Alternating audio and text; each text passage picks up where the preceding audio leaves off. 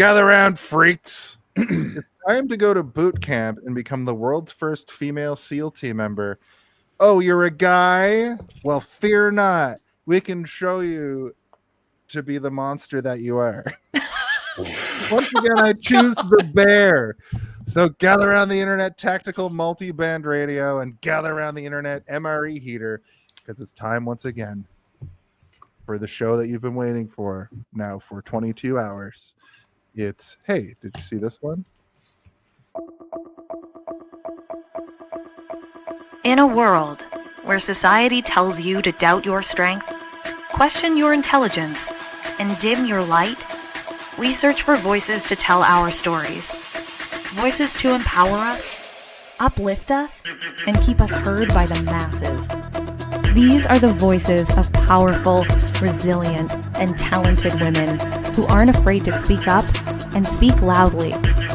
Women who teach us to be brave, to be vulnerable, and to believe in ourselves. So, Hey, Did You See This One? Invites you to Feminist Masterpiece Theater.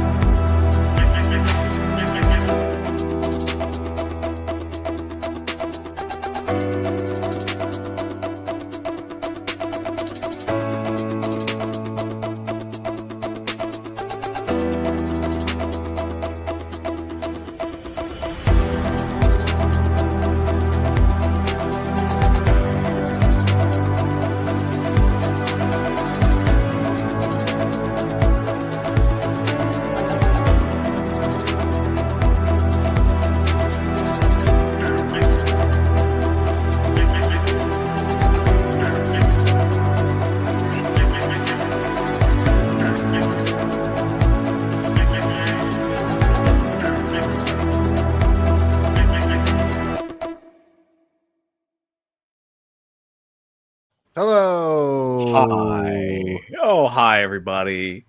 Hello, sorry, welcome. Jenny, if your name wasn't in the intro there, it's an old video and I didn't have the raw to put the new titles in. I apologize. No, I was sitting here just like, when's my about name it. gonna pop up?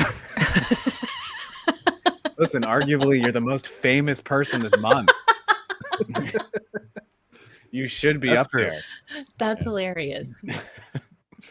This is Hey, Did You See This One? You've been here listening to us for the last half hour while I did the longest pre-show in the history of pre-shows. We are a weekly review reaction roundtable discussion podcast where we just have to ask the question, hey, did you see this one? On this show, we take a film and completely pull it apart, leaving no stone unturned. We are co-hosts. I am Jason R. Phillips. I'm joined by...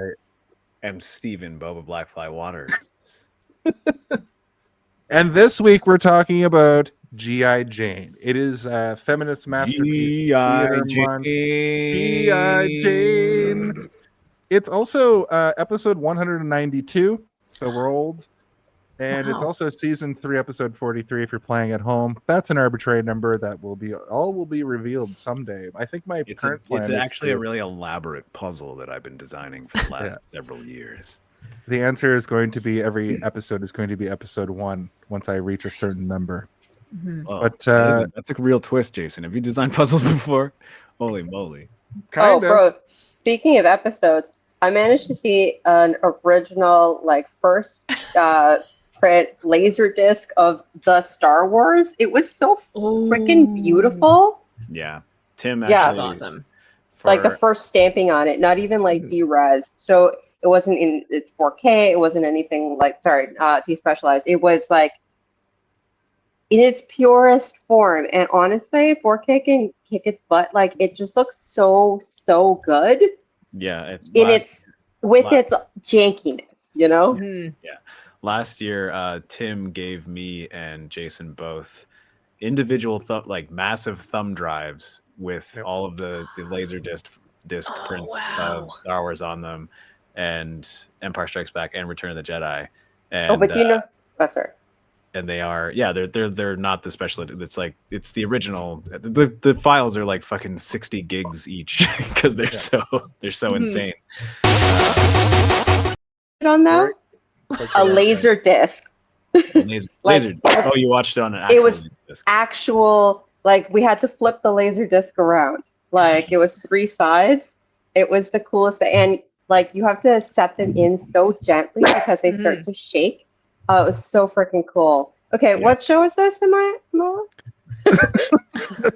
You're not on anything right now. Where are you? Yeah. I'm. Yeah. You may as well. Yeah, you may as well come in vertical styles. Hey, I'm trying to. I'm getting my.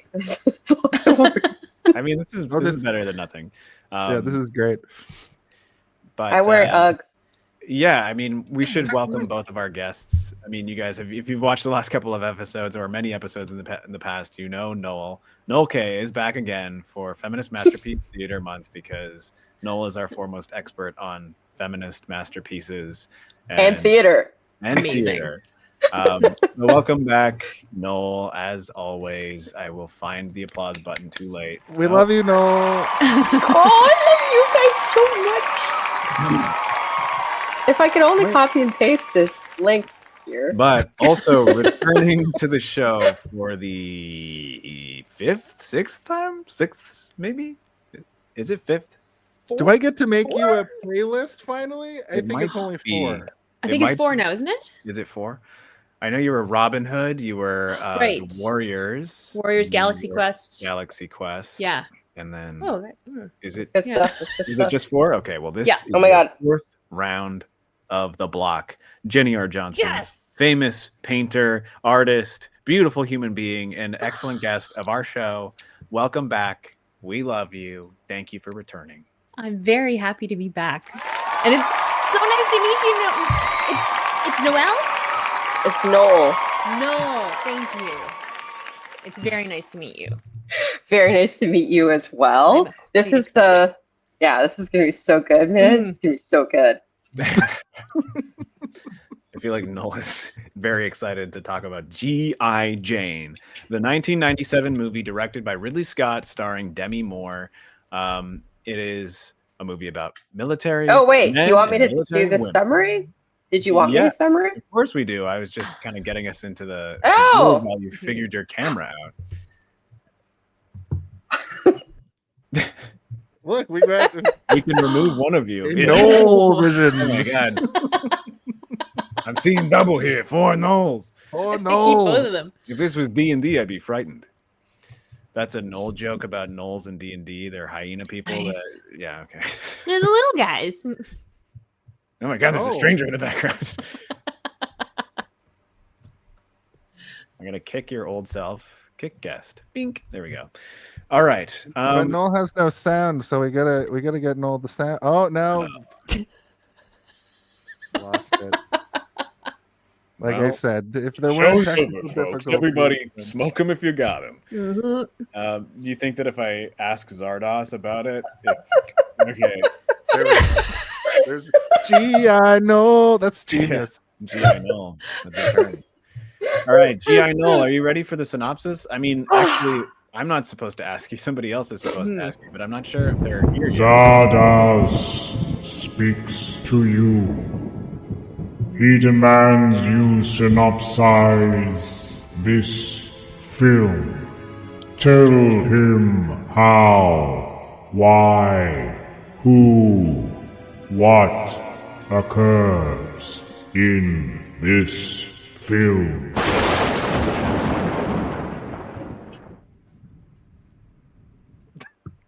Well, G.I. Jane. So Jordan O'Neill is a skilled topographical analyst who is handpicked as a test case to integrate women into the Navy. She's placed in the most intense program, but is given women handicaps like a step stool. She asks to be treated exactly like the guys, so she is, but she does all the stuff and then the men give her approval. Turns out the lady who put her in the program sabotages her because the whole thing was a political gambit and she wasn't supposed to make it that far. Then she saves the guy who trained her with pretend rape. yeah, I mean, that's true. All of what you said is true. Yeah. I like that What you is called it? it pretend rape, but it's like 90% real rape. Yeah, It's almost all the way there. 1 second away. If they didn't turn their backs, let's not laugh. It's not funny. It's actually the most disturbing part of the It's- movie. And I was watching it with Danny, and afterwards we both kind of were like, that was a little bit too much, right? Like, maybe? deeply unfunny, I think is the way that I would put it. Oh, I'm on the Yes. ground because my cable won't reach. I've been there before. Mhm. All right. So, I mean, generally we start this show by talking about our brief histories with the movies. And because this is a movie from the 90s, maybe all of us at least have some sort of passing experience with it. But why don't we go ahead with our brief history? A brief history. And in a rare turn, I'm going to go first because it's going to be quick. I remember this movie. I remember it coming out directly after Striptease. I remember Entertainment Tonight beating us all over the head, telling us that Demi Moore got breast implants for Striptease, and she would keep them in for G.I. Jane. And I didn't see it. Like, I think I was too young when it came out in 97 to actually have watched it. And it wasn't one of those movies that would go on to be on television or anything, really. So I've seen bits and pieces of it over the years, but it was more so just like, remember this thing, this relic from the 90s. And then on top of that, just spoilers from my final thoughts. I enjoyed it. Like, I had a good time watching it today. I thought it was like a pretty well put together Ridley Scott film. You know, it's not Alien, but it's like, what if Ripley went to the worst fucking nightmare boot camp you could ever imagine, but take away all of her agency. And let's just have a good time ish. That said, I remember it existing, but I had never seen it until today. Right. How about we go with Noel next? Noel? Yes. Same as Jason. I was too young to have seen it, but I remember it was such a we live in a society moment where everyone was like striptease and now this. But I remember media being really mean to her for this. Mhm. It wasn't Yes. like, look how awesome she's getting. It was just like, but no, I'd never watched it. I had no desire to because I remember it being talked about so poorly that it was just one of those things that it's like, this is a bad movie, right? It wasn't a hey, did you see this one? It was a lost relic of its time. And then Demi Moore just like fell out of favor entirely. Mhm. And then again, and then again, and now she's back. So Well, what's she's with back, the- baby, and we're waiting for her to fall off again. Like, is Yeah. she gonna do something crazy again? But none of it was her fault. I feel like she No, I agree. gets like those two movies. She was just ripped apart for being a woman in two movies Mhm. Yeah. about women. Yeah. She also, she was like How weirdly dare. kind of like, no, I don't really like talking about this kind of stuff on this show because it's not what it's about, but she was also weirdly steeped in like other very prominent Hollywood personalities throughout her life. And it like, Mhm. it put this weird sort of cloud over her where it's like, she's a good actor, but also she's married to this person. And now she's Mhm. married to this person. And her whole like world almost became like, who's dating Demi Moore now? And it's like, who gives a fucking shit? I want to see her in more movies because she's a very competent and good actor. Like, Yeah. I Extremely fucking good like watching her. actor. She's glaring at you. Yeah, I know. But I was She's got a gun to my back. That's why I just said that. oh shit. Yeah. But I was really excited when I saw that this movie had been picked. Mhm. So I'm really happy that Jenny, you brought this movie to us because Yes. I'm glad that I watched it. I have thoughts, Oh, but I am glad that I watched it finally. And it's like, my life was this like kind of like puzzle, and there's like pieces missing, and like one section just fell from the sky, and now 1997 has been completed. Oh, It all that's really makes sense now. special. Yeah. Yeah, I get that exactly. too, because I forgot to mention that people saw that we were doing this movie, and a lot of people were like, even my wife, who of course is a woman, was like, "Doesn't that movie suck?" Your wife's a woman. What? And I was ready. I was going in expecting something a little bit more like A Few Good Men, like a political military thriller drama. But this is like full on action. Oh yeah, Like, there's a lot of action. Yeah. And Jenny, you have a rare situation. Cass next week did the same thing as you, where you were presented with a list, or you came to me with your own list, and then you said, "Actually, forget that list. I chose a movie. yeah.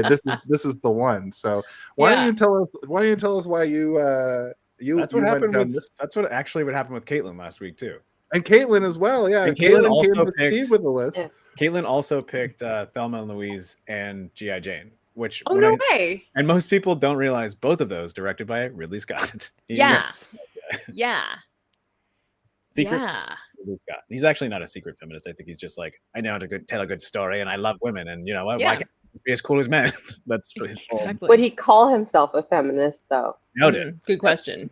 But sorry, let me pull back the curtain here before we get to Jenny. Let me just storm in here. I'm a man. No, pull back the curtain. So I put together, like, Feminist Masterpiece Theater came together because of a joke that I made on the first episode I was on. So I had this running Last Action list, Hero, right? I believe. It was, which is a feminist masterpiece. But that's how this all started. So that list that's presented is just like a list that I've like brought together. It's like a cross section of female leads with Awesome. male directors, female directors, et cetera, et cetera, et cetera. But what I absolutely love and what actually makes this so much better is that when they bring in another guest to look at that, like, there's so many movies that we could talk about, and every person has their own experience with a movie that spoke to them in that sort of lady feminist way. No, but like movies stick to us for different reasons. So I think that's super cool. Like, that list is a jumping off point, right? And I hope one day we'll do the entire list. But the fact that we've got such a cool group of people who brought so many different movies is like freaking fantastic. Yeah. Ooh, I love that. That's awesome. Well, without further ado, Jenny, why don't you tell us about your first experiences with the hit movie G.I. Jane? I don't know if it was a hit, actually. Was it a hit? I don't know. Well, the funny thing is, I actually can't remember if I saw it in the theater or not. I know I was going to see tons of movies then, so I feel like I must have. But I don't know, because I also went. That was the year I went away to university. University is the word I'm looking for. Anyway, but I have a VHS copy of this that I got from in one of the bundles of movies that I stole from Columbia House under an assumed name, of which there were several. Yeah. For one penny, you can have yeah. 17 movies. Yeah. 17 so copies of G.I. Jane. Exactly. So I've owned it for as long as it's, been available, and I've watched it a lot. Because I just,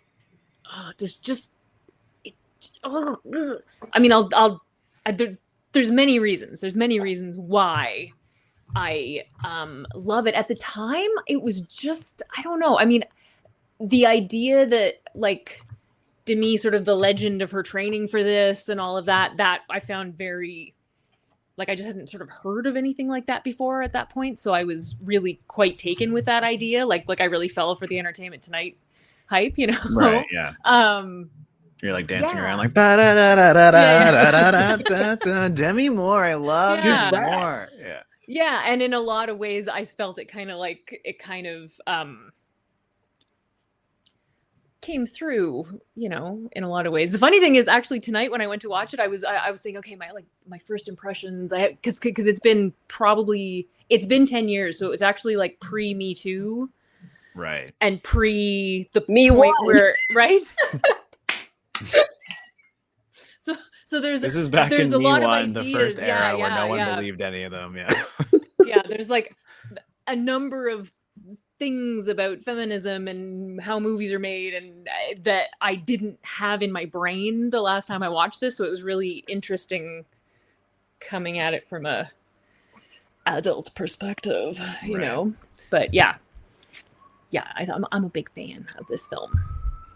Cool. Mhm. I have seen this movie before as well, but it's been so long. Oh my god, the police are coming after me. The thought police. I had an impure thought Yeah. about Demi Moore's giant fake breasts in this movie. No. So this movie, when I first saw it, I was on like a Ridley Scott kick where I was like, I'm gonna watch all of his movies because I watched the same 4 movies of his over and over and over again because I love them. And my main takeaway when I first watched it was like, yeah, compelling story. I like it, but you know, I think my mind wasn't sort of evolved enough the first time I watched it as a teenage boy to genuinely watch it from the perspective of G.I. Jane, because there are so many male perspectives in this movie that are constantly sort of shouting over her, and seem to be the ones that she's having to work for their approval of. I was kind of like, I was almost like blind to it, right? Where I wasn't understanding what the movie was trying to do. And I never really watched it again because it wasn't my favorite. It was all about sort of this like drama that was happening, and the action sequences in my brain never really had real weight to them because it was all training, right? So like I didn't see it as like a real thing that anybody had to overcome, which obviously that's a stupid child brain thing to think, because this movie is heavy as fuck. And the entire time I was watching it, I was like, not only would I not be able to survive this, I would never even think that I could. Like, I would never even for a moment be like, I'm going to try and do this. Only a moron or a man would try and put themselves through this, or a woman with something very, very important to prove. And going halfway through it, realizing that like getting through it is what needs to be done, because that's like, why would I ever put myself through this again? Right. I don't want to like go all the way to my final thoughts here, but like I did like it, but I do have a lot of problems with it. Yeah, we have a lot to say. Yeah. I don't trust I don't trust a man with a made up first name and a first name as a last name. So right. Tell you that. I mean, Ridley Scott probably doesn't give a shit. If you ever listen to him in his his fucking audio commentaries, he's just munching on beer nuts and drinking wine and being like, hilarious. I'm a fucking genius, you know. I love making movies and I'm really fucking good at it. So don't even think about telling me I'm wrong.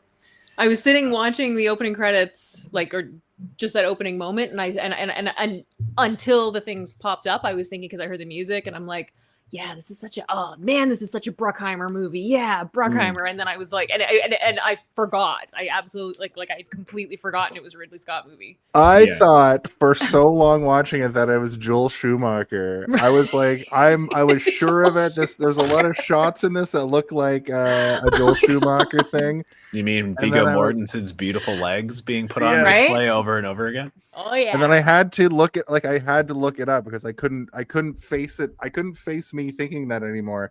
And then there are several moments in this movie where Viggo Mortensen starts from beyond the camera's lens and walks into frame, and I'm like, oh, here's Demi Moore, because I'm like, beautiful ass, beautiful legs, and then it's Viggo Mortensen, and I'm like, oh, hold on a minute. Yeah, there's so many times that the camera angle is just balls. Yeah, like that's right there. Yeah. You know, the first thing the easiest way to tell it's not a Jerry Bruckheimer movie is the teeth. Like, yeah, everyone in his movies has veneers.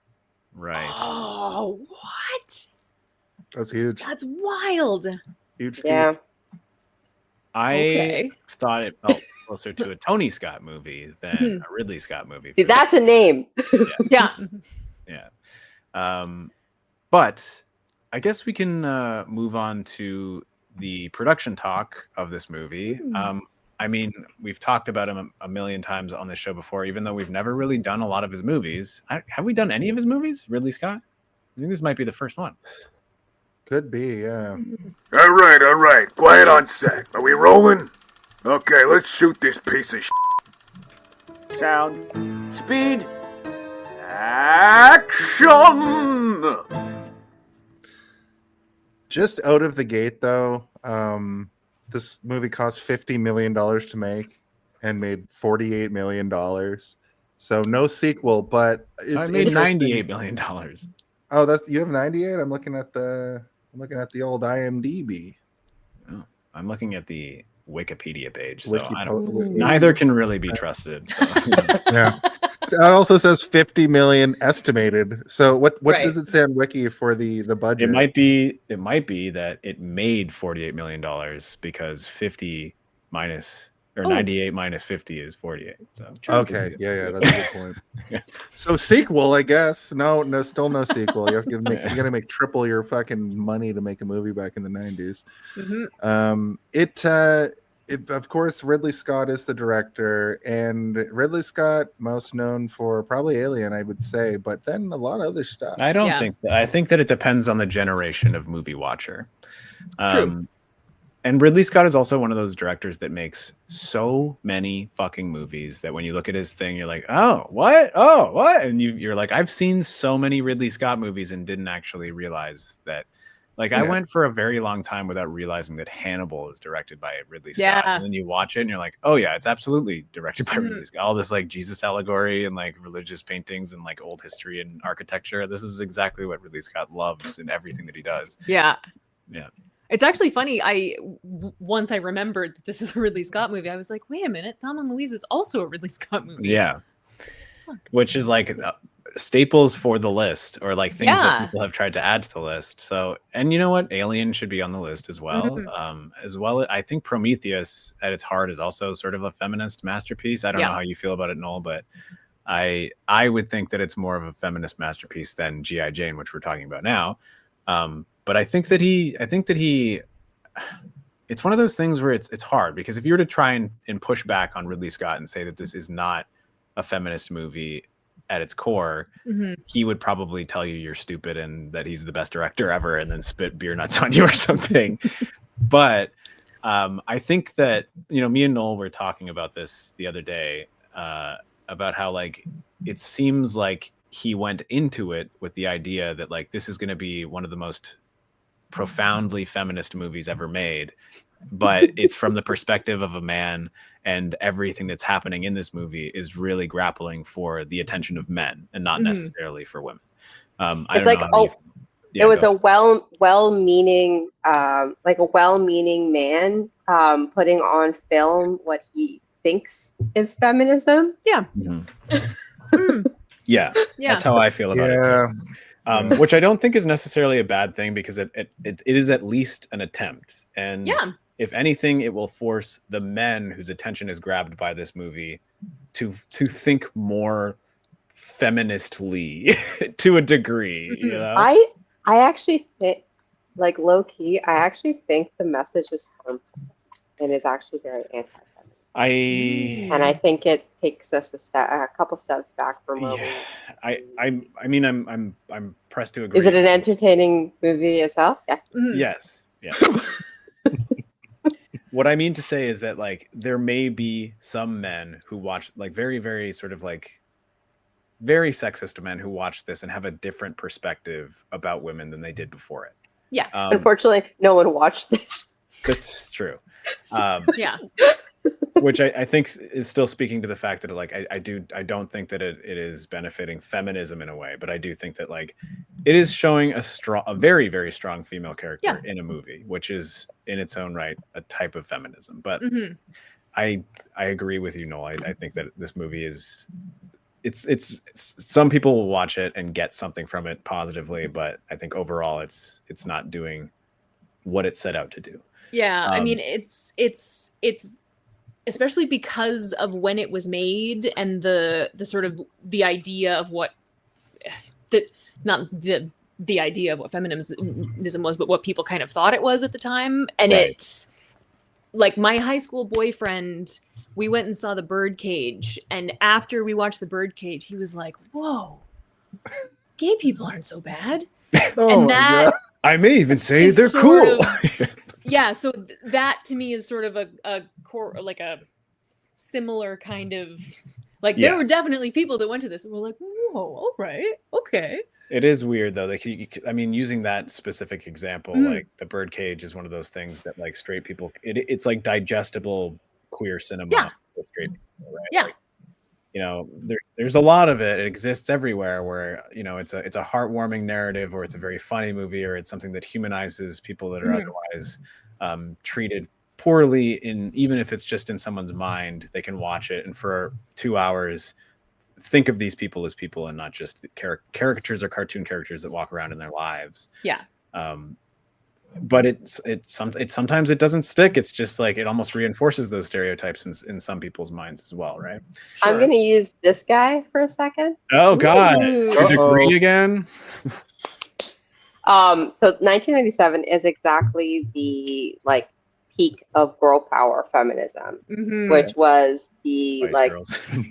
Spice Girls. yes, that's where I but went it's to. like it's called But, like- girl power feminism because it's that wave of feminism. Like first wave feminism is the vote. Second wave feminism is bodily autonomy. Whoops. Third wave feminism is how do we make money off of feminism? So it's the commodification of it. And so that's why these movies are being made in this time period. It's not because somebody decided. It's like the same reason that we had woke stuff that was making a lot of money. It's because it makes money. Yeah. And now the woke stuff won't make no money. Yeah. So we don't do that anymore. So it was like this was the version of feminism that we were all like, yeah, girl power. Yeah. Girls can do it. Girls can do anything. Yeah, without actually having anything beyond that. I think I described it to Jason as like a man making a movie about feminism, but at the end of the movie, all you really hear is Ridley Scott saying, "You go, girl." Like he's not actually like adding anything. He's just like saying, "Go ahead, do it." Yeah, it's also very disturbing that there might have to be a second wave feminism at some point. There's gonna have to be a part 2 to second wave feminism. Oh, honey. E3. Yeah, we're in post feminism. Oh man, we're in the Yeah. But I mean, It's funny looking at the opening you guys put together. I mean, I have a lot of feelings about the Barbie movie. right? I only have positive feelings about the Barbie. I have Anyway, it's a different discussion, but yeah, We like, did it there's- last year, but maybe we'll revisit it Yeah. after like it'll be like Nope, after it's years of perfect. Well, no, don't care. Listen, it was a great episode, and I really enjoyed. No, the movie it's the Godfather of I love it. movies about Barbie. I love it. It's true. It is. I think I agree with you. It's the Citizen Kane Amazing. of movies about Barbie. Citizen Kane adjacent too, because it is a fucking masterpiece of a film. It is the Casablanca. I would prefer to watch Barbie over and over again than Citizen Kane over and over again. That's fine. I would rather watch. Fair. Sorry, I think the Barbie movie is perfect because we need a little bit of shit that's not so fucking bleak in this world. Oh, Eh? absolutely, I'll tell you absolutely. something. So Sorry, this I movie- like love the Barbie movie so much. Yeah. I don't want to derail our talk. Sorry. About You don't? I do want to That's what talk I do. about how I truly believe that Ridley Scott is one of those directors that he hires a cinematographer and he just like attaches himself at the waist, or at least he has like absolutely 100% or at least like 95% of what he wants in his brain. Right. And I know that Ridley Scott like storyboards himself, like he sits down That's and he right. draws. And I think that he just like hires people as like a hired gun, and he's like, all right, I know exactly what I want. And he's munching on his beer nuts, drinking wine. He's like, all right, we're gonna do this, and we're gonna get down low, and then the camera's gonna do this. And then they set up all the lights, and the cinematographer is almost just there to just, turn the camera on and to have people push Sort him of around and stuff. facilitate it. Yeah. Because this isn't his like go-to cinematographer that's in every single one of his movies. But if you look at Ridley Scott's movies, they all have a very sort of distinct style to them, and they all look similar, and they're all very caught from the eye of a photographer. Yeah. And if somebody has a cinematographer for their entire career, it's usually the cinematographer that's responsible for that. But this is almost like tourism, I would say, in terms of Ridley Scott, like having this visual language and tone that he has been able to maintain for almost his entire career. I think like there's not too pretty amazing. much. Yeah, it's not too much that like strays away from it. So like as much as I want to give credit to the cinematographer of this movie for how this movie looks, I do genuinely believe that it is Ridley Scott just being like, no. I want to have the man get rolled over by the big tube, and I want to have the tube Yeah. and I want to have the camera down here, The cinematographer for this film actually didn't do a lot of cinematography. They did a bit more like camera and electrical department stuff. but they did do the cinematography for White Squall, which I believe stars Keanu Reeves. Nope. Nope. Jeff Bridges. Jeff Bridges, okay, but also Chronicles of Riddick and Aragon, which were two kind of Chronicles of Riddick, another feminist masterpiece in my opinion. Yeah. I also love that movie a lot. Love Jenny, it. have you ever done a painting of Riddick? No. Oh my god. How much It should will be it completely cost for black me and to just a paint little it? bit of I light could showing sub his it to, like, goggles. one person. Yeah. Is Chronicles of Riddick Paint one of the the dogs. Barbie movie of Vin Diesel movies? Is that Yeah. him? Oh, yeah. You know what? I think so. I'm gonna say almost, but not yes. But I would Ooh. love to say yes, but I don't think so because the Chronicles of Riddick is one of those like brain seeds of Vin Diesel. Like Vin Diesel himself is like, I'm Riddick, and I love This comic book, make me him. But Barbie willed herself into existence, as does Vin Diesel. Well, Vin Diesel tries to, but he can't quite get Oh, oh, it. He keeps trying, but he watch that can't again. quite do it. oh! You can all like. There is a Fast and Furious car collection. I know, but okay. So the Fast and the Furious is not just Vin Diesel. I know that Vin Diesel is a major part It's of the about Fast and the family. Furious. It's Yeah, about and Ludacris. No, sorry, Vin Diesel. Oh, you Should we- don't actually have anything to say? You just wanted to shut me up for a second? I Okay. quite like No, you. no, no.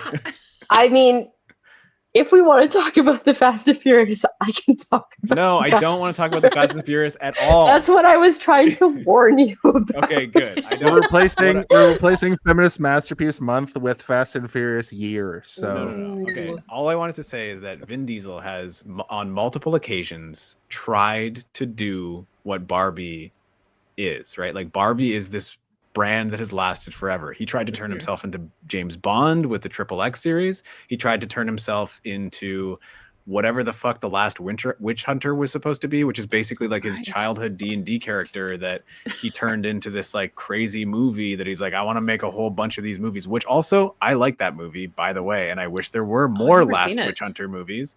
And then he also did the Pitch Black movie, but then he took that and he ran with the character of Riddick being like, we could make like 1,000,000 of these Riddick movies forever. And like, you know what? I believe that they could have had the money been there. They made the Chronicles of Riddick. They made the movie Riddick that came out after that. They made a video game called The Chronicles of Riddick Escape from Butcher Bay, which is actually one of the best video games ever fucking made. Amazing. And then he also tried to do a video game series called like Tiger Escape or something. I know that's Well, not right, it's but it was like a interesting you car. say It was that. like a GTA style game starring him. He's tried Because- so many times to make himself into like a James Bond. he but just loves can't video do it. games so much, and he's a massive fan of the survival game Ark. And Ark 2 has been on the horizon of being released, and it won't get released for some reason, even though he's put all this money. There's a trailer for Ark 2. They remastered or remade Ark in all of this time, but there's a trailer for Ark 2 where he's like in it, and because he's trying to fund it, so he's been working on. I think he's a gamer guy, a Mhm. He is. weirdo Oh, yeah. gamer weirdo. He made a video game of Riddick without he did that himself. Like he was like, oh, I'm gonna fund the beginning aspect, and he made like this crazy. spec demo of the game that everybody was like, this is kind of fucking great. And then like a bunch of other people poured money into it. He did that with his other video game. He also is like a huge D&D guy. Like he loves playing tabletop RPGs. The first time that I ever got into DMing, dungeon mastering for D&D was Vin Diesel because- taught you? Vin Diesel. Wow. My friend asked me to DM, and I'd never done it before. And the first video I watched on how to DM was this short video by Matt Mercer, and then it led into Matt Mercer running a D&D game for Vin Diesel to promote The Last Witch Hunter. And it was just like Vin Diesel and Matt Mercer playing D&D with like a couple of the other regulars on Critical Role. And I was like, Yeah, this actually, John is Griffin amazing. Yeah. crew. Yeah. But the funny thing is like Vin Diesel kept being like, this guy's a really harsh DM like, about Matt Mercer. And Matt Which is Mercer's very like, funny. yeah, I am. He's not. He's a good dungeon master. He's not harsh. Anyway, so that's my Vin Diesel rant. I didn't mean to go on that long. I don't have much else to say. I think the music was fine. I think it was a little overbearing at times, and I think that I've had Mama Told Me Not to Come in my brain for like fucking since I watched it all day, and I can't get it out. Yeah. The sequence where they're in the bar and there's like the song that's playing was very like it stuck out to me. I think that it felt very cinematic, obviously, but very cinematic in a way that made me. I got involved, like I got dialed into this movie a lot of times because of like the musical progressions that they utilized, and I think it's good. Like from a filmmaking standpoint, I had a lot of moments where I was like, "This is awesome," and I really just to round out our production talk, I think they did a really good job at making this like almost a proto what superhero movies are now. Like, I'm a dude and I want to take my girlfriend to the fucking cinema so the girl and protagonist can like get the win, and I'm a dude and I get to see the dude do the military stuff.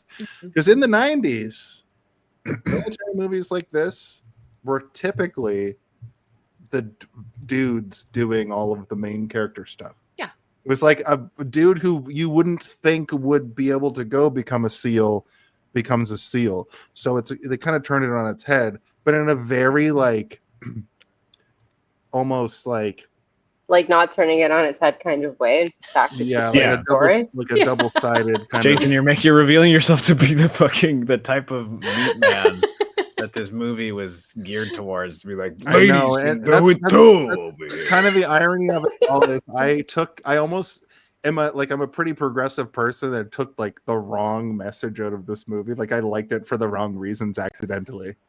I mean, to be fair, that's probably it's like not partly me too, honestly. It's also not accidentally, it's by design. The movie is designed totally to do that. So it's not like you're being tricked, you're just doing what the movie wants you to do. But it's unfortunate because it's I didn't realize there was a soundtrack. Rude, but no, that's definitely a bit rude. I'm fine with it.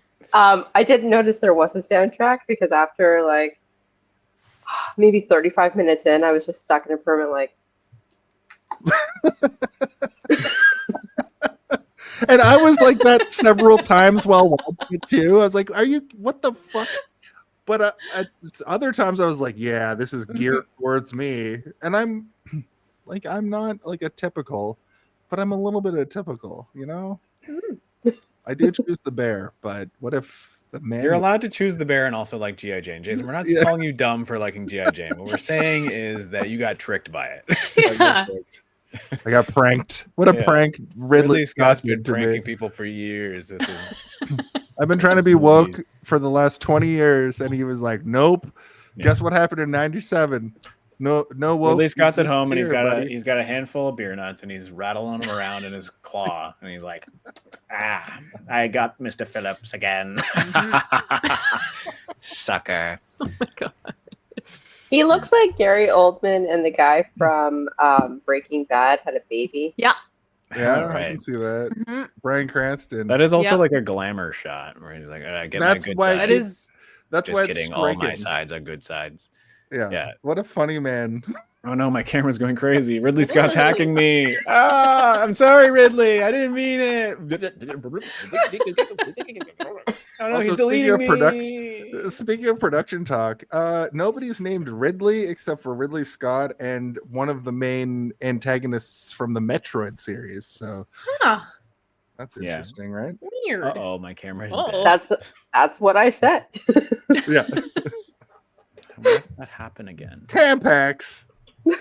Oh my god, that part was. But tampons! Don't you care about tampons? You're telling me the tampons don't freak you the fuck out? How do they work? I don't know how they work.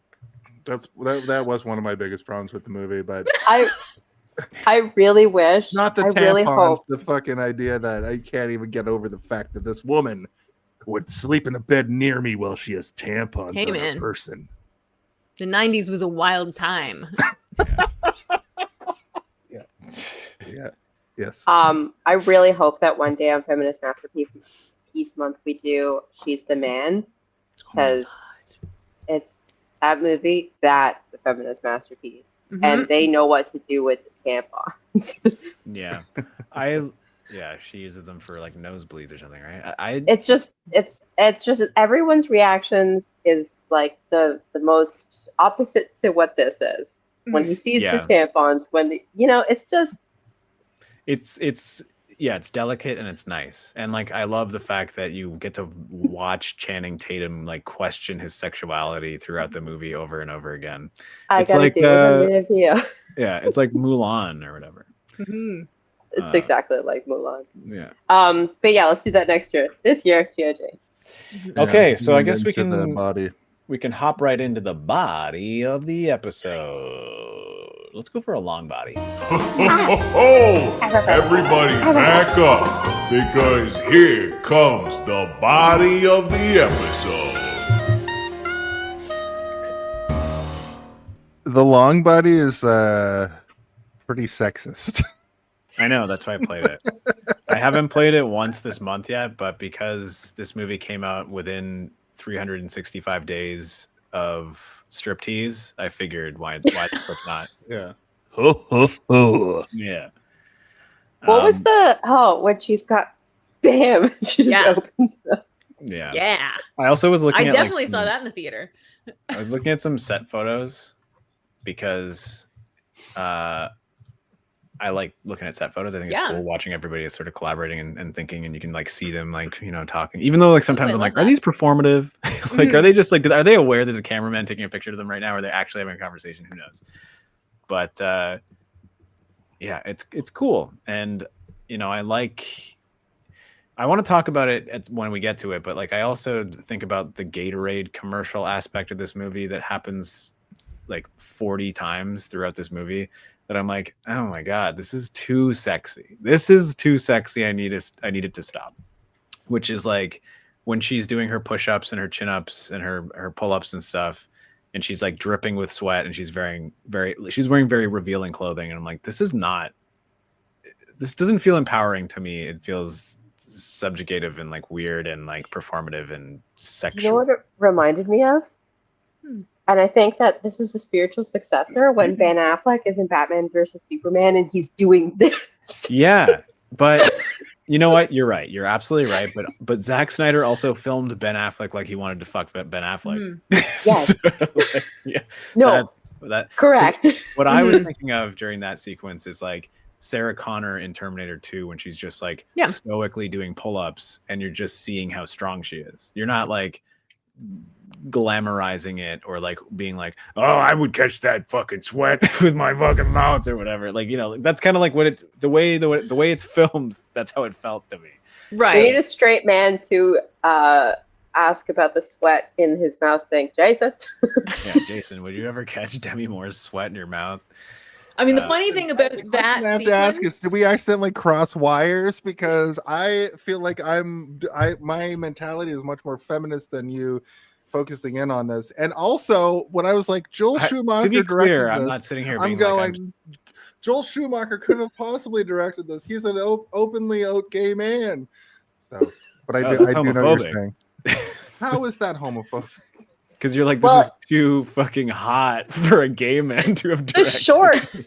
All the shorts walking across just like thighs and shorts in the screen. Yeah. Also, if you remember those Batman movies, Joel Schumacher was winding up on the fucking butts of ladies and boobs and stuff too.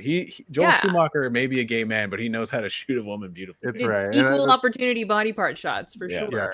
And sorry, Jenny, I didn't mean to cut you off there. It's I walked away for a second and I heard you guys talking about the straightness.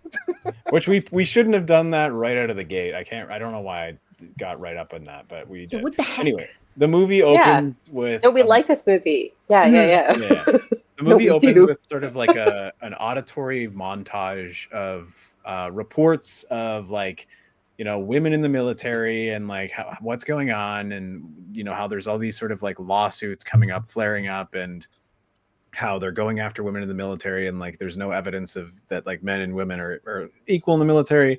And then we have sort of like this courtroom rumble where the music is like so intense and one of George Costanza's bosses here. Yeah. And he's like, well, if women can pull me out of a burning house, then they can, as soon as that happens, whatever. And, it's like full of sexism. But then we've got this senator. What's her name? Her name is Senator DeHaven. DeHaven. Lillian DeHaven, played by Anne Bancroft. And she's like a no-nonsense Southern lady who's got a lot of fucking flick to her dick, where anything that comes at her, she's just like, get that bullshit out of my house. I know exactly who I am and exactly who you are. And I'll make sure that none of you are going to talk about ladies this way. And you're like, okay, so she's a no-nonsense lady and she wants to prove them wrong. So they're lifting her up as like a strong female character right out of the gate, who's putting these people in their place, but you can tell that they're all smirking with this sort of like shit-eating grin of a man who's like, I guess we're just going to have to put up with this bullshit until we can figure out how to deal with it.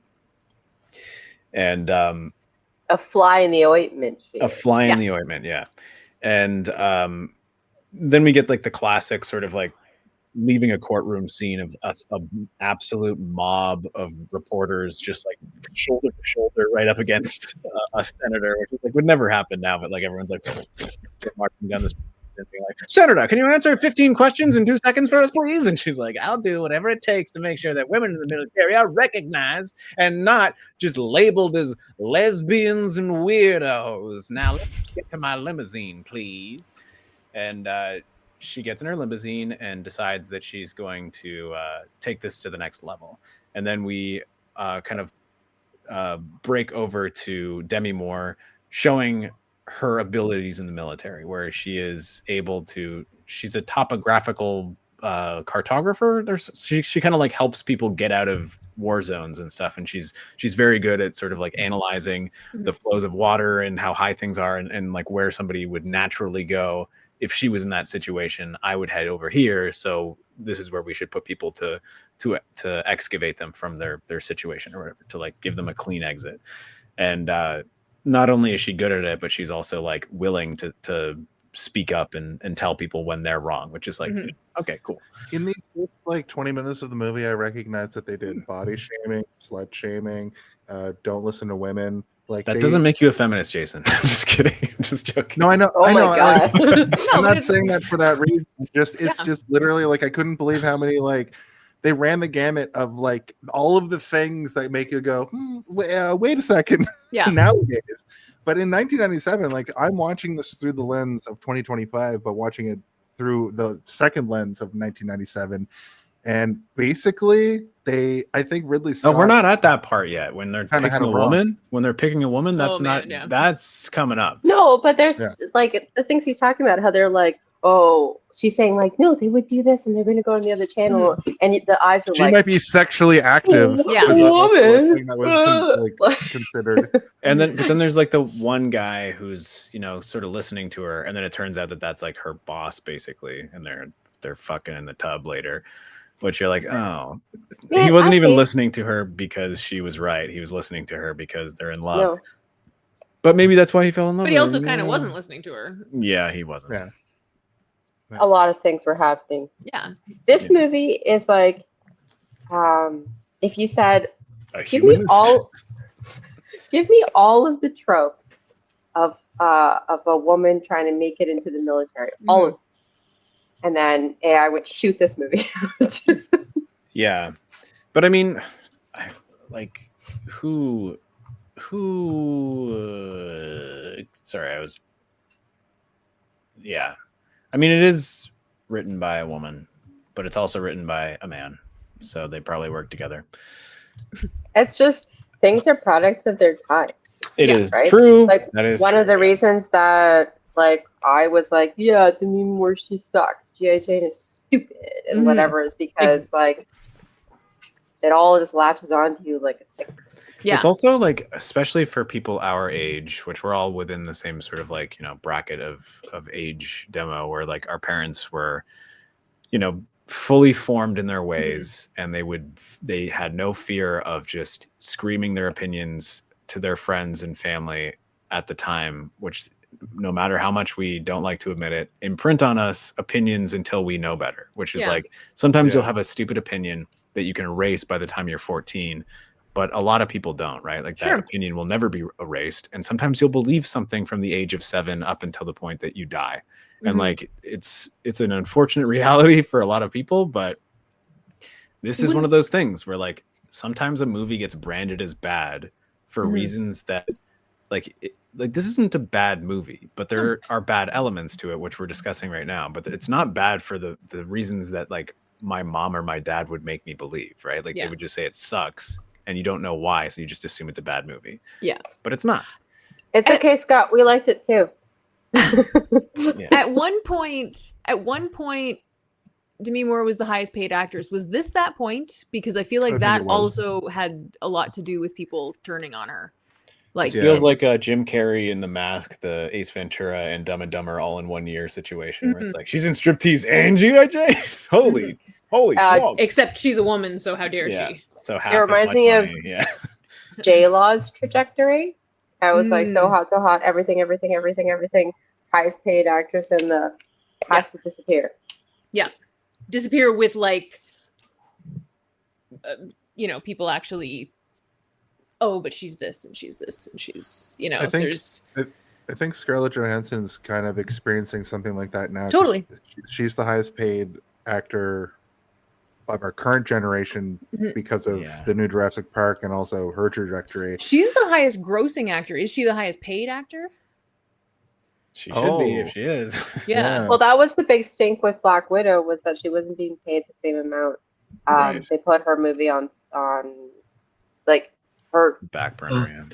Her contract was tied in with how the movie was released. Yeah. So they chose to release it on whatever, which would have meant that she wouldn't have been paid what she was supposed to have been owed, and that's like not a problem because you're making millions of dollars. Except the guy beside you gets his movie launch and makes exactly. all that. It is wild, and you have to do it on your period. Holy shit! And you know what? I know for a fact Tony Stark doesn't know how a tampon works. He's tried to get Jarvis to analyze it many times, but even Jarvis is like, I don't know, sir. I've tried to analyze how it works, but I really don't understand it. Jarvis, make an arc reactor that's also a tampon. All right, sir.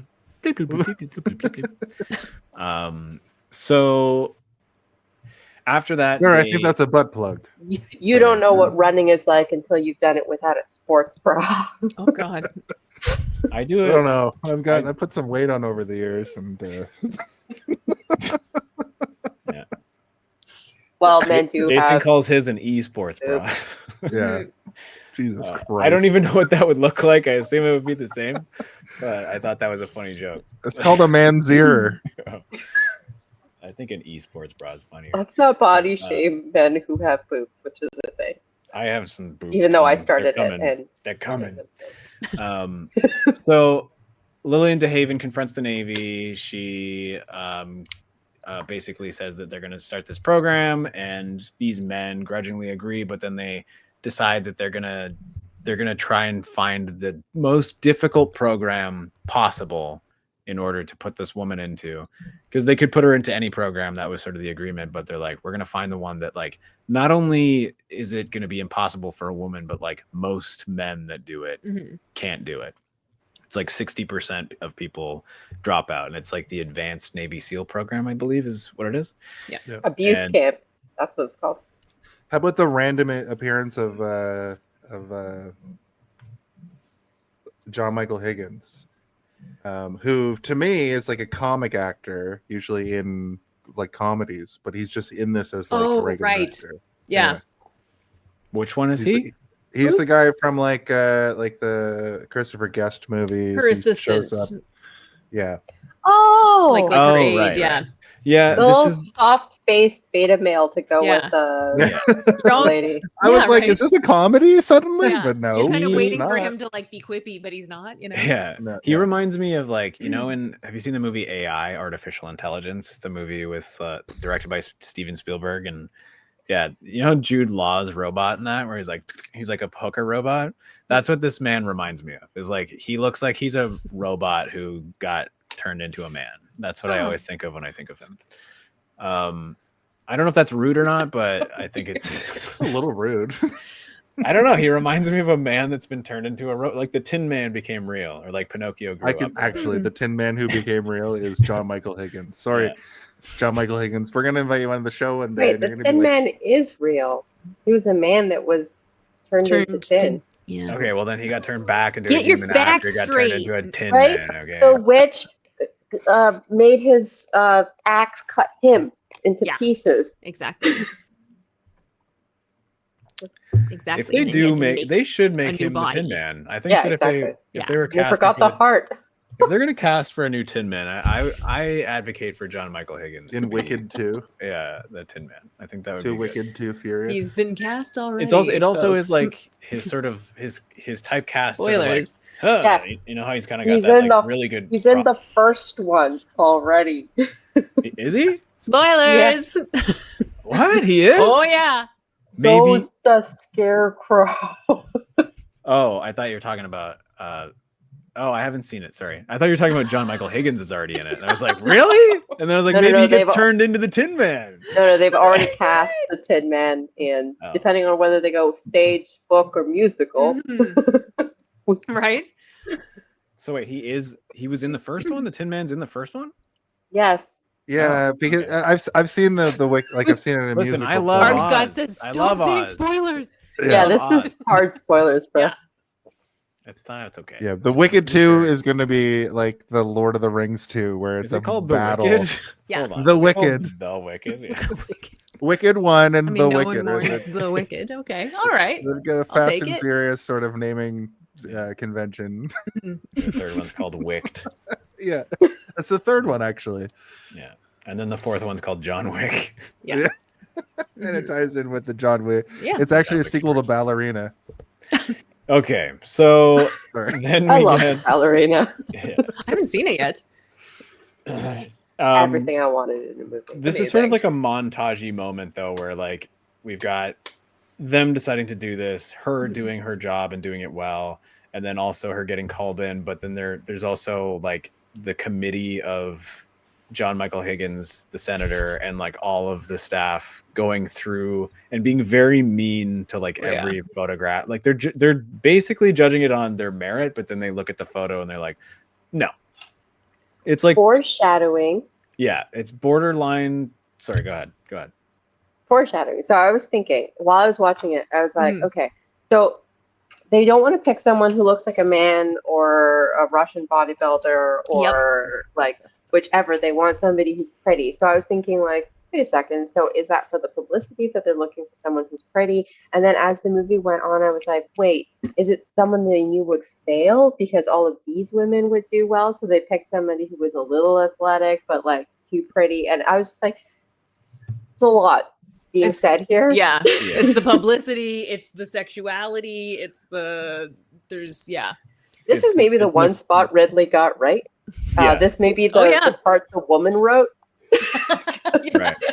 Because So it is this like one was bang on. Mhm. it's Yeah, mega she needed to be sexist and mega palatable. like internalized misogynistic, but not even internalized. It's just like No. outwardly presenting misogyny, and it's like you get why they're doing it because obviously they want to have somebody that's presentable as a news story, but at the same time, like you said, Noel, secretly, you don't find out till later, she does not want her to succeed at No. all. So it's like this one looks pretty enough. Or If she she doesn't gets- care. She doesn't is really the- care. yeah. She's Yeah. using this for She's- votes, basically. Yeah. Yeah, and she's not going to use. I would like to point out for one moment that Demi Moore is fucking gorgeous, Oh yeah. fucking stunning. Right. Bro, when she's got her hair like pulled back and she's army Mhm. topographing, she's doing her like map psychic stuff. Yeah. Like, and she's got her demure voice on. Mhm. Right. And she hasn't that scene. They were like, pretend like be this character for this, and then never again in this Yeah. movie. Got it? Okay, change your Yeah. voice, change your hair, change your everything. But I was just like, man, she didn't even look like Demi Moore. She just was like, I mean, I Angel. mean, to me, An that's army what Demi angel. Moore looks like. I mean, now she's beautiful, but it's like weird. But that, like, actually, there's a scene later on where she comes up out of the water, and there's just this. It's a fabulous shot, and it's stunning. It's absolutely And it- stunning. Like it should. it's like when she came out of the water in Charlie's Angels 2, full Yeah. throttle. Yeah. Only this time she's It got should stuff. be. It should be that Demi Moore is seen as like a beautiful woman, but for some reason, because she like got into shape and they wanted this like almost like muscular woman to do this, they have to like keep playing up this element of what they sort of show us and the way that they look at her, which is so fucking weird because if you look at Demi Moore through her whole career, like I just said, she's fucking stunning. Like she's a movie star. Yeah. Hey,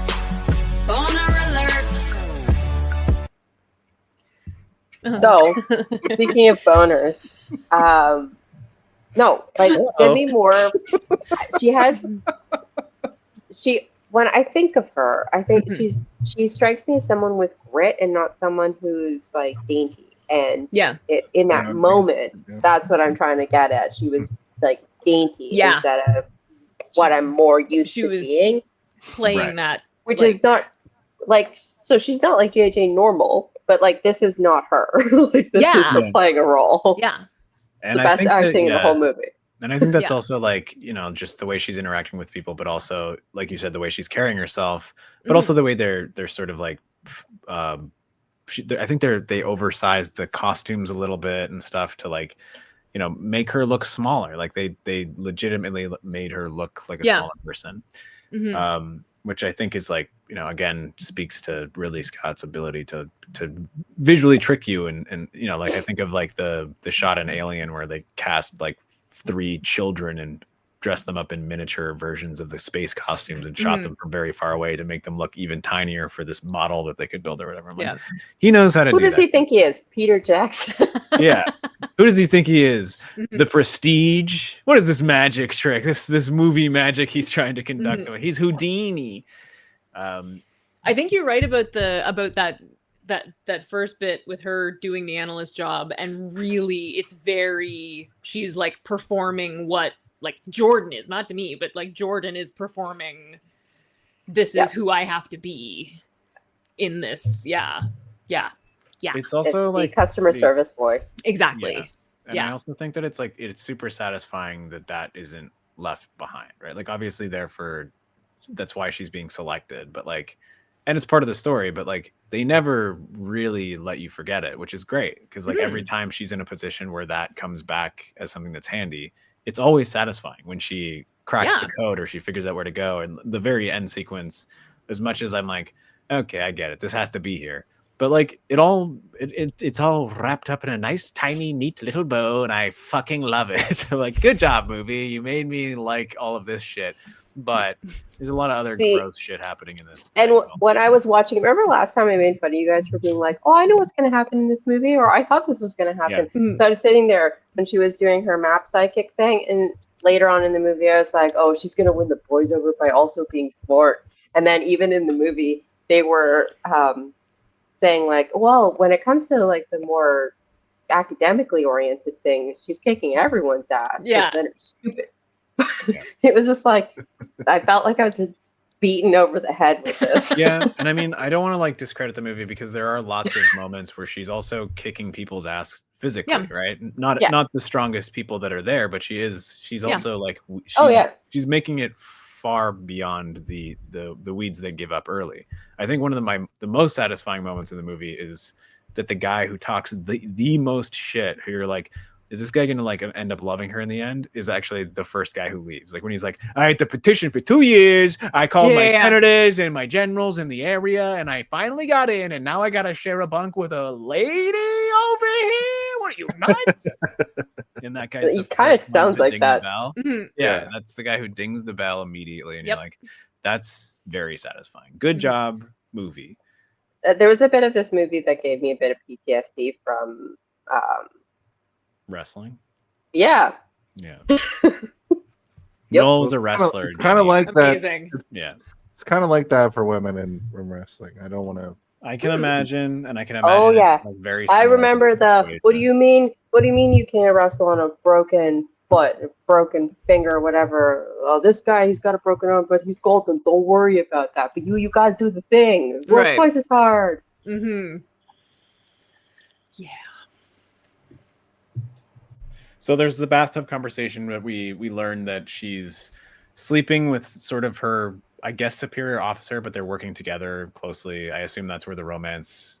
Yeah, I mean, blooms. he's her superior, but he's not really her boss. Like, Yeah, and I mean, I guess we can give him his flowers for being the only like non-super sexist character in the movie, but he's still sexist throughout the entire movie. He goes on a journey. Yeah, he goes on a journey of realizing that the reason he doesn't want to see her succeed is because he loves her so much and just wants to make sure that she's safe, and he loves her and wants to hold her. That's a pretty human response, though. It is. Of Like, he course it doesn't is. stop her, but like that's not like that's another thing that's like kind of bang on. The woman must have written that part because it's just like a very natural response that's not sexist and that's not overly masculine. It's just you want to be around the person that you love. Yeah, but that's his realization, right? Like everything up to that feels like that sort of like tense sexism where like I'm not going to say this because I don't want to come off this way, but like he's even thinking that his thoughts and his actions are sexist. And I you know, there's parts of me because there's so many other moments where it's like him talking to generals and, you know, military men, and they're all being just like shitty sexist assholes. And he gets a couple of good quips in every once in a while. One of my favorite lines comes from him. We'll talk about it when we get to it, but like he doesn't stand up, which is like, I guess you wouldn't, right? Like, how would you if you're in a room full of your superior officers and they're all No. And I think, like, I mean, that at least I think rings true in terms of like the patriarchal. Yeah, we're all men here. What the military is, you know, you can't. He can't. It's a boys' club. Exactly. Like just like Jordan has to be this, he has to laugh along with their stupid jokes and right. You know. So why don't we move to Jordan arrives at. Sorry, are we still in the bath? Can I go back to the bathtub? Oh right, yeah. Sorry, just quick. I wanted to point we out need to stay in Jason- the bathtub for a minute. Jason Beach, interesting. That guy is like typecast as a villain forever. And it was interesting to see him as like I see him come on screen and I thought that he was just going to be some sort of antagonist until of course they did the slow motion shot of Viggo Mortensen. It's like, wow, what a that's my Steve, that's my look over to you and say that's the bad guy. I was watching it with Danny and just his face, like his like weird grin that he has. I'm like, I think I said out loud, "Oh, he's evil." Yeah, he's evil man. That's the thing, though. There was no villain in this movie. Well, the villain is the patriarchy. Nope, sorry, I apologize to say. Well, actually, but I would. Oh wow, he did do that. I know. What a dick move I've just done. Here's my interpretation. Jason just said. Yeah. I think the Senator is the ultimate like final boss, and I think that Viggo Mortensen's character is the like foil, the perfect foil. I would say that if this was a TV show, Viggo Mortensen is the villain in episode 2, and then the strong ally in episode 9, and then dies in episode 10. Yeah, that's kind of like what his vibe is. So yeah, I completely disagree. Like as soon as Viggo came on, I was just like, oh yeah, he's just doing the army thing. Like he's not doing anything other than what he's been asked to do. Yep. He treats her the same as he treats the other guys. Yeah. The whole like when other people fuck with her, he does not treat them any better. Like he's just he's doing the army thing. Yeah. Like I know, but he's being asked to do it. That he's like the foil for her. Yeah. So I will say, as mediator here between Noel and Jason, I apologize, and it's not a fight. You guys are both right. No, you're both right. I'm not arguing with Jason. I'm arguing with you. Me? What did I say? He's not the villain. He's not the villain. I agree. Thank you. Yeah, the villain is the villain is the No. Yeah. Hang on. And having let's this over let and Noel over finish. and over again. Yeah. No, keep it yeah. So he's not the villain. He's just doing the thing that he's being asked to do. And she's not the victim. She's just doing the thing that she's being asked to do. And the lady senator isn't the villain because she's just trying to get ahead in any way that she can because they're going to get rid of her because of the system. And then she puts her right back in super quickly. So like there's no villain here. The villain is maybe war is that. Like absolutely. The villain is the Libyans. My main thought throughout the Libyans are the true villains here. Yeah. Don't sound clip that. No. Yeah. Oh no, Jenny, your following count is going down and up. No, your commissions are being canceled. Yeah. No. Yeah. But our views are going up, so I don't know what to think. It's You're worth it in the end. welcome. I will say Matt that B wants to say hi to Jenny. So your views are actually going up too. yeah, he's from Libya, by the way. So I would like to say that in terms of movie design, he is absolutely designed to be the person that you are going to believe is going to be the villain, and he accomplishes the goals of a villain throughout the movie when he's beating her half to death, when he is about to rape her in front of everybody. All of these things are things a villain would do in a movie, but we understand, like you said, Noel, that he is just doing what he was told to do. The only thing that makes me disagree with you even remotely is that he truly, in his heart, believes that having a woman be part of this program will weaken the military because they can use her against him and his men. And that's the demonstration that he's making. But that's not what he's saying. He's not. Yeah, it's not. He's not saying that. The military. But what he's saying is that like I'm going to show you what they could do to you in the field, which is I could just brutalize her in front of you, and that'll make you give the information up. Like that's what the weakness is. Sorry. What he's trying to say is what I'm trying to say all the time. Men are secretly all monsters. That's actually what he's saying. Yeah, he literally said. there. He literally says it. He literally says that afterwards. Yeah, she's not the problem. We are. Yeah. But that's exactly it. Like, and throughout the whole, that's why I mean, like the second time you see him, he's watching the other guy through the scope.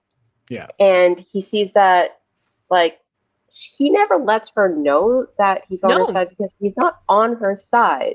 But he's not against her. He doesn't believe that she shouldn't be there. Other people in the movie say that very openly, that they do not want her there and they want her to fail. That room of guys all says that. The commanding officer says that. But he sees a person and a soldier, and he knows that these people, not everybody is strong enough to go through this program. So I think he's probably the most like evened out person because he sees the ultimate weakness in all the men that have left. Like so many times, he's been doing this forever, and he's seen so many guys ring the bell, and he's seen so much stuff, and he never treats her any differently, and he only does that. We'll get to the rape scene when we get to it, but there's I just feel like I may have like not made myself. You're saying that there's no villain, but if the villain. If there has to be a villain in the movie, that's who he is because he is portrayed as the villain throughout the movie. I still disagree. His role is that. Okay. He's not the villain. Yeah. Okay. I mean, but I'm talking about in terms of like the structure of a screenplay, not in terms of like his actual villainy. I know that he is not a villain, and I know that what he's doing is ultimately good. But often you have someone that's like appears to be a villain but isn't. Yes. You know, and I mean, if but he doesn't even appear to be. No, he doesn't. But I also like in his villainy, he's saying like, you know, like I don't not want you to be here, but I don't want you to be here because of us. Like it's not because of you. No, that's not what he's saying. No. He's well, what the fuck is he saying then? He's trying to produce the best soldiers he can produce. And he sees that there is an issue that probably needs to be solved within this particular group of them, but he's not saying, you know, he's just going, okay, I need to figure out how to make this work. And when they're sorry, I interrupted. When they're torturing, they're hitting his broken knee. They're exploiting the weakness. Yes, and when they're like it's whatever it is that they can poke at that will hurt the most. And he does that for everyone, which is why I like that there was a torture scene. There was a torture scene with him like that. Yeah, exactly. Well, because the way I read that is that like they're doing that because that's his weakness, and then they march her out in front of everybody and like faux rape her in front of everybody because she is their weakness. That's what I was reading it as.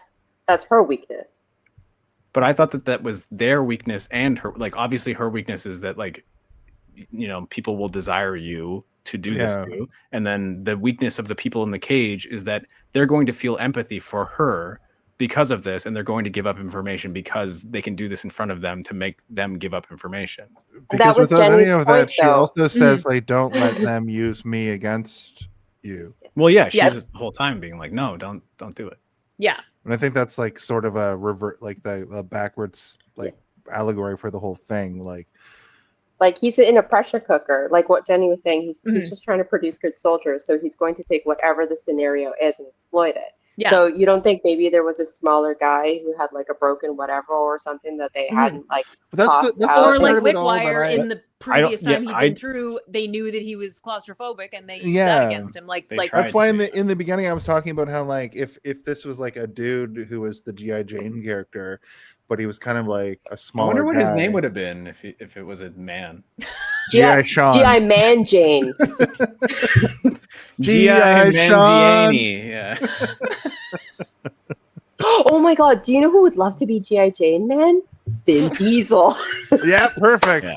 Excellently casted, perfectly articulated. oh yeah. All right. I feel like we are spending way too much time on a scene. See how that long hasn't into even the come up movie we yet. are? This is, I'm well, following along this is in the actual important. This is movie. important. It is But very now we don't important. have. But now we don't have to talk about that part when we get to It is, it. but it's That's also right. interesting that like my take on it was like so vastly different than Mhm. Noel's, and I feel like Noel's was also different than Jason's, and I feel like, or sorry, Jason's was definitely different than Noel's, but I meant Jenny's. You Mhm. guys even have a differing opinion of it, and then Jason has his opinion of it as well. It's interesting that we all have different perspectives on I that. mean, one I scene. pretty much agree 1-to-1 with Jenny. Yeah. No, you guys had slightly different opinions, didn't you? Didn't you? No. Come on, come on. No, They didn't think- exploit her let me- abilities at all. Trying to make the best Oh. soldiers. let me exploiting- use this. Yeah, let me use this again for a second. Yeah. I don't like. Don't make me pull up my IT support diploma. I can pull mine out that is specifically geared towards No, but film. this is why I did whatever. This is why a movie like this, when I was watching it, and why I was thanking Jenny at the beginning, Mhm. is because this movie is so. It's got so much going on that of course everyone's going to read something differently. In Yeah. it. Like there's a lot that's being said, but because there's such complex topics. Absolutely, yeah. I mean, Yeah, when I like- watched this when I was 18, I didn't pull a lot of this out of it. Like I was like, oh, we came around in the end. But He's There's so many nice, his layers to mustache read too. this It's- in. yeah, Yeah. Okay, And can I none ask of those you- layers are wrong. And it's not even what the authors want to tell us, right? Mhm. Like the authors are telling us something. Some people are reading exactly like that. Some people are doing oppositional readings. Some people are, yeah. semiotics, cultural studies. I do think that That's that awesome. scene Ah. specifically is like it is meant to be read like 7 or 8 different ways. I don't think there's one way to read it, but obviously I agree with what you're saying, but I still think that mine is valid. I don't think that mine's invalid. Stephen, Why? you are valid and we see you. Okay, just want to be seen and valid over here. in We've Feminist seen you. Month. Yeah. Yeah, Yes. I appreciate that as well Yeah. because Jason, Jason deep in his voice. Jason, you are seen no, I don't care. and we love you. I don't No. want to be I seen know. anyway. I know that I'm invalid and unseen. You- Maybe we should get back on track with the story, though. If I, But Yeah, who's what the happens villain? next? well, I think we all agree that there is no villain in this movie at all, and I you know, like disagree, but- my, No, it's point- the guy. Yeah, The the point- men. well, Man misogyny is is the villain. villain of the movie. That's the whole thing. The fact that it infects even, Misguided like, misogyny is the the fact is that the it- villain of the this fact film. that it even infiltrates powerful senators who are women still being Yeah. affected by misogyny, women who think that they're going into to prove something and realizing that they're just a piece in a game that is meant to from the outside just be a piece in the war against misogyny, but then you find out you're not. You're just there to actually further somebody else's gain. Somebody that Yeah. you think is a feminist, but they're not actually a feminist. They're part of the misogynistic machine, and they're just trying to push themselves forward. It's spooky and scary and real. That is a real thing that happens all the time. Yeah. But I will agree, Stephen, if you're saying that he's a mean guy and we're Yes. not on his side, then Yeah. What I- the way what that I- he goes Absolutely. about it, what Sorry, he's trying to do is I thought I made it clear that like he's not the villain of the movie, but the way he is portrayed up until the point that he is no longer portrayed as a villain, he is written to be the villain. He's shot like the villain. Everything he does is villainous. He walks in on her while she's showering and eyes her up and down and goes like, "You need to go downtown over the like that whole Something soldier something. yeah, it's because he's villainous for a lot of He's Army the Man. He's Army the Man. The Yeah. name of my new band I'm starting up. Army the Army the Man was Man. Jason's band in high school.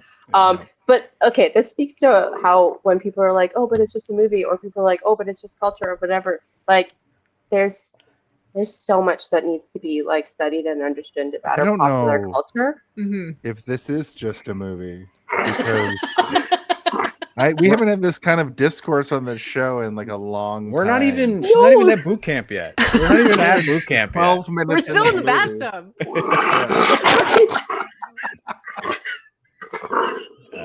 Okay. So the So how about bathtub, I really hated movies when they're in the bath that long and they're not pruning and uncomfortable. Well, it was a romance bath. You saw those those romantic petals and candles around, right? You don't prune in a romance bath? No, I just feel like this is the end state of romance bath, right? Like they're just in the bath. They had a romance bath, and now this is the after part of romance bath, where they're like, Apt. Yes. The Is end that- stage. Is that what everybody? That's how I read it. Is like they've had their romance bath, and now they're having a real conversation, which is like I've been asked you. The romance bath has overstayed its welcome. Yeah. And now they have like a semi little romantic argument or whatever. I was gonna say, Noel, can you please mute while Crypto goes nuts on that blue bone? She also says something along the lines of "Get that dick back in here." Get your dick back in here. Yes. Get your dick yes. back in That's here. never been my favorite line for whatever reason. There's a couple of lines like that in this that feel very ham-fisted. Like it's just sort of giving her some flavor that's not necessary or It's really playing up the like I am a straight woman who loves dick. Like that's Those Yeah, are the lines it's- that it's Ridley just- Scott wrote. yeah. Yeah. Yeah. But I mean, like Yes, sometimes that I agree, occurs on set. We don't know that Ridley Scott wrote that line. We can't throw that to Ridley. No, it's true. But maybe Tony Scott was on set that day. His Joel brother. Schumacher wrote that. He's a notorious troublemaker. Tony Scott is Ridley Scott's brother, right? I'm not just imagining that. Yeah, he is, isn't he? Yeah. Yeah. Yeah, Noel knows. Noel knows.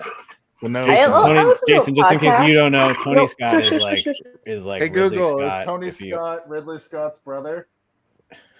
Yeah, well, it is. He died of a suicide, didn't he? Because he had brain problems or something. He was the youngest of three brothers, one of whom is fellow film director Ridley Yeah. Scott. Yes. He was born Yeah. Google is a guest know- on the show. Hey Google, stop. Google, shut up. Yeah, he died. He jumped off the San Francisco Bridge or whatever Oh, because God. he had a brain tumor and he Hell was yeah. dying. And then, but he also made like Days of Thunder. He made like a lot of crazy action. Yeah. He was the more revved up version of Ridley in a lot of ways. No, she's the most revved up version of things. Yeah. It's the most revved up version of anybody. I'm glad I didn't make fun of his veins then. Tony, like Tony Baloney. What a sack of shit. Oh boy. Oh boy. I love Romance Bath. Please write something called Listen. Romance Bath. We can make a To right t-shirt the called ship. Romance Bath. We'll just draw the bathtub with all the petals and stuff, but no one in it, and we can interplace like we could put Jason and Freddie in the Romance Bath. We could put so many different people in the Oh, romance not bath. me. Freddy Yes. Krueger. Oh my god. That's a great idea. Yeah. We could put Jason as Jason Voorhees and me as Freddy Krueger in the romance bath Amazing. together. I mean, I'm into that. Yeah, we all know you're into that, Jason. You sick fuck. I'm a sick fucking pervert. I'm gonna try to mute when she's freaking out, but she's just not having a good time. Actually, she's having a great time. So does anybody have anything else to say about Romance Bath before we move on? It's been a key part of this. The romance show. bath is the villain. I mean, it's I thought it's a moment. I thought they were going to show Hang Dong. That's what I thought I was going to see. But we didn't even see Hang Breast. So anyway, she goes to They don't hang. military camp. That's what They do Jason not said hang. too. I was like, "There's hanging breasts," and then Jason said they don't hang, and I was like, No, "What?" And then not those I was ones. like, "Oh, because they're fake." Yeah, I get it. They're up. I believe they're called up. bull. No matter They what are- direction yeah, she moves, bulldogs, they're up. exactly. Yeah. Okay, so Hell yeah, Jenny, I know what's up. she finally gets to the camp, the recruit camp, and like she walks by just a pen of muscular men who you never see again. You don't see any of those jacked men again. Huh. They all look like bodybuilders, like from like Yeah. Vienna Beach or whatever, Venice Beach or whatever it's called. I was thinking about sausages, wieners. I like Vienna Beach much better. Vienna Beach is the bottomless version of Venice Beach. Viennese beach. Yeah, Oh it's yeah, they're Venetian jacked as Beach. fuck. Look how jacked. Anyway, I'm watching Venetian Beach was what they called me in high school. Heyo. But yeah, it's basically like she walks by a bunch of jacked men. They're all shirtless. They're all working out, and they're all way too big to be any of the men that we see in the rest of the movie. I swear they just like that was Joel Schumacher's day on set. He's like, "I'm here with my entourage," and like Ridley was like, "Oh, perfect. Put them in that fucking gym equipment Right. over there." I was trying to get people greased up and oiled, but they're already done. And they filmed it. And they all eyeball her, and then she makes her way into the cabin. But I think we do have like a moment where she talks to the chief or whatever. Yeah, He's not the she chief. He's like She talks to Herschel from The Walking Dead. Yeah. for a while. yes, who's also in Seinfeld. There's a lot of Seinfeld actors in this movie, by the way. It's funny. It's true. Yeah, every kind of like stressed out looking male that you can ever think of who's older in Seinfeld is in this movie, except for like Seinfeld. Except for himself. Mickey. Except for Mickey. Not Mickey. No. No Mickey. But yeah, we get a sequence where she goes into his office and he, is being very cordial. Mhm. And he stands and waits for her to sit before he sits, and then he puts his cigar out immediately, and we get that sort of like close of him making sure the cigar is completely out, and you're like, oh, he's pulling the old school gentleman card where Yeah. like he's doing all the by the book things you're supposed to do when a lady enters the room. And my brain is being like, this is deliberate. This is a deliberate thing. Like he's doing all these things because he knows this is what, like, if there was a rule book for how you would act when a lady enters the room, I'm going to do every single one. But he's not doing it because he's trying to be nice to her. He's doing it because he's trying to like be like, I'm doing this because I have to do this. And you're different, and we're Yeah. yeah. And we get a little bit more of it later. You're not one of us. Which I do like the contrast between this scene and the scene afterwards, yeah. where it's almost sort of like this demonic shadow version of it, where like he's like backlit only and he's basically in silhouette the whole time. He's like, the only thing that offends me in this room is your fucking perfume, madam. And you're like, oh my god, this guy's a dick. He was so nice earlier, but like even when he's being sort of That's like much over- later in the movie. when he's Yes. it is, but like even when he's like oversteeping her in his niceties in this moment, you're like, you kind of get uncomfortable by it because you're like, Yeah. I would be uncomfortable if somebody was treating me this sort of properly in a situation like this. And he says, no matter who it is or what they say to you, you come to me immediately. If it's a fellow officer, if it's a commanding officer, if it's me, myself, and I want you to make sure if we're making you uncomfortable. I don't think that's his actual accent, but I like doing it. So I'm going to keep doing it is. He says, And if I- anything in general happens, you come to me. Yeah. That is the Thank you, accent, Jason. though, for some General. reason. Mhm. General accent. General accent here. How may I help you? General. General Can't fi- accent is can't real. show the fucked up. He has thumb. brain injuries and he speaks in different accents every 5 minutes. Well, Jason liked that one. I did. Jason loves funny accents. Sorry. I It's not you. I'm trying to figure out my audio because I I'm now my technical difficulties of having It sounds to be on the perfect right floor. now. I gotta say. Yeah.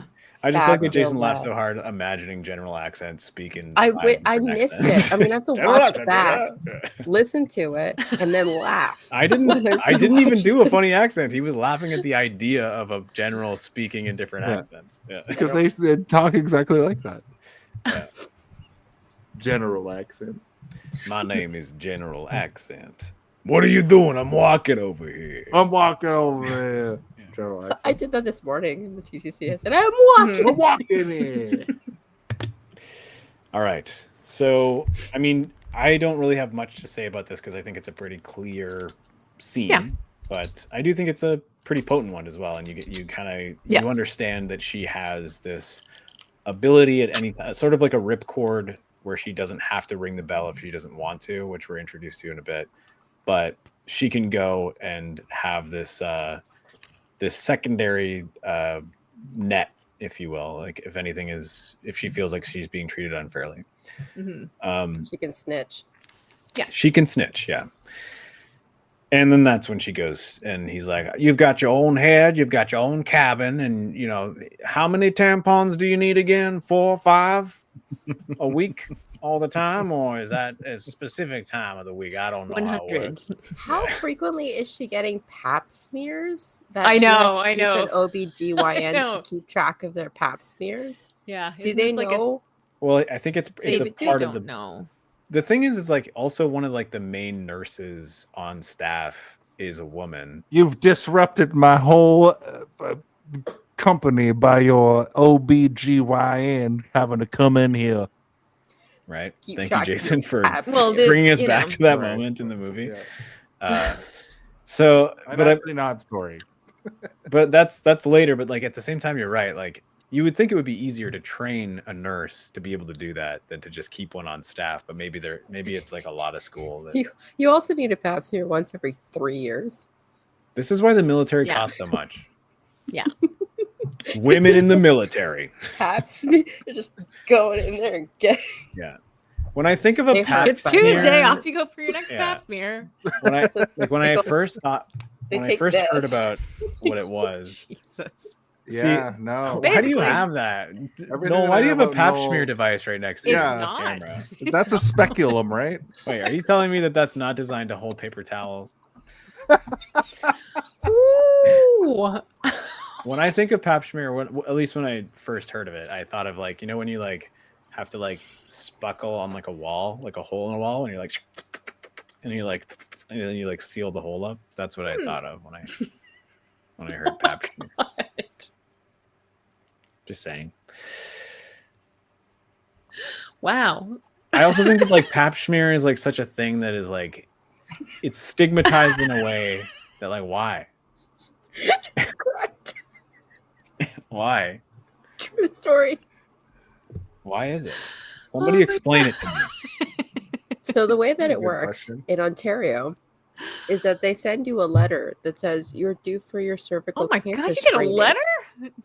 Yes, they Wow. say you're due for a pap smear, Oh, wow. and then you book it with your doctor, and then they send they send the results to the government, and then the government tells you you don't have cancer, and then repeat every 3 years. And the In Nova government is like- Scotia, somebody at the you government make like, your own appointment, and if there's nothing wrong, they just never call you. "Wow, Nose, no vagina, no cancer in the yes. military this year. And, yeah. Oh my God. Oh man. Oh my goodness. So She gets to her bunk, and it's Yes. they've just dumped her shit in there. They're like, "You've got your shirt," and she finds her shirt, and there's like a nice sort of coy she grin likes on her it. face, where she's like sick. yeah. I like there that was like it's a weird. it's like an empty barracks basically, and all the Yeah. beds are stacked, and there's this one for her, and I'm Mhm. like, they could have put her in a closet. I know. Yeah. Yeah, there was "Sick, like this we is did. awesome. there was a part of me where I'm like, wouldn't it be so cool if she just like set the whole barracks up properly and like made all the beds? But then I'm like, you know, like that would have been my version of this, just because she's like, I need to like prove myself or whatever. So she makes up the whole barracks in the way that a military person would. And sleeps in a different one every single time. And then we got this amazing scene of her jumping through all of them while it says to the window. Yeah. To the Oh, I thought I was gonna be like, ooh, do do do do do do do. Oh my god. Do, do, Nice. do, do, do, Nice. do. Bit of a Do, tone do, shift. do, do, do. I finally made it. Real to Navy coming of SEAL age story training. about Karina. Oh no, it's Oh, just man. that scene in Home Alone where he realizes he's homo. Yeah. Yeah. I wish my family would disappear. And he's like, he does the, yeah. Rides a skateboard down the stairs. Mhm. Yeah. It was There's a when scene she of was de- shaving yeah, her head. She goes like,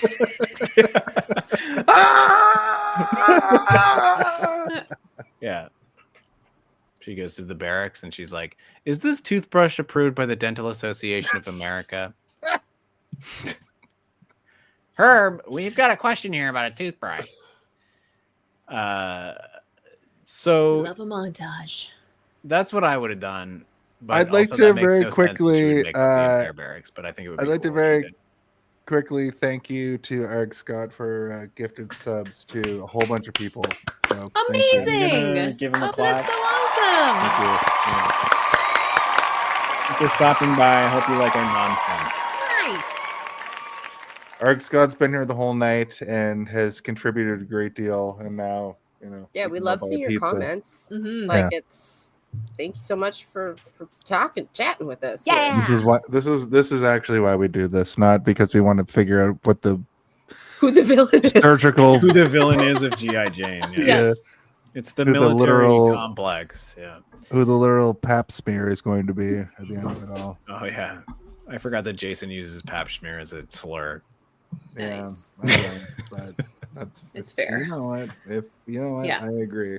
So then we get like a kind of like a meet cute the meet cute of this movie, which is all of the shitty men talking so much shit, but then there's a few that are like, who gives a fuck? Like, Yeah. and then there's a couple of guys who are like, just shut your fucking mouth and do what you're told. And then she comes in, and they don't. It's not like everyone goes quiet in the room. They're like, because that would be too comedic. But they try to act natural, and then some people are whistling, and it's semi-realistic, I guess. I don't know. I've never been in a situation where I've been in a room with 100% men and one woman walks in before. I don't think, at least.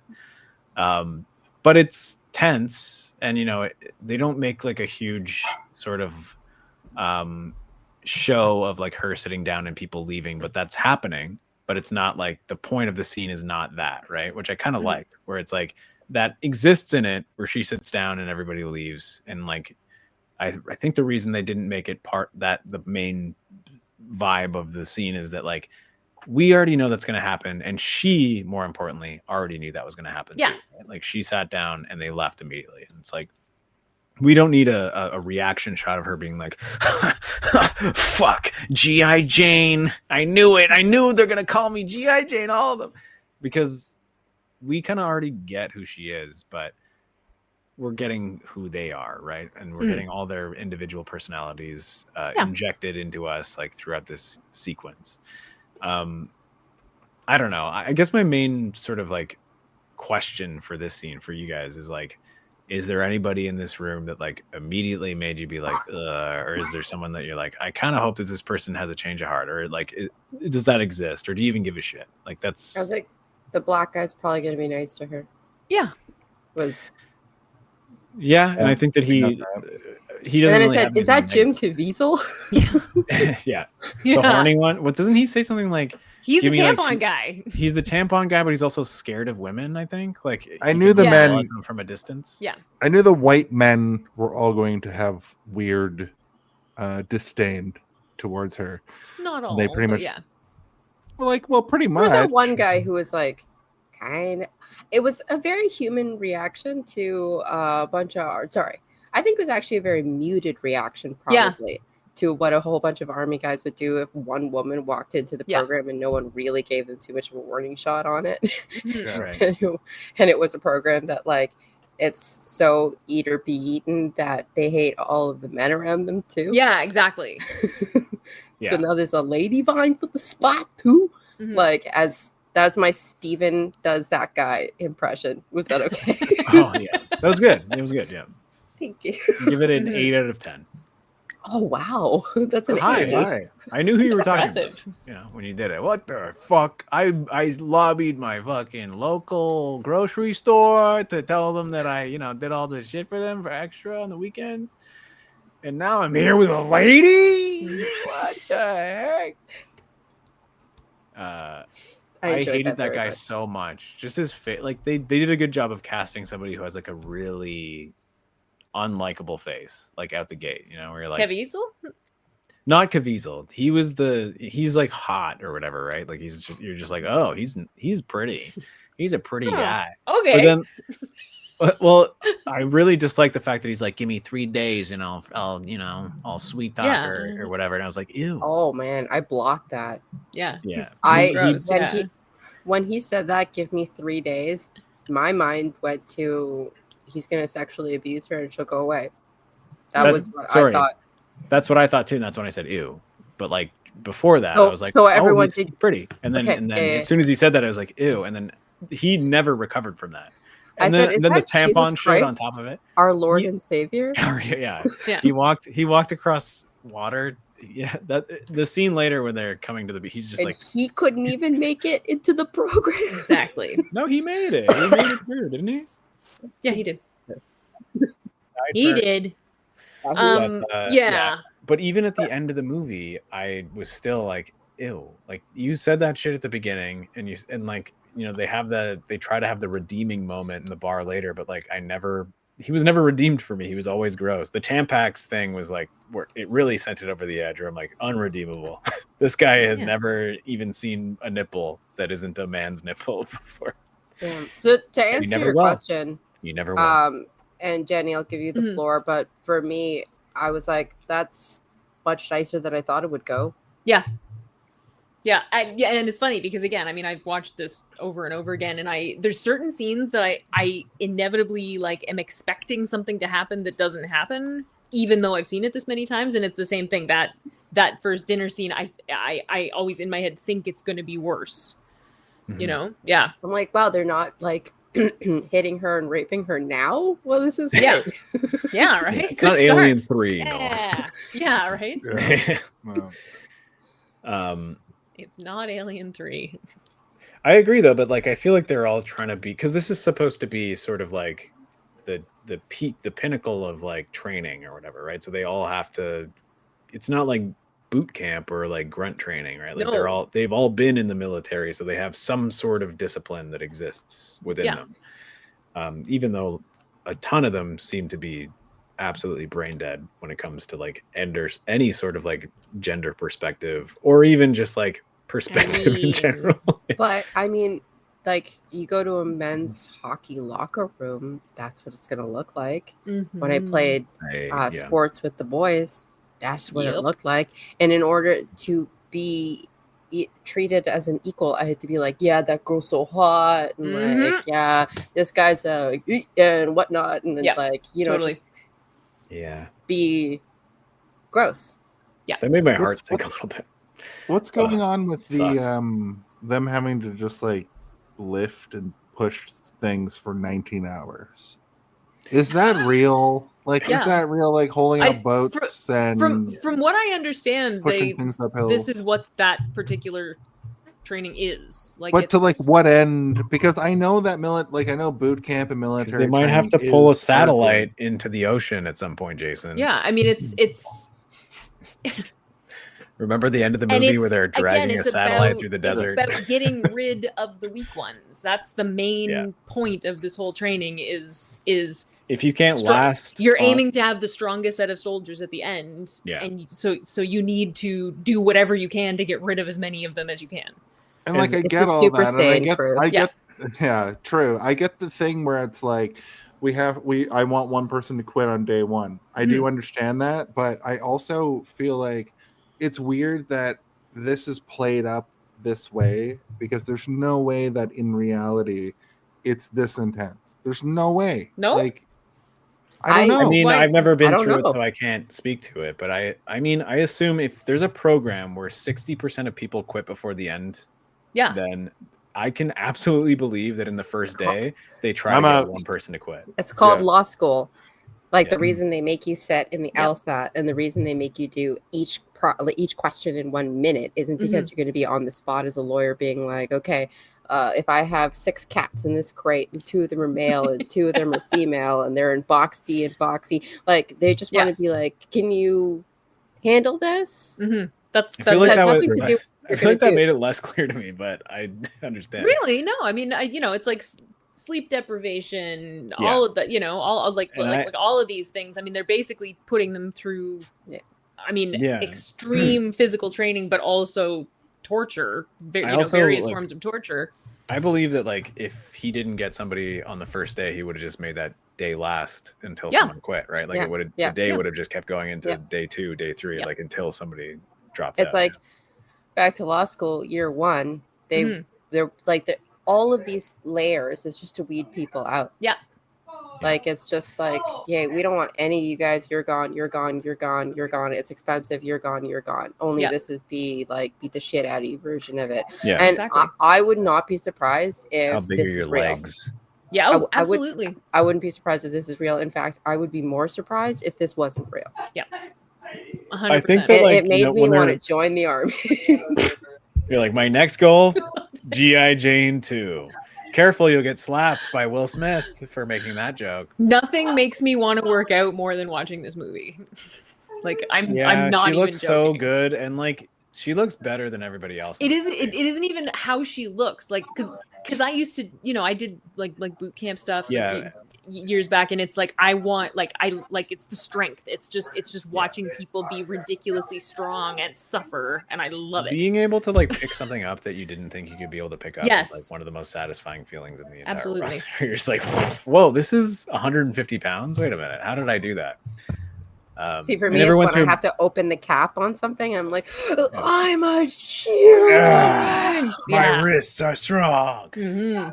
I used to work for the beer store and delivering like kegs and stuff. And like after like 3 years, I used to be able to pick up like 150-pound keg, like and like pull it up to my chin. And I'm like, and then I could just like pick I could pick people up, I could pick items up that I could lift a bed up with one arm and vacuum underneath it. I'm like, I'm so strong. This is so cool. Imagine And if you'd been practicing holding a boat above your head. I could have been lifting the world, Could have been Right? people. Vin Diesel.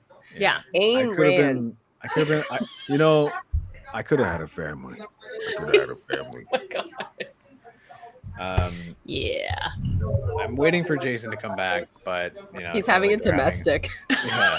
Should we call 911? Ooh. I'll call 911, and when you say go, I'll dial 1. I gotta move my fan. Give me 1 second. When he sees that in playback, I really hope. I had Yeah. goofballs today, apparently. What does that mean? You had I'm goofballs. real tired, so I'm really excited. Oh. All right, we're in the first physical tests and harassment. So the grueling physical training and obstacle course, the beach run down the so like a bunch of people get injured, and she's trying to like help people, but they're kicking her over, and then eventually they all make them run down to the beach and do push-ups. And this is the first time that you're like, oh, her hair is literally getting in the way, but also like it is so long. Like, why is her hair that fucking long?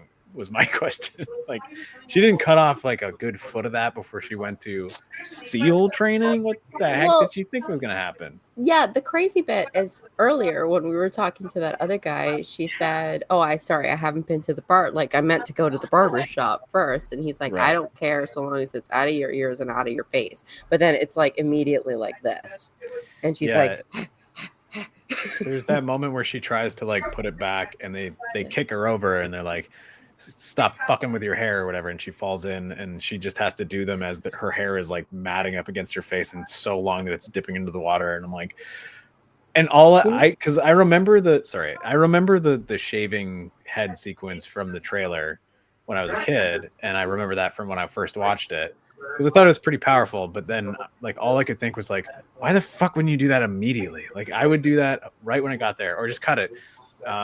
But it's part of the movie. It's supposed to. But do you know what it show reminded realism. me of? In most movies, like your Scarlet Witches. Oh, I'm alone. So, welcome to the Knoll Show. I'm here. I'm here. Oh. How's everyone feeling tonight? Good? Oh, so what it reminds me of is in most superhero movies, any movie with a woman in it, her hair is always down and long and beautiful, and she's flipping it around instead of having it like tied up. So I actually really enjoyed that her hair was impeding her in the way that hair would if it was there. And I don't know if that was intentional or anything, but it just reminded me of like, yeah, true. Like you wouldn't be able to do any of that with your hair in your face. I think it was definitely intentional because like it is so long. Like it's almost like they were like, grow it as long as you fucking can. Well, and she had, right? Her hair was that long at that point. Yeah. And, no, but I mean, like, I don't know if they meant to subvert the trope or just have like a very stark contrast. Yeah. To... Are we giving Ridley Scott too much credit, or or just women have long hair? The one thing that would make me think that like no, they wanted that was when she's fucking with her hair and he says stop fucking with your hair and kicks her into the water before she has a chance to tie it up because she's about to tie it up and do the push-ups. So they're like, no, you don't get to do that. Yeah. What the fuck you think no one else is tying their hair up. Yeah. You don't get 2 seconds extra to tie your hair up. And it's especially like pointed because the commanding officer was like, oh no, you don't have to cut it. No, don't cut it. It's fine, you know. See how we both tied up our hair? Yeah. We also learn later that he is in on it. Like he's also like, "What the hell is going on? I thought she was going to be out of here in 2 weeks." As he's like chewing a cigar by a jet engine, somehow still having a cell phone conversation. Mm-hmm. That's that scene with the jump scare where you think it's Vigo at first. Yeah, because he's doing the little jogging, and you're like, "Oh, there goes Vigo jogging," and then you realize it's him, and it's like, "Ha!" It's like every You're not time as I'm hot just as like, Vigo. Where's the mustache? That's why but my not favorite... a bad set of legs. Yeah. That's why in Birds of Prey, when Canary hands or somebody hands one of them a hair tie because her hair is flopping in her face and she's trying to get it out, and they hand her a hair tie and she's like, it's like that's the first time that's ever been acknowledged on film, right? And before that, G.I. Jane. I love that you brought this up. Yeah. Because thank you, Stephen. That is almost like a militaristic level of like ability, like loading a rifle. Like if I was all of a sudden given like extremely long hair and had to tie it up really quickly, I doubt that I'd be able to do it as quickly as either of you two, because you've probably had at some point in your life long hair where you've had to tie it back. Jenny, you started the show without your hair tied back and now it's tied back. Yeah, I mean, to be fair, it's a million degrees right now. Right. So it's less about getting stuff done, but I also, I had long Sometimes hair you once need it off in of my you. life, and it was down to about here, and I tied it back one time only, and I looked strange and weird. I looked like a weird like pickpocket who is like, I live in the sewers. So I never tied it back again after that. All right. No, I don't have the ability to like one-handed like. If you ever if you ever run into a woman's rugby team, you'll see, or like cheerleading team, you'll see they can their hair into two French braids like themselves immediately, just boom, boom, boom, boom, boom, boom, because like you have to have your hair back. So this is the one thing about long hair, like the fact that her bangs are like this, like was ridiculous. The easiest way to tie back long hair, or to tie back hair and to keep it tied back that's not shaved, is long, because then you can pull everything back. So the fact that she had long hair like that, if she'd had it long in the front and done like what like synchronized swimmers or martial artists or whatever who do where the way that they braid their hair and tie it back, it's meant to stay. Because like I have short hair, so when I put it in like little pigtails or ponytails when I was doing Brazilian jiu-jitsu, my hair would just be like, I can't put it in a braid, it'll go out. Like you really have to like have it long yanked back. Yeah. And I mean, there's certain hairstyles that women wear in the military specifically, you know, for that reason, you know, which wouldn't necessarily just be a little bun at the nape of the neck. Wasn't there there is like the code of conduct for hair, you either have to have it longer than particular longer than whatever, or shorter than whatever. Yeah, it goes like Cover your head with hair. Long, beautiful hair. Here, baby. There, baby. Everywhere. Na, na, na, na. Hair, hair, hair, hair, hair. Right, Jason? Great. Jason is missing some important context clues. Are you gonna unmute me? Here's what happened right now. I just We don't need to know. Your wife came home and you talked for a while. It's fine. No, my cousin showed up off of. You're married to your cousin? Oh my god. Just kidding. Go ahead. And I just had to go and talk to her.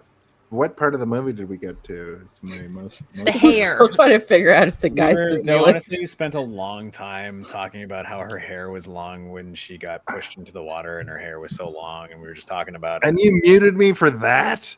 I muted you because your fucking volume was so loud, and we could hear your whole conversation with your cousin in the other goddamn room. Right. Okay. My apology. I didn't realize that you could hear that. At any rate, all good. Also, Jason, I resent the fact that I gotta pay for a goddamn pap smear for you every goddamn month. Listen, I need to get my vagina checked. It's furious. My vagina's furious. It's filled with anomalies, and I need to have a doctor. Military anomalies, I might add. Which most women have, filled with anomalies. So, by the end my of James Bond girl name is Cervixula. Oh, very nice. Oh my god, is she from Transylvania? Yeah. Yeah, that's She excellent. is trans, I think. That's excellent. She's Famke Jansen's cousin. Nice.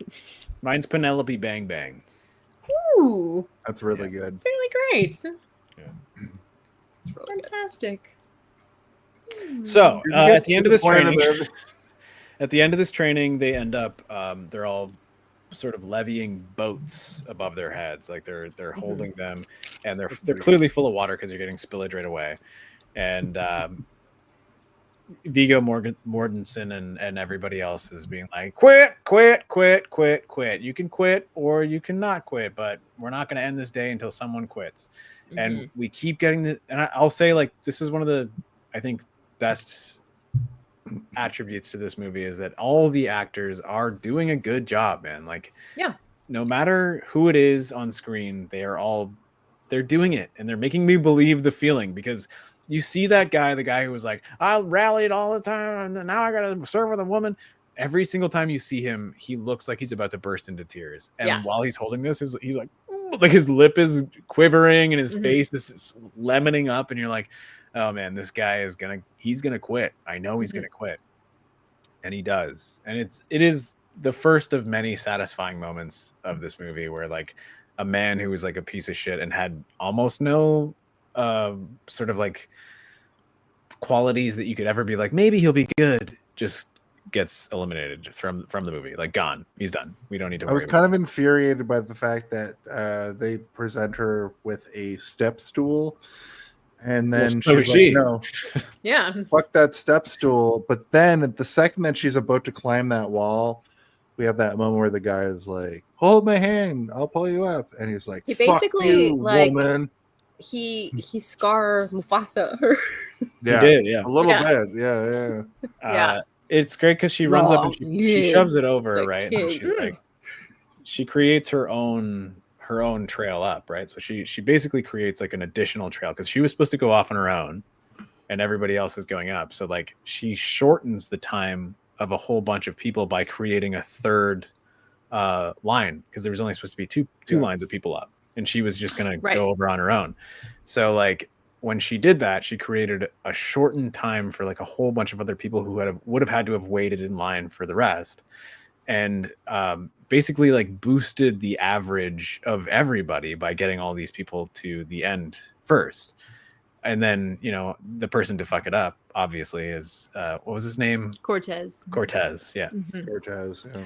And he Mufasa's her, where he's like, give me your hand. And he's like, also there's this one shot where like Viggo Mortensen is like watching through like a scope, and then all of a sudden the scope is like from her perspective looking up at him, and I'm like, whoa, that's a little janky. Yeah. What the heck? It's also crazy to me that like it seems like even in these early moments of the movie, they're using live rounds for these like war games. That's Yeah. what it feels like. Yeah, I mean, I was thinking about bringing that up, but at the same time, I'm like, I wouldn't put it past the American military to actually just Right, like lasting real life. And I know that like even in the Canadian military, they use live rounds for practice training because especially because this isn't boot camp, right? This isn't Yeah. basic training. this is Remember Is that this time the movie? Canadian Is this movie? military- Is this movie a little bit Starship Troopers? That's a thought that I was having throughout. I know that's satire. I mean, to be and fair, it's not Starship Troopers came satire. after. Yeah, I was gonna say I think No, Starship true. Troopers is a little bit this movie. Yeah, Well, the book that it's based on came well before, but I just think that it has a little bit of that, like when they were writing this, did they put a little bit of satire into and a little bit of intensity to make it seem more intense than it I should think have been, that to Starship sort of get the Troopers point across. is the beautiful reality that was created after G.I. Jane was the You're first right. female Navy SEAL that ever. My immediate thought too after that is that there are a lot of very strong female characters, strong woman characters in Starship Troopers. Yeah, there's a whole which this- sequence in Starship Troopers where they're all just in a communal shower and they're not thinking about and they're not looking at each other. up. They're just in there washing and having a conversation. Because I think have one of the some- most This is a different egregious topic, but moments I have of this movie definitely have is some Viggo thoughts about the Mortensen strong going women like, characters in Jesus in Christ. Starship Sorry. Troopers. I didn't do it. Jason was talking over you. Jenny, go ahead. Sorry. Oh no. It's just No, I mean apologies. like it's a different movie and a different topic, but yeah, the strong women characters in Starship Troopers. Yeah. okay, You're right. You're You are right. Yeah. you're right. I just want to sleep with you before I die. Yeah. Anyway, go on. So Maybe presented better than this movie though, because there's the one strong female character. well, this is the part that I had Allegedly. like a serious, like my brain split into 3 pieces and I had to start doing dishes because I couldn't. I was just like, I went offline.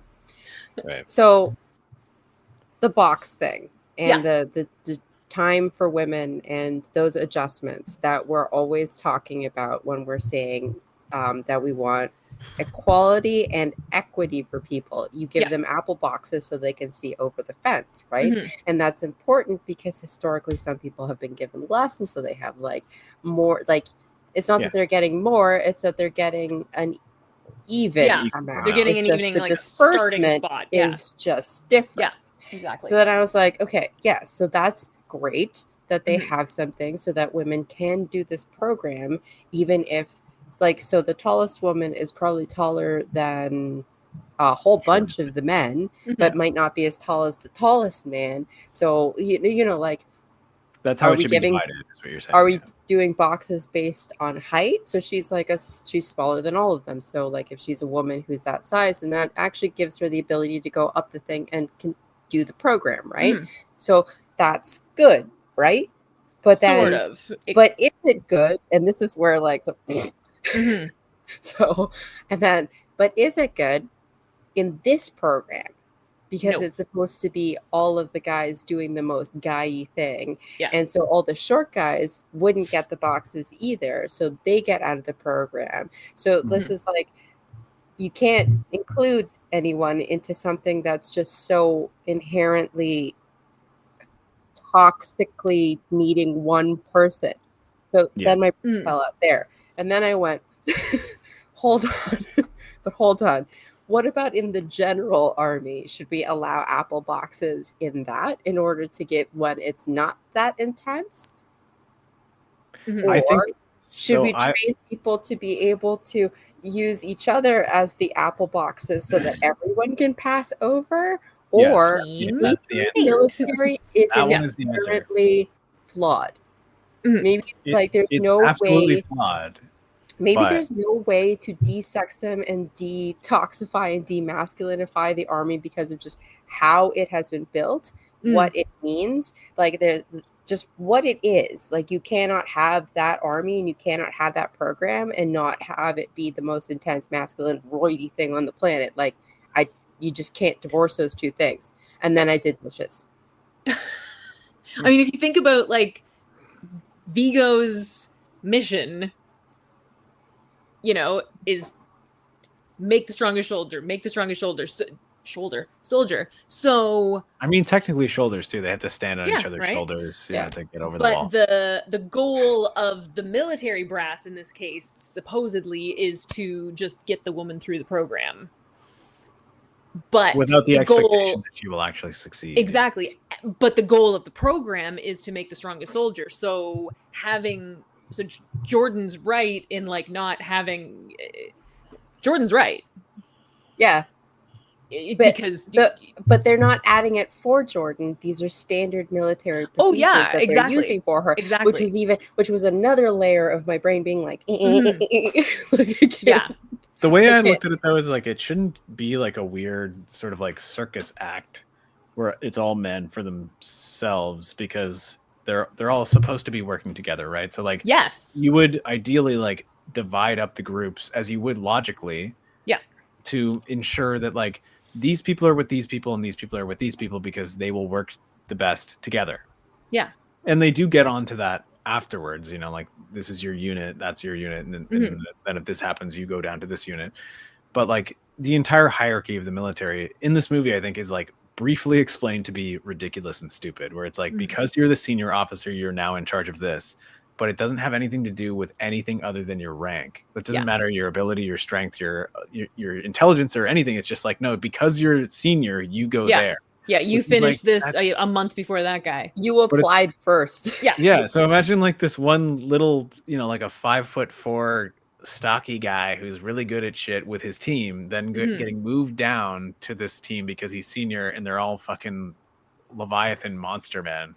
Like, are they going to respect him? Maybe. Are they going to be able to lift him over their shoulders? Yes. Is he going to be able to lift them over his shoulders? Maybe not. Like, and put people with what works best. And like, that's sort of like one of the main issues of the military in general, is that that's not how it works. It's all based on like union rules, like you're the senior, so you're in charge, and this is how it works. But like, if they were to pair them all together before, as they did, it would have just been the same outcome. But because she branched off, like I said before, like a bunch of people finished who wouldn't have. Yeah. And then she's the one who sets the bomb off at the end. And she's blamed, but she's not the one who loses, right? Like he is the one who loses. She's also not the one that's so like, yes. Maybe this was me just being like, Viggo Mortensen, I love you. I am kind of like Viggo Mortensen. Yeah. He's very dreamy. Beautiful. Yeah. So I also was surprised when he showed up on the screen and was like, "Is that Viggo Mortensen?" On Google. Do you guys remember when he puts milk in his pocket? He puts a whole carton of milk in his pocket. I do. I said, "Nothing beats a pocket milk, soldier." That's my Viggo Mortensen impression. Really good. That's a bad one, but not your best. Definitely. That's when he yells. I can do it better when he's not yelling. So I think it's incredible that they characterize this character as somebody that witnesses people go in full fatigues while he has the shortest shorts on. I think that's one of my favorite things of this whole movie. Yeah. No, that's the uniform. All of the main trainer guys all have the little like short shorts. I like to believe that he just wears that at all times, even under like pants and stuff. He'll just like rip them off. And as a person, he just wore that to set that day, and they were like perfect. The shortest shorts you got, the shortest khaki shorts that you have, please. Ripley, I found shorts that will take the heart of you. That's what he says at the end of Lord of the Rings. Remember? Yeah, I do. I do. My favorite part of Lord of the Rings. So you were saying about the scope? Yeah. I'll say it eventually, but it is not this day. So he's looking through the scope and he sees that guy's being a dick, right? And then she sets off the trap, but then he fails, but then she passes. Yeah. So even though they were like, oh, you got a 10-second whatever because you're a woman, that's not, just us. That's not, that's not how, like, I think in my heart of hearts, I wanted to believe that like that was the excuse. And like, he wanted to find a way to fail the guy who who Mufasa'd her, because he saw that, and you could see in his eyes he was like, like that's not cool. And then like the way like he like punched and was like, especially you failed, right? Like, team mate. Exactly, because we're building the world's best, most awesome soldiers, so you can't have one guy who's good to send the Mufasa flying off the thing. Like, Exactly. you just can't. So that's what I wanted to believe. And that's why I think I was on his side, like, the whole time. Yeah. So, Yeah. I agree with you. Good. Fabulous. I think that, like, from his, like, the first time he speaks, I was like, is he doing a Christopher Walken impression? Like, that's what I thought when he was like, what does he say? Like, death is but a door. Like, what is he No, saying? What does he say? It's a D.H. Lawrence poem. I never Yeah. saw a wild thing sorry for itself. Oh, you're right. And he's like, D.H. "A Lawrence, wild- it might be a bird would from- never die off a bough from shame." And then you're like, what is he saying? You might be familiar with the book Lady Chatterley's Lover. Is that D.H. Lawrence? Yeah. Yeah. Yeah. That's his most famous work. This guy right here. Yeah. Oh, did he give you that? Do you have his badge of honor thing as well? It's highlighted. in red. Your G.I. Jane. It's my Your prized possession. story. It's my prized Oh my God, possession. I looked up if this was based on a true story. Is this the Jenny R. Johnson true story? Are you G.I. Jenny? Johnson? Yes. G.I. Jenny. Yes, would be indeedy. good. Yes, awesome. indeedy. Yeah. But yeah, I mean, that the poem bookends the movie. The poem bookends the movie. Because Yeah. he's a he's a learned man of culture. Yes, exactly. And all those clowns thought he was just saying whatever, but it's because he was a learned man. Yep. Yeah. And that's how you knew he was actually not the villain. G.I. Exactly. Jenny Johnson. I never said he was the villain, guys. Oh, I no, never no, said no, he was it's- the villain. I We love you. we also know he's not the villain because I frequently call as him soon as one. they both see their bashed up faces in the bar, they both smile at each other like, "Fuck, we fucked each other up. That was crazy." They're like, Yeah. sup? They're like, we Exactly. put on a good show for the soldiers. He's like, you get what I'm trying to do here, okay? You understand? And then she goes Yeah. to the beach with all those lesbians, and then everybody freaks their minds out. They weren't lesbians. I don't You think. are. No, Women in the military. I'm just I believe what it's called. know, That's I'm the just PC kidding. term. Women in the military, aka sorry. lesbians. Yeah. It was Women's incredible rugby that team. it was incredible that through this whole It was a film women's rugby we are team and introduced a bunch of women from the military hanging out on the beach. to a paparazzi element of it all. I do like that throughout the film too. It like increases in scope, but then the ultimate like downfall of the whole situation for G.I. Jane herself is that she gets a picture taken of the worst picture you've ever seen. Like it's not like you can barely make out who she is on that beach, and then the senator is like, well you shouldn't have been there being a lesbian so We're much. kind of like late in the game here. We probably should have pushed our way through the movie. We a little didn't really. harder. We I did know, not. because we were talking that's about hair great. for a long time. Because we've Yeah. we've really jumped through some stuff here. It's No, true. I Talking think about, that if we're we- talking about about when the she- lesbians. We didn't even kind of have a shape- new. we We kind of have a didn't new meta on this show. Shut and we up! We didn't even just talk talk about about the when she movie. shaved her head yet. I wanna talk about know. that. Yeah. We need to I'll talk tell about you what part of the movie we're actually at. The We don't- shitheads. I know what talking part of the movie we're at. talking to G.I. Jane. They have those like red things coming off their head, like the ropes, because they all died in the part where they were doing a military action. I don't know what that is. Look, I'll explain to you what I'm saying. They're digging. G.I. Jane goes in and They're digging G.I.J's grave. G.I. Jane's like, can you please treat me like everybody else, please, for the first time? Yes. Yeah. So this is when she goes. Yeah, we were talking about that, and then what's his name rings the bell, and then they all have to go eat the mush out of the toilets or whatever. Not the toilets, but the garbage cans. Same.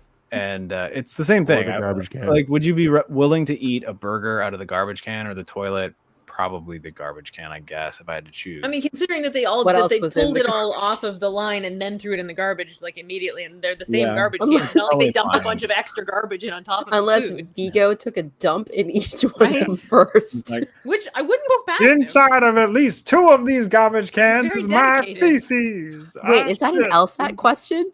Like this sounds It just is. like an LSAT question. As somebody that did the LSAT, I think that's exactly what it is. Is somebody who's taken shits in so many garbage cans? I believe yes. Nice. Only once for me. Only once for me. How many times have you shit in a garbage can, Jenny? I'm gonna not answer that question. Good call. I think Every that's the day. perfect answer. Yeah. So we do We get have our like highest a- view count of all time, so tell us more about it, Steve. we get a break from the military. I It's don't all want to call Jenny. them antics because they're fucking very visceral, and it's the whole thing of the Industrial movie. complex, I think, is the correct way to. But I do like that we get a break where everybody's sort of like scrambling, and she's made it through. I believe it's called Hell Week. I think Yes. is what they call it. Yeah. And That's her, what they call it in cheerleading too. Nice. yeah. I mean, it's probably the same, right? It's wild. Yeah. So her partner is at like an event, like some sort of event that has high-ranking military officials as well as like a bunch of politicians and city officials and important people. And he's just kind of like bumping around, and you can see that guy from the beginning, the guy from Seinfeld, he's just making like super sexist jokes, and everyone's like, like they're all laughing at everything he says, and you're like, fuck this dildo.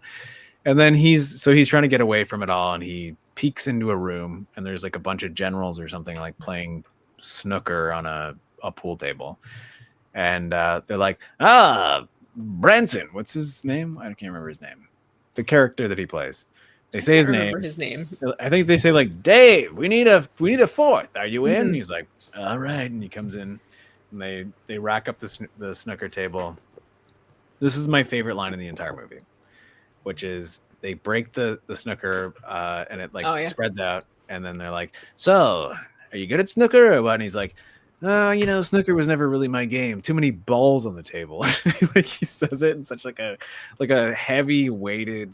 The word balls like hit me like right in the mouth, and I was like, I like this. This is great. This guy is like a feminist. He's a feminist. He hates balls. Love it. But And then the next line. yeah, where he's like, yeah, especially that little pink ball in the middle. See, I don't know if you guys have ever seen the movie Signs. Jason, have you seen the movie Signs? We did it on this podcast once. Oh, he's gone again. So Is that the guy who did Avatar? No, The Last Airbender? no. The guy who did Signs is M. Night Shyamalan, and Didn't he do Avatar: The Last Airbender? Did he? Oh, sorry. I thought you meant Isn't that Avatar. his- Right, yes, right, yeah. yes. I thought Okay. you meant Avatar, like the James Cameron Avatar movie. You know what ice fishing is. Okay. No, but like the guy who plays that character being like, get in here, is the guy from Signs who's like, you remember when they go to the town, and he's like a weird. Yeah, I've seen the military- movie Signs. He's like, you remember the military man? He's like, I just need to, they sent down scouts to check things out, and Of course, yeah. remember that character? Yes. That's this guy. The guy who's like, get in here. Like, I hate that little pink ball on the table. And like his whole character is like this really shitty military man. And then knowing that this character exists in this plus Signs makes me be like, is that his character? Like a weird, uptight, dweeby, pencil pushing military man? Is that his whole career? I kind of want to look more into this guy, but that was the point I was trying to make. I didn't really have like a real point to it. But I do like that the entire conversation is almost like they are being super misogynistic in front of him, and you can see him sort of like melting inside, being like, fuck, they really don't want her to. And I think that's supposed to be the moment where he's like, I don't want her to succeed, to like, I really, really, really hope that she does. Because like if she can show these dickheads what's up, then it's gonna change the fucking world. Or I thought it was a really powerful scene where she is told that she can't, and then when she finally realizes that she can, what about this shakes her scene head. though that we're talking about right now? Is it not the head shave scene? No. Oh. We're talking about the snooker scene. The snooker All scene right. was fine. But Do you did guys have anything ever to say hear about this the- scene? Nope. Okay. No. Everybody in it Trudy's is little- horrible. everyone's Summarized it perfectly. Yeah. Okay. Yeah. Like I kind of summarized- off that fact, kind of off that thought though. Like she definitely breaks into a military barbershop and shaves her head and then leaves a huge mess. Yeah. Which was Hey, a funny she only has scene. so I much time thought to that was sleep. good. The whole time Yeah, I that think- she's running around like sorting things out, I'm like concerned that I'm She's always not like so slept yet, concerned about yeah. the fact that she isn't That's sleeping. what I was thinking too. But I was get it. like, I mean, I get go it, to obviously. Bed, go to Yeah. bed. Do this in the I morning. like how dead she looks, though. Yeah. Oh yeah, Like, and the commitment to the makeup, the walk, the whatever. Yeah, like I love the walk. She looks like I have felt. yeah, yeah. The look of a person who has not slept in a couple of days. Like like even And when is she's like physically done. yeah, even when she's looking at the shavers, she's kind of like Yeah. blinking and being like, "What the fuck? What shortness should I go for? Like, is this Yeah. a beard trimmer or a pube trimmer or a head trimmer? I don't know which one it is." I know there's a lot of pube trimmers in barbershops. That's like their yeah. secret specialty. Yeah, The Wait, Weed hold on. Whacker You're like, the 2.0 pubes is done, sir, sponsored but by. yeah. Jenny, can you tell us about the Weed Whacker 2.0? Because I don't think that you really covered it enough with that reference. When you go to a barbershop, you can get your tweeds pumed. I mean, what else is there to say? You know, That's what I'm asking. What think else we need a is there to sponsorship. say? Hey, Manscaped. Manscaped. Can I get my tweeds pumed or My tweeds pruned.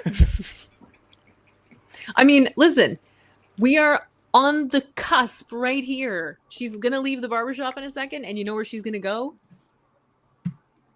Tampon The land. bunk beds. Yeah. Tampon humping. Yeah. Hunting. Well, I guess they're not bunk beds. They're just Humping. cots. Yeah, Yeah. It's like Tampon Madeline, where they're all it sleeping. is. Mm-hmm. I thought it was Two rows. They broke their particularly bread. egregious that as she shaves her whole head, walks out of the room, and a man comes in to like do his daily job, Hey, he wasn't there.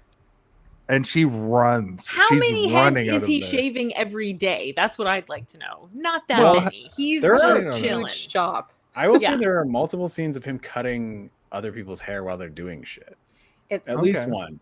Yeah, but Okay. over X amount of time. Like it's I not. know, but he's got a it's job. not like he's got 40 guys lined up that day, and she's made this huge mess. And I mean, he's just getting back from a break. He doesn't. He's like, whatever. Yeah, he's still got a cigarette hanging from his mouth. Yeah. It's like half Yeah. smoking, Mhm. and she barges out, and he's like, "What the heck?" I do wish that, like, because you don't see the hair mess. That there No. definitely is a hair mess, but Yeah. like, I wish that he opened the door and went like, "Ah," or like, you know, that's so much hair. What the heck? yeah. What He's probably the delighted hell? to have something to do. You know, you could have Yeah. cleaned it up. Like, who left all this hair here? or Well, it was you know, he'd clearly open you. it and be like, "Oh man, I wasn't even supposed to be here today." Yeah. Damn it. But So no, the next instead it scene- was a serious movie. Or he's like, the next could make the a next wig out of scene that. is He looks at the it next like, scene is "That's a lot of literally hair." her going and jumping in bed Yeah. because this is after she's like, I want to be treated like everybody else, and she Yep. just jumps into bed, and all the boys freak out, but then also they They're all start sleeping, shooting though. guns into the Oh, yeah. barracks. Those are probably blanks. Yeah, they're not. I would They hope throw so. like a loud noise-making grenade or whatever. Yeah. But like, I like that as soon as she lies down, it happens. So the implication is that the next day is just her having to deal with not having slept at all. Like she's had to She go gets a through little so sleep. much extra shit. Like a She gets a tiny little, amount. Yeah. Like I also like that she sleeps backwards on the bed from everybody else. I Mhm. don't know, like. I'm not entirely certain what it's meant to represent, but I do like it. Well, Like, it's there's- meant to I represent think- sleepover rules. You know, when I- you have to sleep head to toe. Oh yeah, head to toe. I- yeah. think it's meant to represent that the shot looks more interesting if you see her face and then Her the row of head men. pop up. And Yeah. then somebody else's head pop up. Yeah. I also sorry. I know we've been talking Ridley about this Scott all definitely night. storyboarded that shot. I do also know that like, Viggo Mortensen's face is beautiful. Like Yeah. every time he pops up on screen, He's too I would. skinny in this He's movie. very skinny. Yeah. Yeah, True. he's and like also, can I ask you guys a question? But I always assumed he was British. He's he is not, not. right? No. Great American accent. He's from Middle Earth. exactly. Yeah, that's a really good point. Yeah, no. This next sequence after that is so Royce, her boyfriend. Royce, Is that his name? Okay. Is Yeah. it just me? I was like, I want this man to be played by Bill Pullman. Was that just me? He's No, very Bill Pullman coded. He's got yeah. that. Yeah. I was like, I want this guy to be Bill Pullman right now. It's like how I felt during I really like Aristocats. that. I really like that. Avengers Juniors. What was it called? I don't know. Expendables. Yeah. What was Thunderbolts? No, Yes. New Avengers, Thunderbolts. Yeah. The whole time I was like, it's like I just want this to be Bill Pullman. That's amazing. I don't think we talked about it, So but it was a huge reveal that her boyfriend was this guy. Huge reveal. And then Spring Break. But then he ends up being her like kind of he's like the secret agent inside, like the man character to her woman character, I guess. There was an interesting scene that happens where he's just like puts his head in, and then some shitty fucking guy is like, "Hey, we need a fourth," and then as soon as he goes in. Yeah, the snooker scene. That's where we're at. No, we already talked about it. We can pass this. Thank you. Okay. This is why you can't leave for extended periods. I will hear. I will listen then. Well, how about this next scene? They're back on the beach and they're setting up mortars. No, they're not setting up mortars. They're setting up guns. And they're literally just setting up so many guns. One guy fumbles a gun and They've been practicing. Are you makes watching the gun movie perfectly. right now? No, I am. This guy's watching the movie on the side right now. Okay, I'm watching it because I feel like we kind of lost the plot a little bit. We're less than halfway through the movie. We were talking. Okay, well, it's because we've been talking about everything. We haven't lost the plot. The plot is intact and it's fine. What part of the story are we at, Steve? And we've gone through the first leg of training, and we've seen the moment where the men are basically saying like conspiring behind her back to like make her fail. But then they also ask her partner to basically spy, but he's already he's like not knowing I have an unofficial interest in Yeah. this because I think it's interesting. But really he's, obviously her partner, so he's like, I love her and I want to know that she's okay. But he gives them some inside information, which is that she's made it through Hell Week, and they're like, well, making an official report, and you gotta report to us. So now he's become sort of like Anakin Skywalker and Palpatine and the Jedi Council, being like, you'll report to me. And they're like, tell us what happens with Palpatine. And now Anakin's like, no. That's basically what's happening with him. And then we get back to like another, I guess, sort of like training montage where they're doing a little bit more intense stuff, where they're doing waterboarding and they're teaching them how to put their guns together, and it's moved up a level. Drilling. Where it's not there just, was an insane just shot physical, where they it's not just literally cut to G.I. Jane being waterboarded, which I thought was like a crazy thing to just cut to. They also have the song "Mama Told Me Not to Come," playing, which is, that's how I would feel if I was being waterboarded. My mom did tell me not to come here. Why did I not listen to my mom? So just as an aside, I couldn't help but think about the episode of The Simpsons where Lisa literally does a G.I. Jane, right? I was thinking about that. But there's also a scene in It's Always Sunny in Philadelphia where Frank is waterboarding Dee with a urinal. And when it cuts to her being waterboarded, I was like, that's pulled directly from this movie. I think culturally, this movie has had a lot more. Oh, we're at the Gatorade sequence, as Steve liked to call it. But I thought it was intense that waterboarding to but it enable you to become better at being waterboarded was an insane thing They have to put in a movie. This whole thing is torture. This whole thing is make the Yes. strongest soldier. Can you survive waterboarding? Yes? Great, you pass. Well done. Otherwise, beat it. I Not your recognize, and Noel can kind of attest to this. Going to wrestling school, they kind of, it's not as bad as that opening sequence, like when she first goes to camp, and it's like for 19 hours you have to not tap out.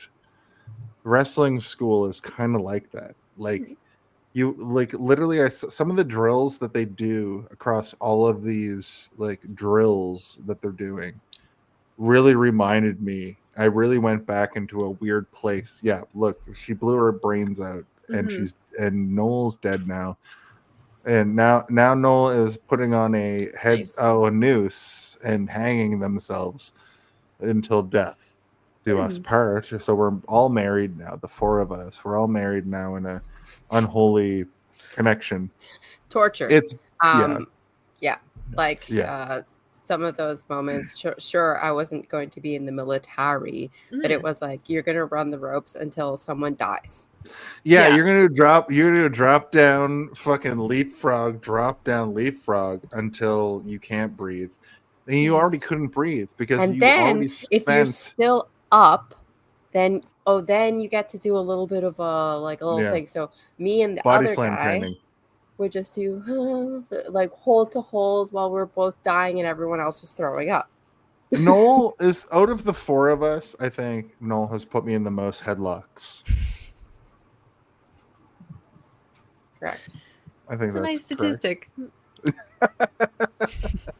I once choked out a big guy at a bar. It was fun. Love that.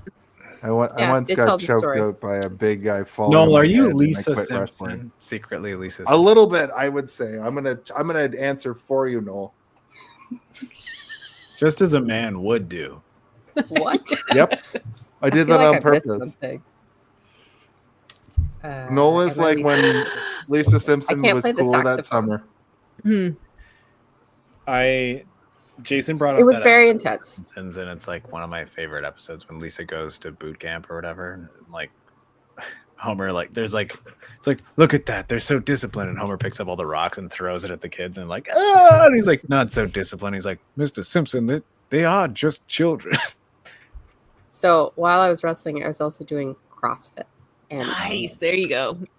that is intense. Mm-hmm. But it was also a lot of CrossFit, but also you were doing like MMA training as well, like right before that. Damn. And working full You're time. cool. Yeah. And I now, love that. Do you know what I have to show for it? What? Permanent knee injury, permanent shoulder injury. Allergic to concussions. Nice. fucking wheat. Nice. That's awesome.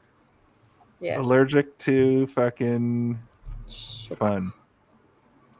Diabetes. I feel like we lost now we lost the thread. Yes. Yeah, you guys. Listen. I mean, I thought I had a good panel on it, but Jason came here Yeah, and decided to I take think- over. So I think you Jason, go did. ahead. I It's chose okay. violence. We just needed to take a breather. Talk So- about how Do you guys want to has hear some funny PTSD. quotes from that episode that Jason brought up of The Simpsons? Oh my god. I do. Okay. Do I ever? This is Principal Skinner. Of course, we could make things more challenging, Lisa, but then the stupider students would be in here complaining, furrowing their brows in a vain attempt to understand the situation. It's pretty funny. That's accurate. An instructor says to Bart, since you attended public school, I'm going to assume that you're already proficient with small arms. So we'll start you with something a little more advanced. He hands him a grenade launcher. That would be heavy. I think for there's a also 10-year-old. I'm looking at this.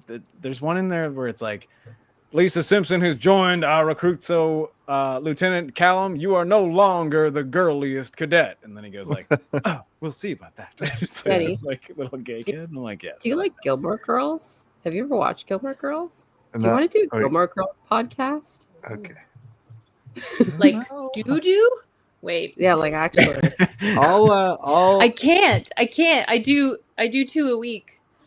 I can't do anymore. Okay. can't do anymore. I can say I can pop in. I'll produce it. I love a good pop in. It would be so good. What part of the movie are we? The next sequence of this scene. movie, this is her working out as hell, and a bunch of story exposition happens. Yeah, we get a nice little montage of moving things happening, and she's getting better at push-ups, which is very inspiring. When he was like, lady, if you can't do them on your knees. And like, how would you do that on your knees? But anyway. Those are Because I want to do it like the man do it. Calisthenics. And then we get to, is this when we just kind of like move forward to the actual this war year games training? of it all? Yeah. Yeah. Not quite. The men talk a little bit about why she can't do that. Oh, is that where they do the water thing, or is that afterwards when they like the water thing? I think is both. I mean, they do happen talk about before it during the water thing. this year training or after, where they're doing the like catch them and she can't get herself in the boat? Is that like the part where they're stuck in the water and they do the most ham-fisted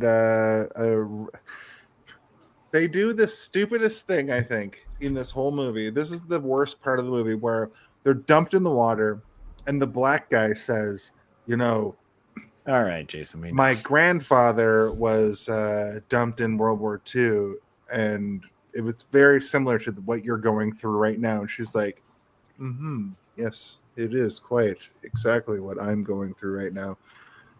To be fair, she does not say that. She does not say that. That scene went.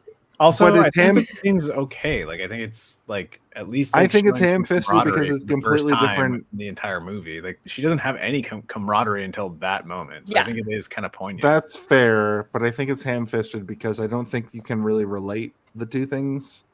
I don't think they're relatable. I think that he does an okay job of it. Like, he actually does, because they're talking like. He doesn't say, "Oh, do you know what this woman reminds me of?" He starts telling his story about his grandfather. And then the other guys are like, "Oh man, that's crazy. Well, I'm so glad it's different now." Yeah. And then he's like, "Is it?" Yeah. The cap to that is him saying, "So I know where you're coming from." Like, he turns to her, and then they're all like, because they're listening to his story, and then all of a sudden they're able to then, direct their emotional connection to this guy who they love to her, and they're like, "Oh fuck, we didn't even consider that. Are we racist?" It's like, no, you're sexist, you idiot. I mean, to be fair, Cortez is still not sold. Yeah. Also, Cortez in Aliens is not brown. I think that scene could have been. So that scene is, like I said, this is an AI script that's been thrown up of like all of the This tropes. is the first AI script. That scene, yes, that scene, like unironically, this feels like, exactly. Yeah, exactly. Yeah. So that scene is the trope, but how that trope is handled is actually like it's okay. It's not bad. Okay. Yeah, because I kind of knew where it was going, and I'm like, because it moves. Is it going to be clunky? Forward. But it's not. It's not clunky. It actually kind of feels, and like it's performed well as well. And you really. Sorry, like they really make that character. They really endear the audience to that character. Like you're supposed to now feel for him, and they're the two most senior officers, right? Yeah. So like she's got. We've got context now. So Ridley Scott is, like you said, eating his beer nuts or whatever, being like, "This is the moment where the knuckleheads in the audience are going to see what I'm trying to do here." Yeah. Yeah, exactly. Can you do it? Do it. You do it. So I'm going to relate women's struggles to racism. And then they'll understand. They'll understand it. The boys in the back will know. The boys in the front will know. The women, they'll have known the whole time. From entering the theater, they'll know. What I appreciate about this scene, and him telling the story at this point in the movie, is that I feel like the movie earns it, in that he doesn't from day one be like, "I understand where you're coming from, burp, burp, burp." You know what I mean? Like he he's not completely sold right from the start either. He's not he's not like against her, but it takes some time to get there, so it doesn't feel quite as like, which is I think like one of the things that me and Noel kind of had an issue with in general with the movie. I don't want to like attach your name to my writing, Noel, but like one of the things that I had an issue with was that like anytime the movie is giving her an accolade, we have to crescendo it with a man also giving her an accolade. Like it can never just be her, really. Like there's not I can't even struggle to find is to get approval of the men, and then we see it happen where they're like so even the moments that are like private and secret still get like it'll cut to like her partner being like like him being relieved or something, or you're like, okay, well which is interesting because that really kind of takes it back to the fact that it was that it's a movie made by a man, and B, that they're like, while on the one hand girl power, on the other hand, like who is the audience for this movie? Like who are we? Because it seems like in a lot of ways who is the audience for this movie? Is it like people that like I think like men this is a movie made for men. 40. White. Yeah, and I mean, not to sound American, sort of like pessimistic, and their girlfriends. Yeah, I think girlfriends were very important in the making of this film because take your girlfriend to this movie, she's gonna think, oh, you're a feminist, right? I mean, like I don't think the studio was like, yes, we'll get their girlfriends in. It's just, I think the studio might have been. The girlfriends aren't going to hate it. Girlfriend audience. How do we do that? How do we meld the two? Can we take Clueless and G.I. Joe and meld it together somehow? Our girlfriends women. Our girlfriends women. A girlfriend is just like a lady that's glued to a man. Am I right? Yeah. As somebody so who we don't need the movie for the accessory. You don't make a movie for your purse. Why would you make a movie? You don't make a movie for your purse.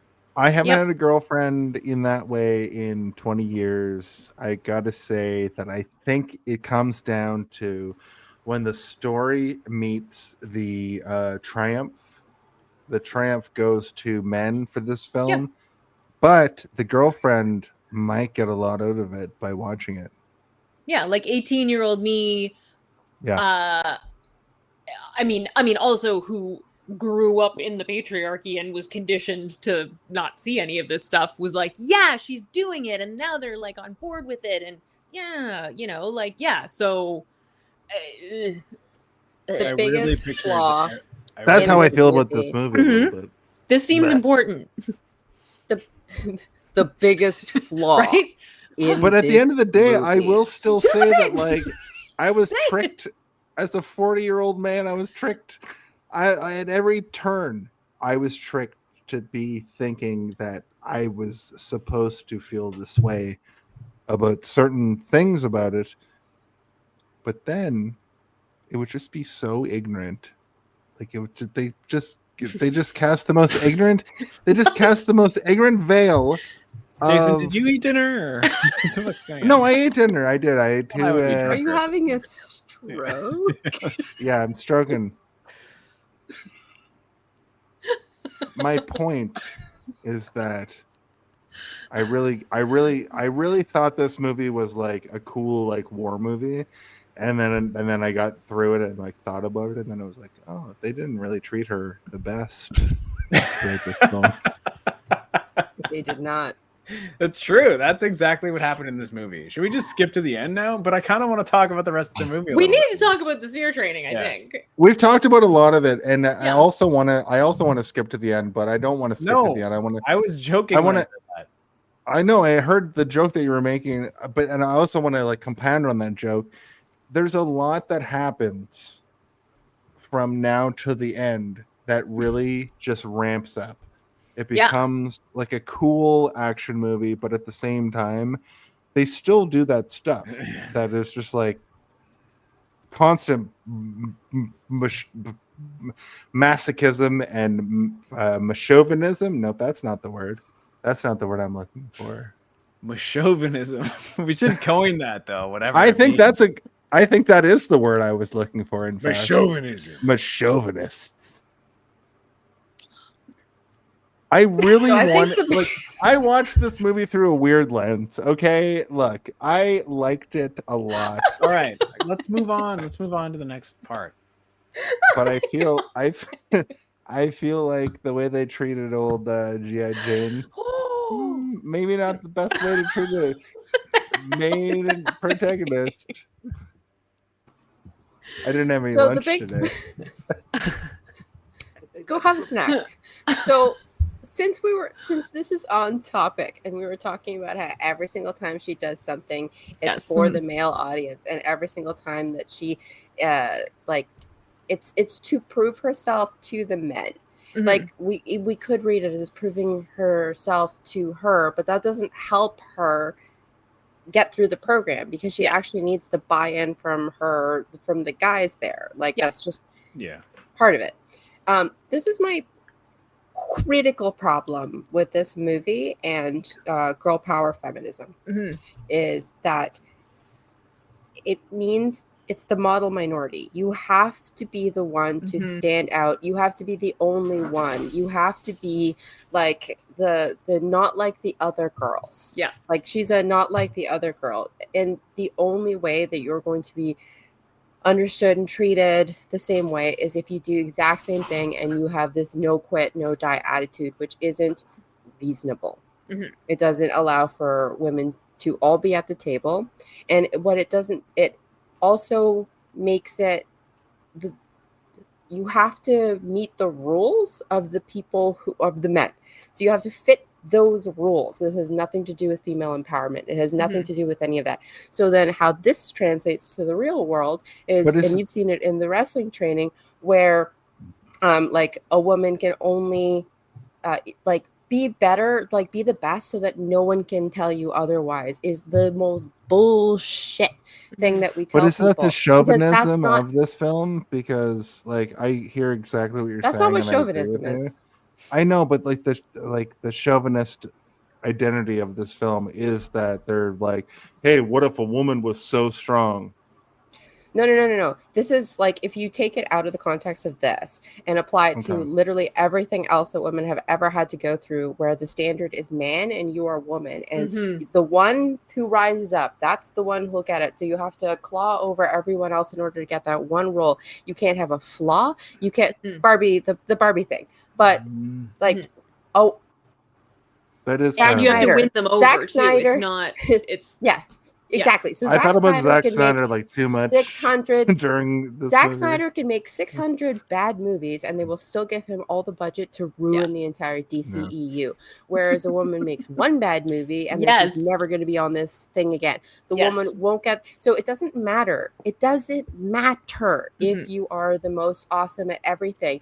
The whole system is setting you up to fail. It's either setting you up to fail by putting you as the one who can, thereby proving like the thing that proves the role that everyone else can't because you can, and there can only be one special person, or we're going to raise you up so that we can tell you you're a lesbian and then slam you back down again, and now no women can do that. Like that's the thing, that you have to speak for your entire gender. You have to speak for your entire gender. You have to be the one person to do that, and this applies to daily life all the time, and women have been experiencing this all the time, and it's the only way to be a strong woman is to not be a woman, is what this is saying. Right. It's almost like. And speaking of lesbians, they just immediately tell her. No, she's a not yet. That's, Stop. Not yet. We're not getting there yet. I'm sorry, Steve. Shut. I will. Up. I'm shutting up now.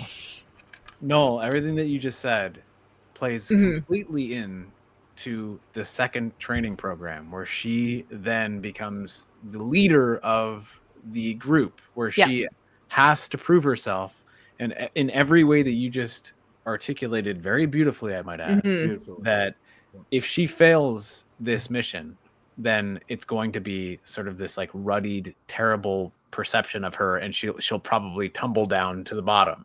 But right now she's at the all top. women. And all women, because she's the first. She doesn't. Exactly. And I'm glad you brought that up, because at the beginning, she's like, I'm not here to make a statement, because truly, like when he was saying like the feminist audience for girlfriends and whatnot, this is 1997. Feminist, like we're still in a place where that is a bad word. They're like, well, I don't like They feminists. didn't even invent girlfriends at this Like, point. that's how, like, that's the situation that we're living in the context of this movie. And she's coming in being like, well, you know, I want to do this, but I'm not a feminist. That's the coding of it. Like, I'm not here for some feminism or for some whatever. And that's the growth to this point when she realizes, oh shit, like, yes, I just want to get some experience so that I can be on a submarine, because her boyfriend didn't even think about that. And that's another one of those things that when you said, Stephen, when you were like, oh, that makes me really sad, like you can see the boyfriend being like, oh yeah, well, I got operational training during this war, and she's like, I never had that opportunity. You didn't even give it to it's me like you didn't luck out. So like this is where the movie does well. It sets up all of the advantages that everyone has around her. So like this is where like my brain starts to fry, because there's so many good things in this movie, but then you have the moment of like, you can only be the strongest woman if you're not a woman.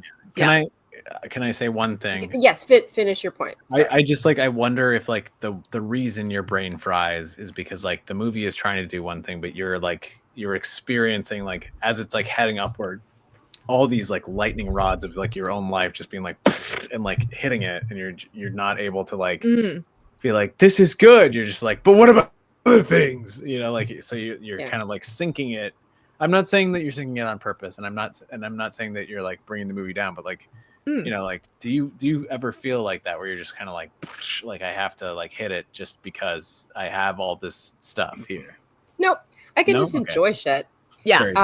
I like, from my point of view, I wanted to experience also, this. I felt very dumb saying I didn't articulate what I was trying to say very well. That was stupid. I wanted to experience, like, going into this movie, I really wanted to, like, I'm a feminist. I wanted to experience feminism, and it took me talking to my peers to realize that this movie might not be the feminism that I'm supposed to subscribe to, because of the way that it's written.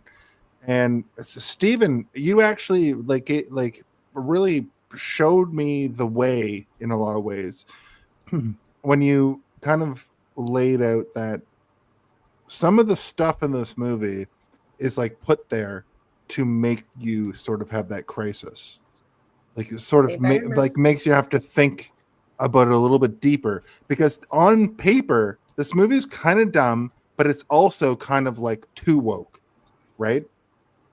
I don't know what you mean.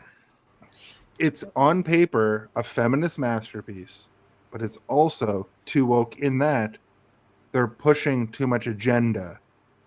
But I don't think that. I don't think there's too much agenda being pushed. Jason, what are you saying right now? You've turned. Are you possessed? I think the exact agenda that the movie is pushing is like, we have to like, as men, like, have to think about what it would be like for this woman to experience what she goes through the course of this film. But maybe it's put there. What Jenny. This movie is a man. Sorry, I was going to say, Jenny, please save us. Jenny, tell us how to live our lives. You're like, no, I'm going to paint a bush. So sorry. If you were saying the kind, I'm having a crisis of conscience. That's yes, where I'm going to address that so very quickly in a way that brings us back. So the kind of feminism that you're like, this is a feminist movie, and I feel good because I'm feeling feminist feelings, and maybe that's not exactly the feminism. That's the kind of feminism that our society wants you to buy into, because it's a misogynist feminism that allows you to still remain on the higher echelon, seeing women as the down here. This version of feminism, these kinds of stories, are actually just reinforcing the status quo. And so this movie is not woke at all. And to your point, Stephen, of like, okay, so I can watch movies to enjoy the movie, and I can watch movies through like a feminist lens, an intersectional feminist lens. And for Masterpiece Theater, I've been asked to do kind of a bit of both, but mostly to do the intersectional feminist lens part. Because if I was talking about how many lulls this movie gave me, or how much it wanted me to join the army, it would be a very different conversation. the reason this movie hits so many of those things isn't necessarily because this isn't an experience that Noel has had. This is an experience that I think every woman has had. Mhm. And men take for granted when they watch things, they automatically feel their little brains feeling goo because the movie's made for them. So when you have a movie that's made by Ridley Scott for your little goo brains, and then you bring in Tiny. like a group It's a of small people goo who brain. don't have that experience, then you Mhm. can see like you put on your They Live glasses, right? Right. And it just feels You're different. like, wow, what Yeah. a good movie. Yeah. Mhm. Yeah, like what a great movie. What? Yeah. Yeah. It's just like this is a problem that women need to be men, whereas what needs to happen is that part of what needs to happen is that things that are inherently female and things that are feminine need to be elevated. Mhm. So the strongest woman doesn't have to be able to be in this like this SEER training thing and be the Navy SEAL. A woman can be just as important by crocheting. Right. It's like these should be on the same level because things that are inherently female, like crocheting, have value. That Mhm. is not like this is value that is not ascribed to it by society, though. So you don't get the crocheting movie. Yeah. And in fact, that sounds so Yeah. stupid because you don't think about the fact that women's handicrafts are ways that abolition came through. This is Mhm. how the suffragette movement came through. There have been so many times that women have done silent protest through Yeah. things like sewing and handicrafts because men weren't paying attention to it because it's not important. So this is where you can do your protest. Yeah, but they Like, were that's- too busy killing each other, don't you know? In wars and stuff. So I that's said so many dumb things, and I apologize. Yeah. And that's a classic man thing to do. But I Apologize. do Anyway. double Classic down. man apologizing. this That movie. you've educated me so much. This movie is boy goes through training, but it's a girl. Mhm. Yeah. If you change Miss G.I. Jane to a man, it's the same movie. Mhm. I said that earlier. Yeah. I said There that was a lot earlier. of stuff that That's I my sort of- like. You know that was No, I'm agreeing with you, and I Yeah. agreed with you then. Yeah. Mhm. And a lot of what you were saying was so true for other things that I was finding myself agreeing with you, not necessarily just for your points. I mean, sorry, I shouldn't say not necessarily. I mean, I was agreeing with everything you were saying, but I was also agreeing with you on like several side tangents that Yeah. my own brain were going on, being like, that's also true for the queer community and for like any kind of indigenous filmmaking, Yeah. and like all of it is true. It's all true, and it crests to white male privilege at the very top. And I'm like, Mhm. I like we don't want to always point it and be like, look, it's always about white men, but it is. Yeah, It is. 'cause it's Almost every them and then how character in this everybody else movie is a fits white around man them. other than her. It's Yeah. always about fathers and sons. Mhm. So go on this for me. So G.I. Jane is G.I. John now. Or what do they call him? G.I. Joe? Joe? So G.I. Jane is Vin John. Diesel now. Mhm. So G.I. James. now G.I. James. put a guy in there for a second. Mhm. Does this movie become about fathers and sons? Yes. Yeah, the guy who's like, make sure that you tell me if anything goes wrong. It's like his uncle. No, or no. something. The villain, the It commander. is a little bit already and about the father and son by that metric, right? But So- Is that what you're saying? exactly. Mhm. So she's the son character, and Yeah. then the Viggo Mortensen is the father. This is a very Yes. typical Mhm. archetypal father and son story. Yeah. That's just what it is. And at the That's end, what it is. the father shows respect, gives the medal, and we get a little poem. And Now, we is all- it satisfying to see Rey do a kickflip? Is it satisfying to see her kick everyone's ass and get through it and be smarter than everybody? And this is where I come back to the movie and go, but she was kicking their ass in the academics, and it was her ability to do topography and the part that was feminine that Mhm. managed to help that part. Yeah. And that's why they got out of that. So it was some of her femininity that came. So like that's why this movie's like Yeah. for me. Yeah. being rushed back and forth. Mhm. Yeah, you're on a roller Like- coaster. exactly. Like, and not like an up and down roller coaster, like when your head's being like bashed to the sides when you're like. In between No, I had my outlook on or this like movie, in the and, action like, scenes I where they're didn't- doing those like fast zooms.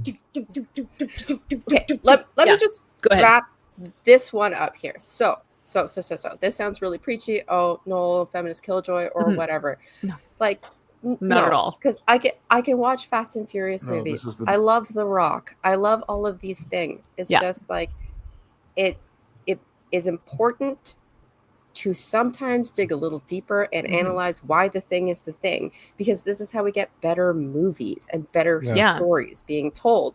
Because why would you want to watch the same thing over and over and over again when you can get something that's more interesting and new? And this is the world that we live in, where everything Mhm. is IP and everything is like, if you allow people to tell different stories, Yeah. you're gonna have more fun and you're gonna have more movies and more stories. Mhm.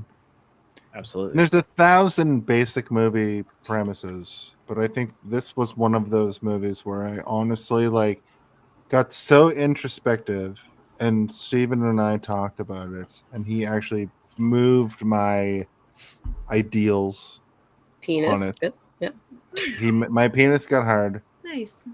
But what I'm I saying, didn't touch it when it was hard, by the way, just so you guys know. no, you just talked to me through a text messaging problem. But I went through a lot of like phases of what I thought this movie was supposed to be, and at the end of the day, I really loved listening to specifically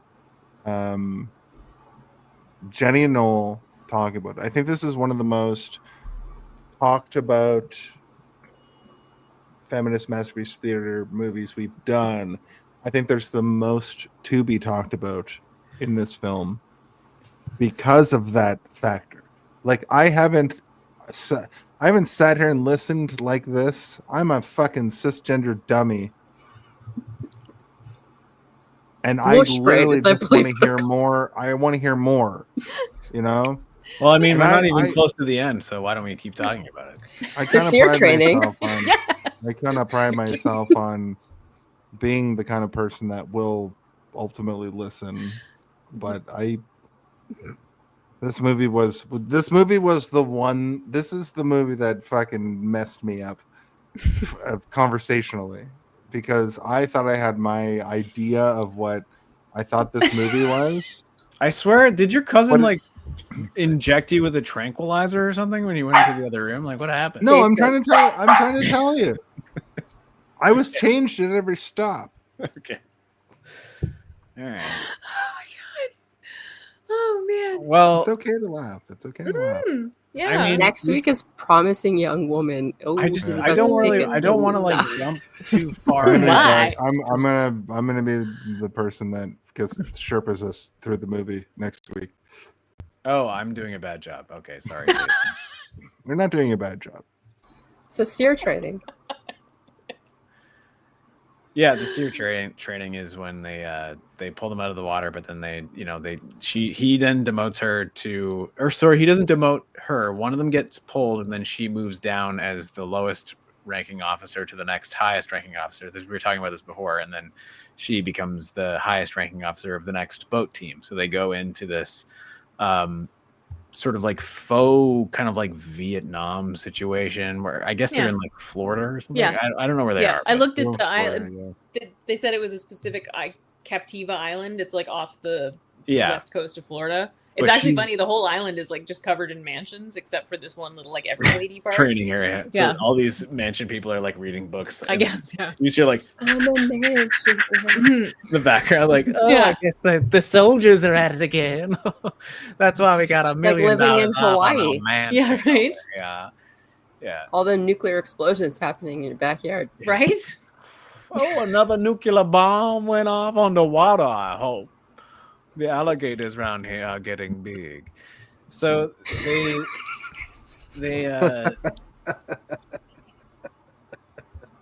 they go in and like they're all following her and she's giving orders. Then, we still need to make sure that some of them don't trust her or whatever. They just don't like her, whatever's going on. Cortez fucks around and goes and pokes the main thing and stops listening to her command, which is one of my favorite line. And I'm gonna butcher it, but when I was listening to it, it was fantastic. Somebody help me here.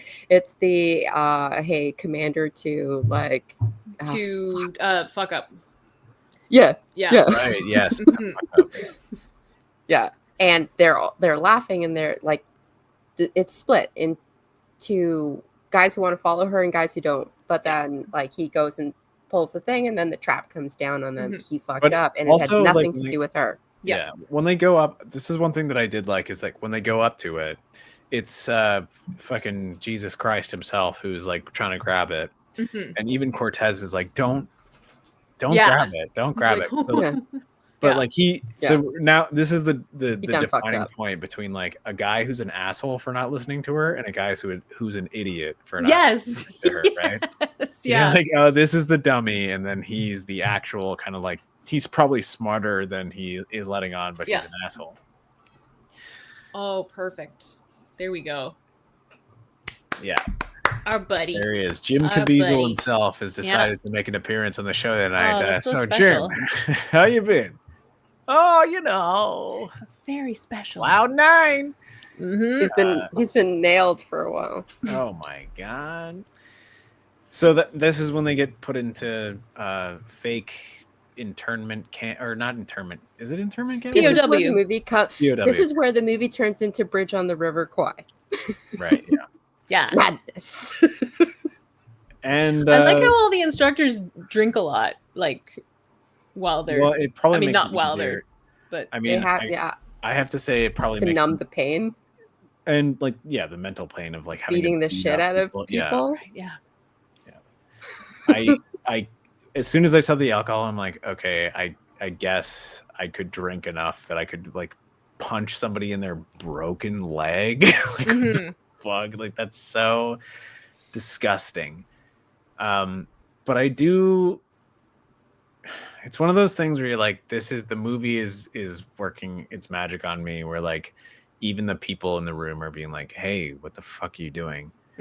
And I'm like, okay, so this is all a facade. Like, this is bad. Yeah. And they're like, you can't do this. And then he's like, you don't like it? Get the fuck out of here. He's like, I'm really good at my job. Yeah. I'm really good at my job. I get it done.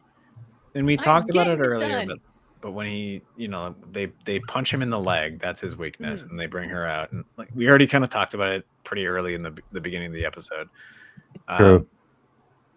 I think it's meant to represent a weakness of all fronts, like that's sort of like what it is. I think it's like her weakness. It's like the least of the issues. I think it's not.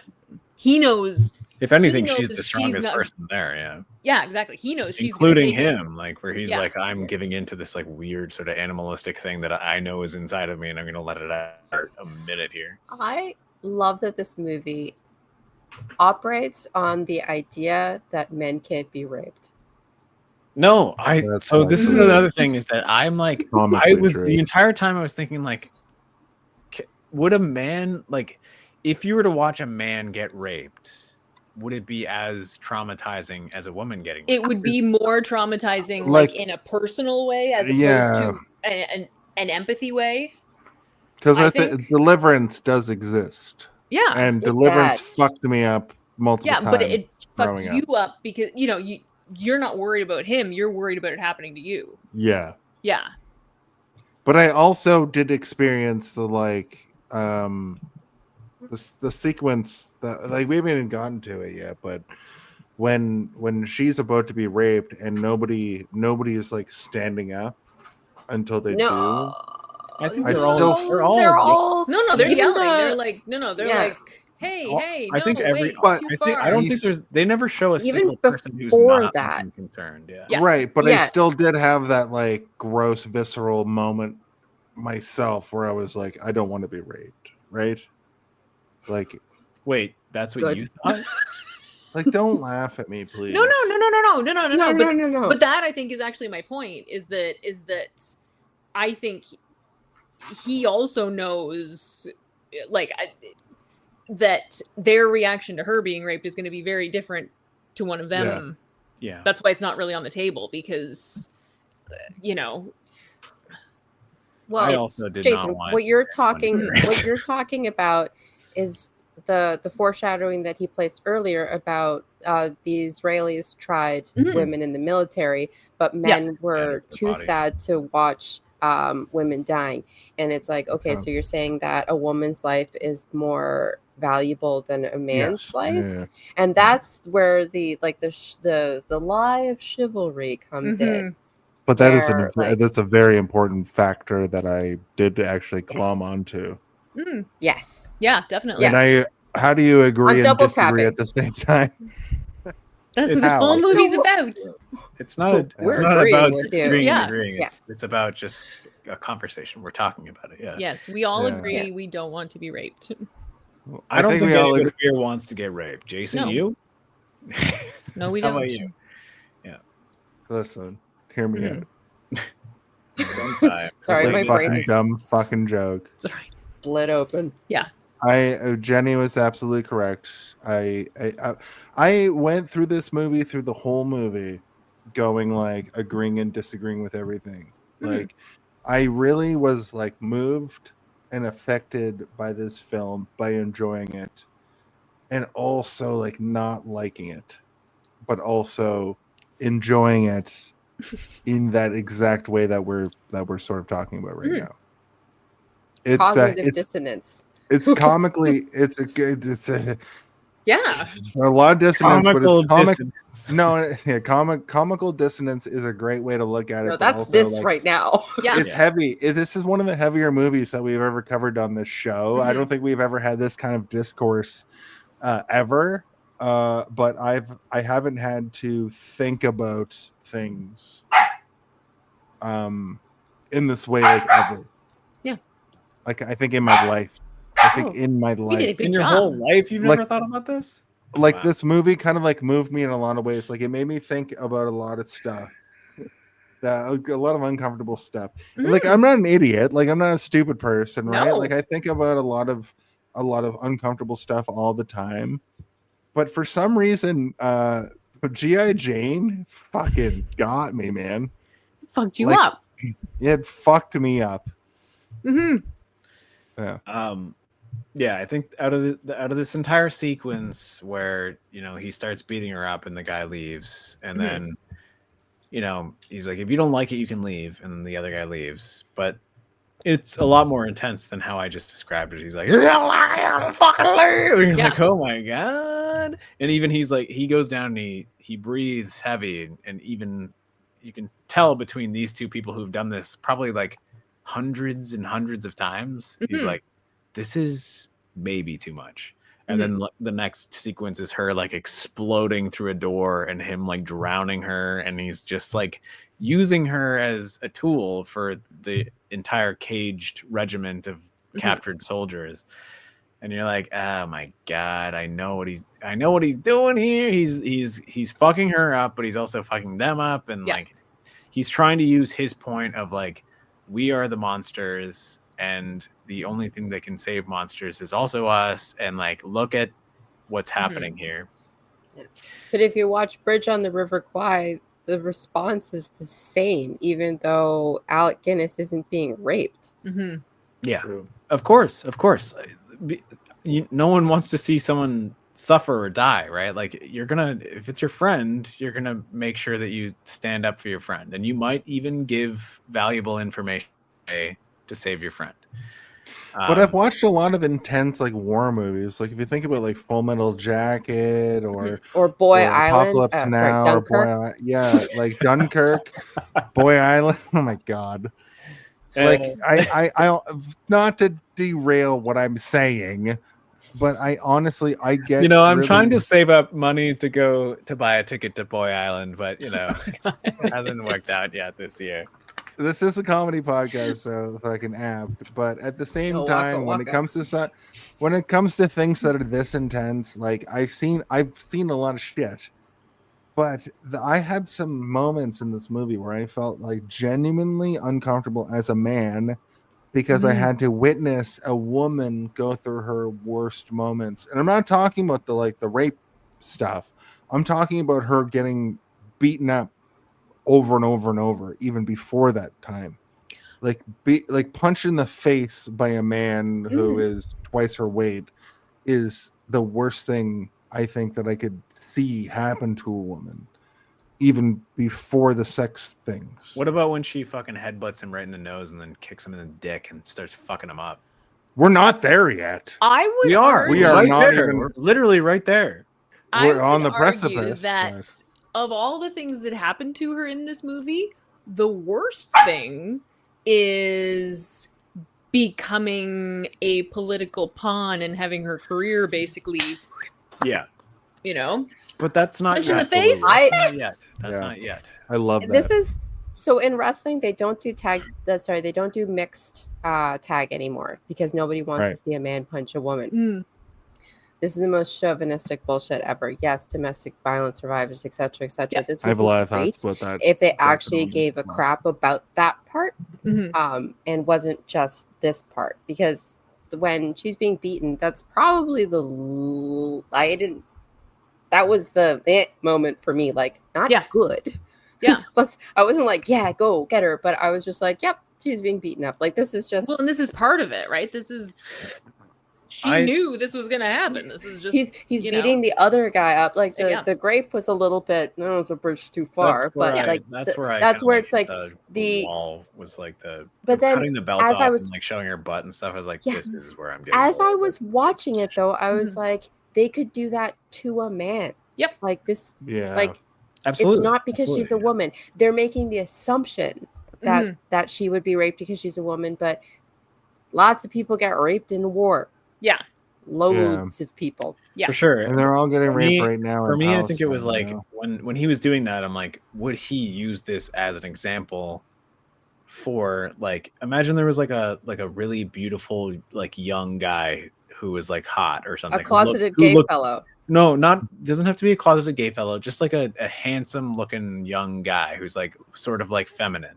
And like would he do the same thing to him? I don't know. And there's no way to know because there's not a GI gigolo or whatever.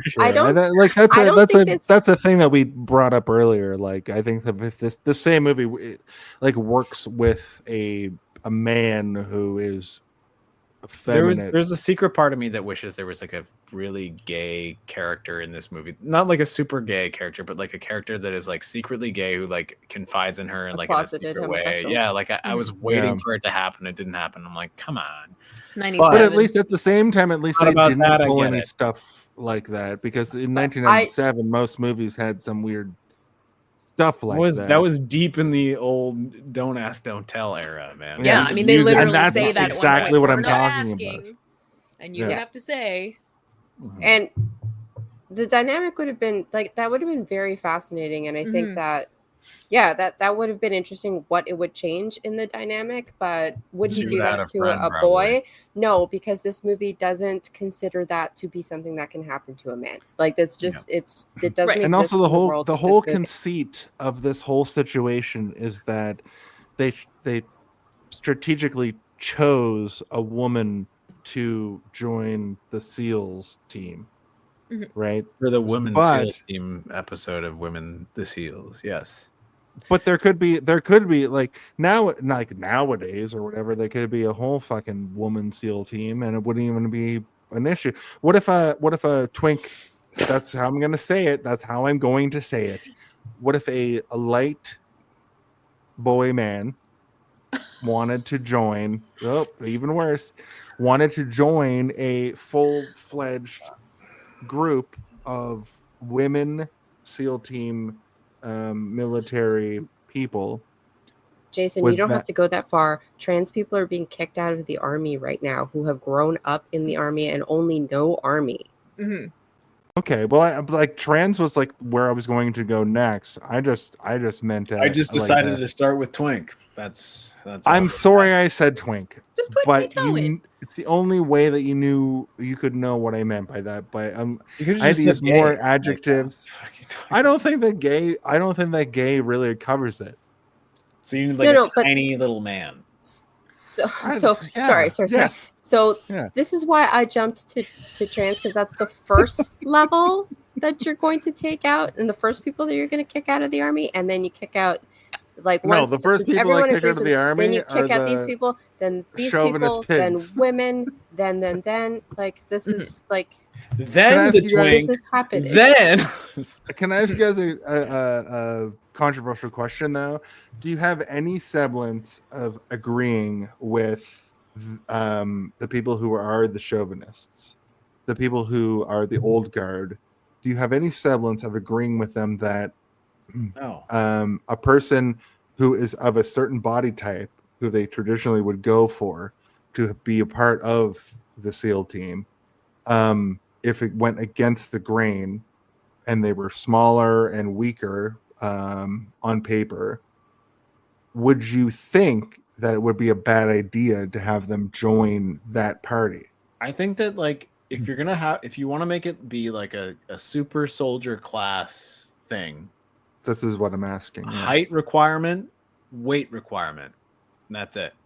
Nothing else. Like Because wrestling and MMA and boxing. We don't all give a have- shit kinda about have Because that. again, the training requirement, is weight designed requirement. to weed out the ones that don't work. So so give us an average of what you're looking for. But Because this movie feels if you're over 5'10" and you weigh 150 pounds, you qualify. That's it. That's But all this movie that is- felt There's a been little bit more research. like No, there's been research done on the most important factor is height and weight, like arm length, leg length, like the type of body, and it has nothing to do. Like it has this nothing movie to do to with me anything. felt a little bit more like what if a football player was a woman instead of a military person was a woman. This like that, and that's how like Ridley Scott wrote it. He only knew like what if a woman played hockey. That's how the movie felt to me. It's a good thing we've never seen that. He didn't get all of the like he didn't have all of the values in place. You just knew military. Women can't be military, but while I'm watching the movie, I really felt like this feels like what if a woman tried to join a men's hockey team the whole time. That's literally how I kind of. No, Jason, that's why I am telling you that it's a height and weight restriction. That's why Steven said that, because that's the thing that would matter the most. The reason that we have the weight classes and the gender classes and the whatever classes in sports the way that it is because it was that wasn't a thing. Like you had in the Greek time, only men were allowed to do it because women weren't people. And then you have women now can compete. Oh no, some of the women are kind of beating the men. Let's split it up. We don't want to do that.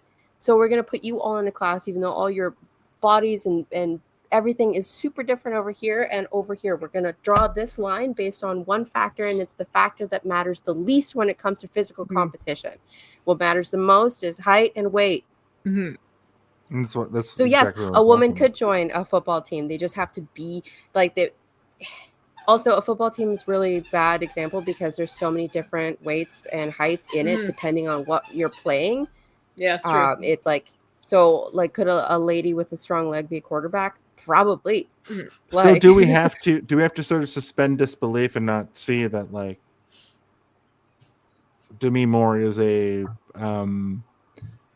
at the time young, attractive, small. Yeah, they should have picked one of those bigger women like who were movie more star adept for the program. When they showed the That's why they bodybuilder, I picked was like, her. that's the one that you want. But to suspend disbelief, I believe Demi Moore because she put in the effort and her body That's also transformation part of the is movie, Jason. You have to remember that like they sifted through like all these gigantor women who were like going to who would have probably dominated in the training. in it, and they gave it to somebody who shouldn't be able to, and she did. That's the whole fucking point of the movie. That's perfect. What G.I. Jane is. She is the person that shouldn't have been able to become G.I. Joe, and this is surpassed the G.I. point I'm Joe trying and to became make. G.I. Jane. What? There's no suspension of disbelief needed because that's the setup. Yeah. And when they're calling her G.I. Jane and whatnot, they're saying, well, she's already like passed and a whole bunch of the men haven't. Like, Oh, Steve, that's already sorry, an can you hit embarrassment. Can you hit the? That's when they said the movie in the movie because I have it. Oh, it happens early in the movie though. Yeah, I can tell you exactly what second. I forgot what it's called. Is it called? It's gonna be the longest Title episode drop. ever. Yeah. I've done longer. No, I'm just kidding. You Christ haven't. almighty. I think I might recuse myself. That's I think when they I've said the everything. name of the movie in the movie. At Ooh, it is- 52:38, and this is bona It is fide. late. This is not one of those things where you do a lot of movies where they say their name over and over, and it's the name of the movie. At 52:38, they say G.I. Jane, and it's that dickhead from Seinfeld, and he goes, "Why don't they just call her Joan of Arc then?" And I thought that was important to bring up because typically I do I do this segment and Steve makes fun of me for being like, well, her name is Megan, so of course they're going to say it a lot. But this in the last few months, this is the first time they've actually been looked at the camera and said G.I. Jane. So I really wanted to bring it up. I'm delighted for you. Well, I also thank you for listening to me. That's nice. I haven't been trying to be ignorant at all. No. Like during all of this, I'm legitimately like this movie legitimately like taught me stuff, and it like Jason, we're not in the final thoughts yet. Stop trying to give your final thoughts. While I give Please. this movie, why don't you think about it versus why don't you talk about it? We're also at our Jenny, max. do you have We're anything at the to say? highest view count we've ever had. So, Jenny, what do you have to say with that? No. I mean, we Steven, were- Yeah. Oh, what's next? Where are we in this? Steven, can you give him a brief crash course on Promising Young Woman before we get on? I've next seen week? it He's gonna before. Die. I know Okay. okay, but you've seen this before, and sounds like you still hate women, Jason. I Stop have not hating seen women. this movie.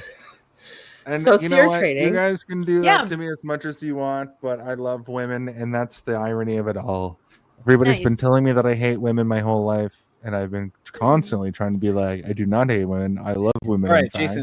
Jason, let's just let Yeah, Well, that's how do we it. let Jenny down white men in the get through society. the rest No of one should be telling Yeah. you that. what we're here to do. I don't want to interrupt anybody, but You don't? Okay. I hope not. So, where are we, guys? We're in the moment where they We're are. at I think where they go to Iran. there. We're there. We're at this part. We're moving to Yeah. suck my dick. Okay. Yes. Okay. I was like, "What are you pointing at?" And I was looking at like everything on my. No. I thought that I was like, "How does she know about my secret open menus at the bottom?" But it's not what Yeah. I was looking at. I was looking at suck my dick, which is she. She's about to get fake raped, which, in my brain, I'm like, is he going to actually rape her in front of these people? This is crazy. Like, I was actually kind of getting upset about it. But she cracks his nose, hits him in the nuts, beats him up, and then everybody is like, don't give up. Like everybody around, even the guys that are working as the terrorist cell, the fake terrorist cell, are like, they're watching as well and being like, fucking kick him right in the knee. You can do it. Like they're all rooting for her, and she does fuck him up. And it seems like he's trying. Like it seems like he's all to fight her, and she's still, but he does eventually knock her out. Which Briefly. adds to the. But that also adds to like he was trying. Like he wasn't, like he wasn't just like, I'm gonna let her win. Like he was actually trying. Like he would have knocked her out immediately. Mm-hmm. And then he goes up and tries to do the, like, listen, guys, I wouldn't actually raped her, but you guys have got to understand that, like, the fact that I could have raped her would make you spill your guts. And then she's like, suck my dick, and everyone's like, yes. And I also yelled yes. Yeah. We love that part. Yeah.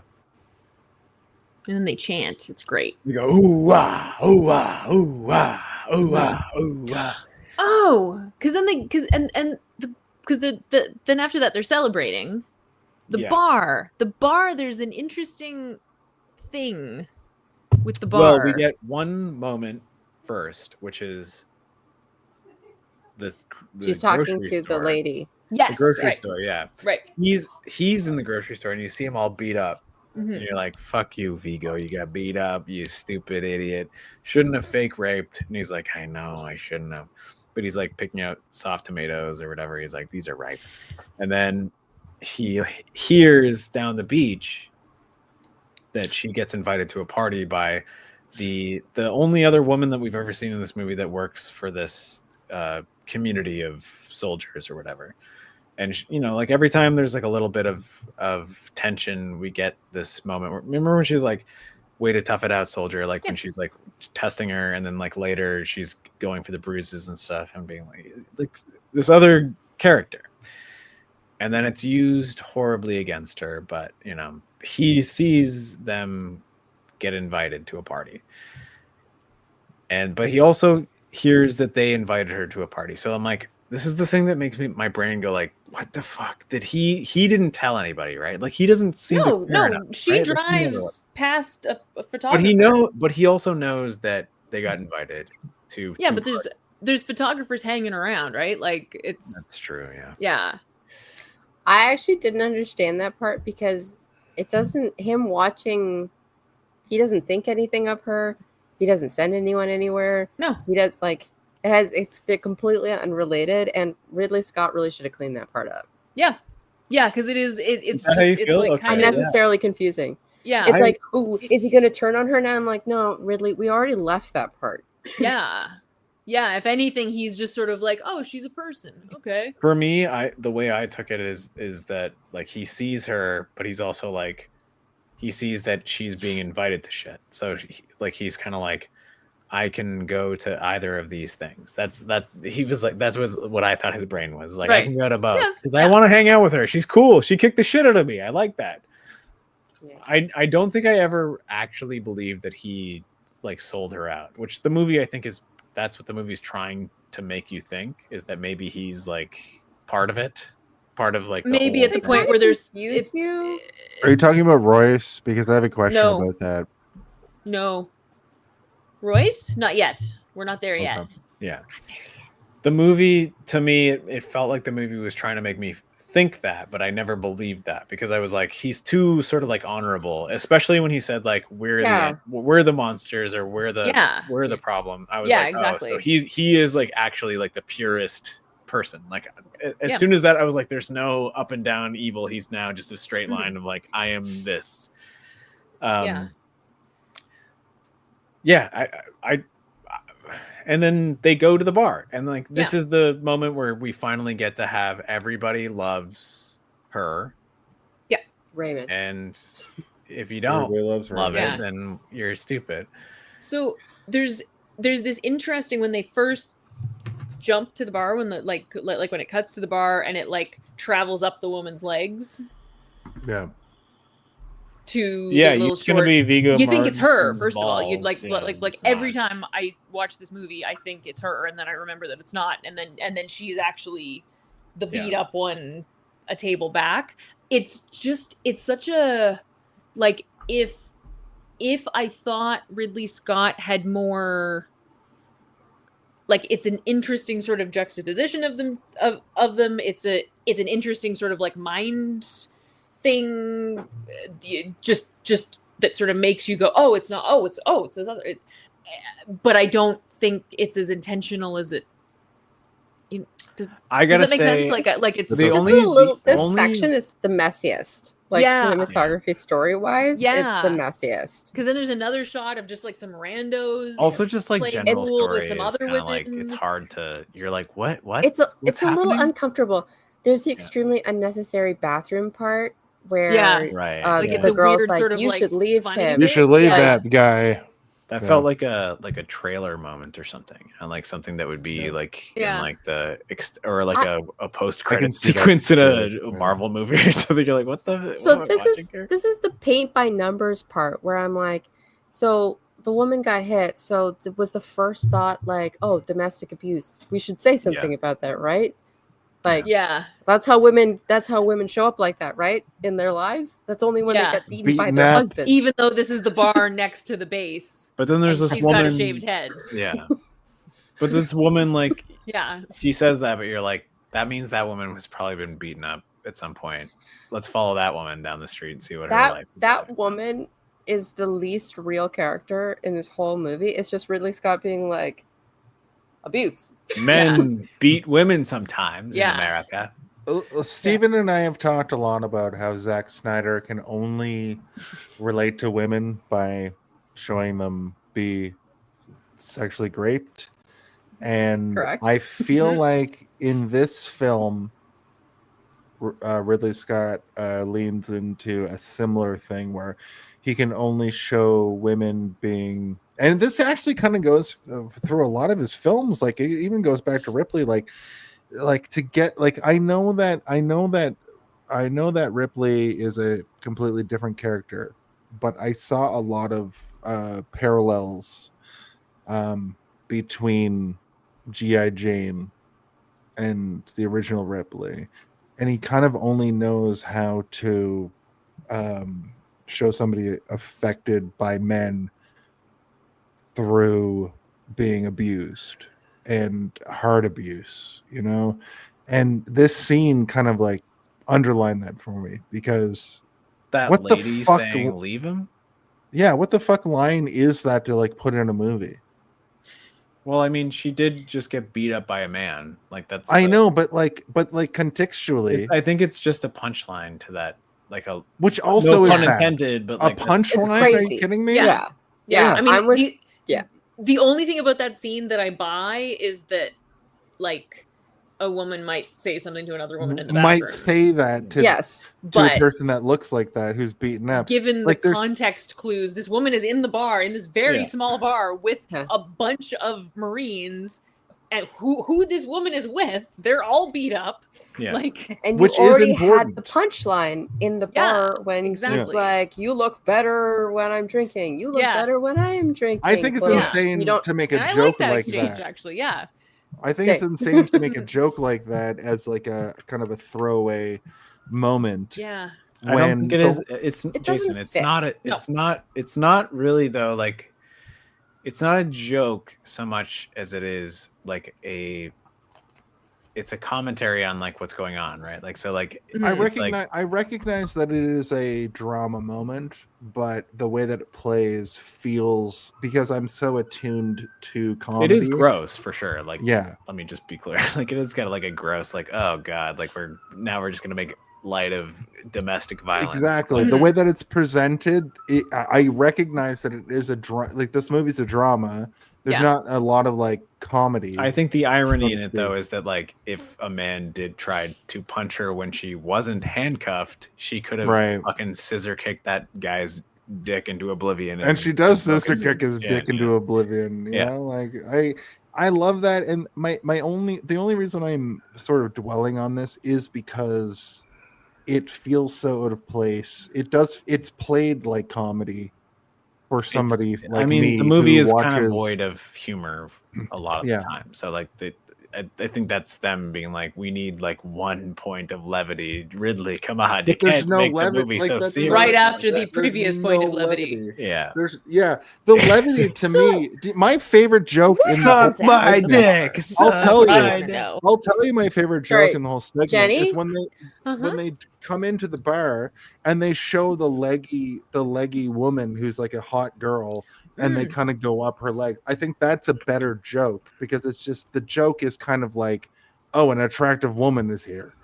I think that's a better joke versus, oh, believe him, which is played like a joke, which does not I work. think the best joke would have been if he went up the leg and it was Viggo Mortensen again. That would have been the best See, part. that's a joke. That's actual comedy. Yeah. And Jenny, you were laughing at what I was saying there, and I get your laughter at that. My point is more like she wasn't laughing at what you were saying. She was laughing at Noel, and we just need to get to that. Fucking my arch nemesis Noel, not me. So, what happens next? Oh God! So she goes to a beach. She goes to the beach party. Oh, actually, right. Okay. Sorry. Okay. She Jenny, you were sees saying something. Sorry. You were saying something. What happens after? You were asking like a. Oh my God! I wanted to know. It was like a hypothetical question based on. No, I actually was saying what happens after the bar scene because I was trying to right the beach.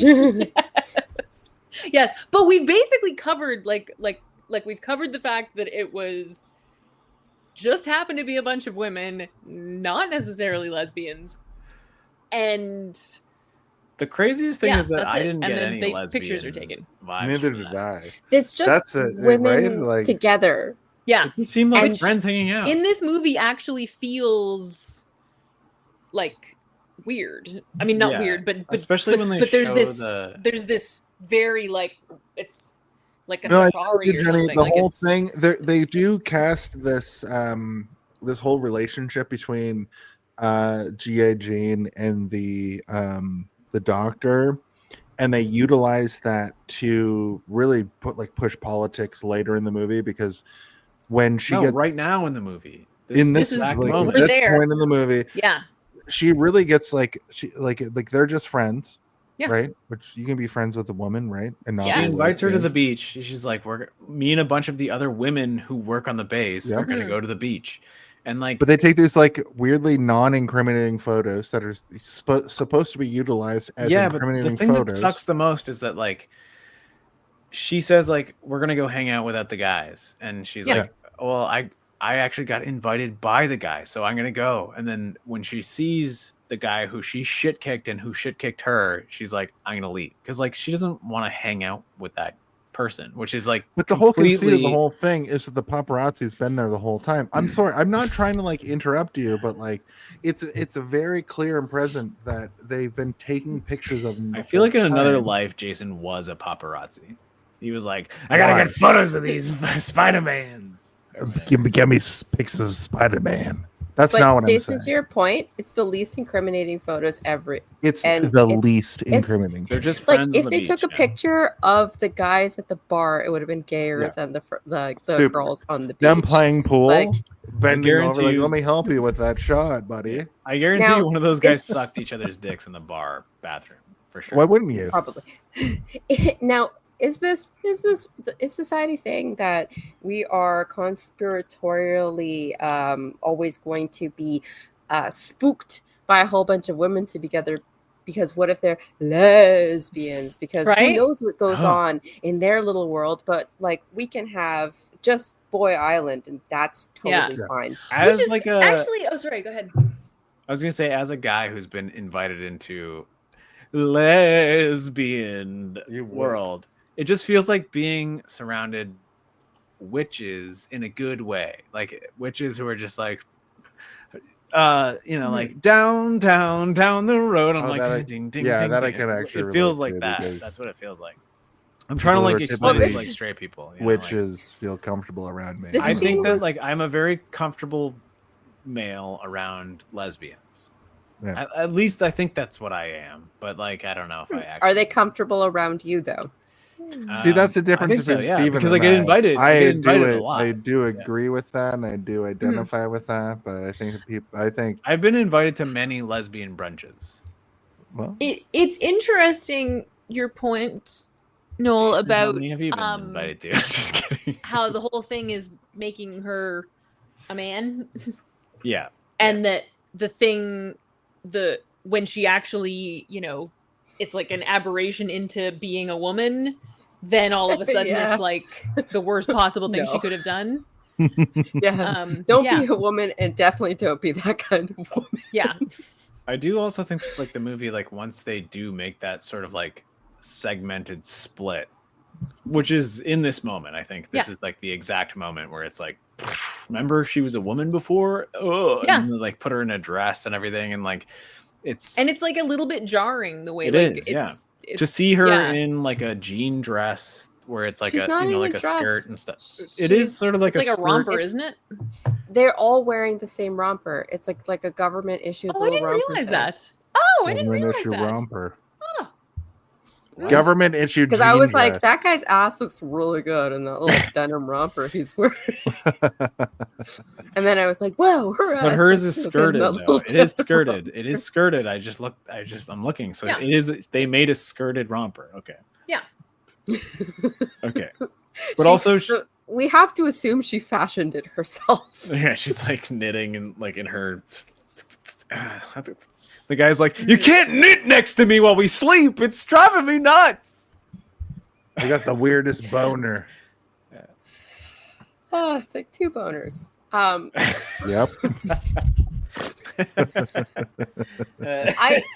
I think this is sloppy storytelling. Mhm.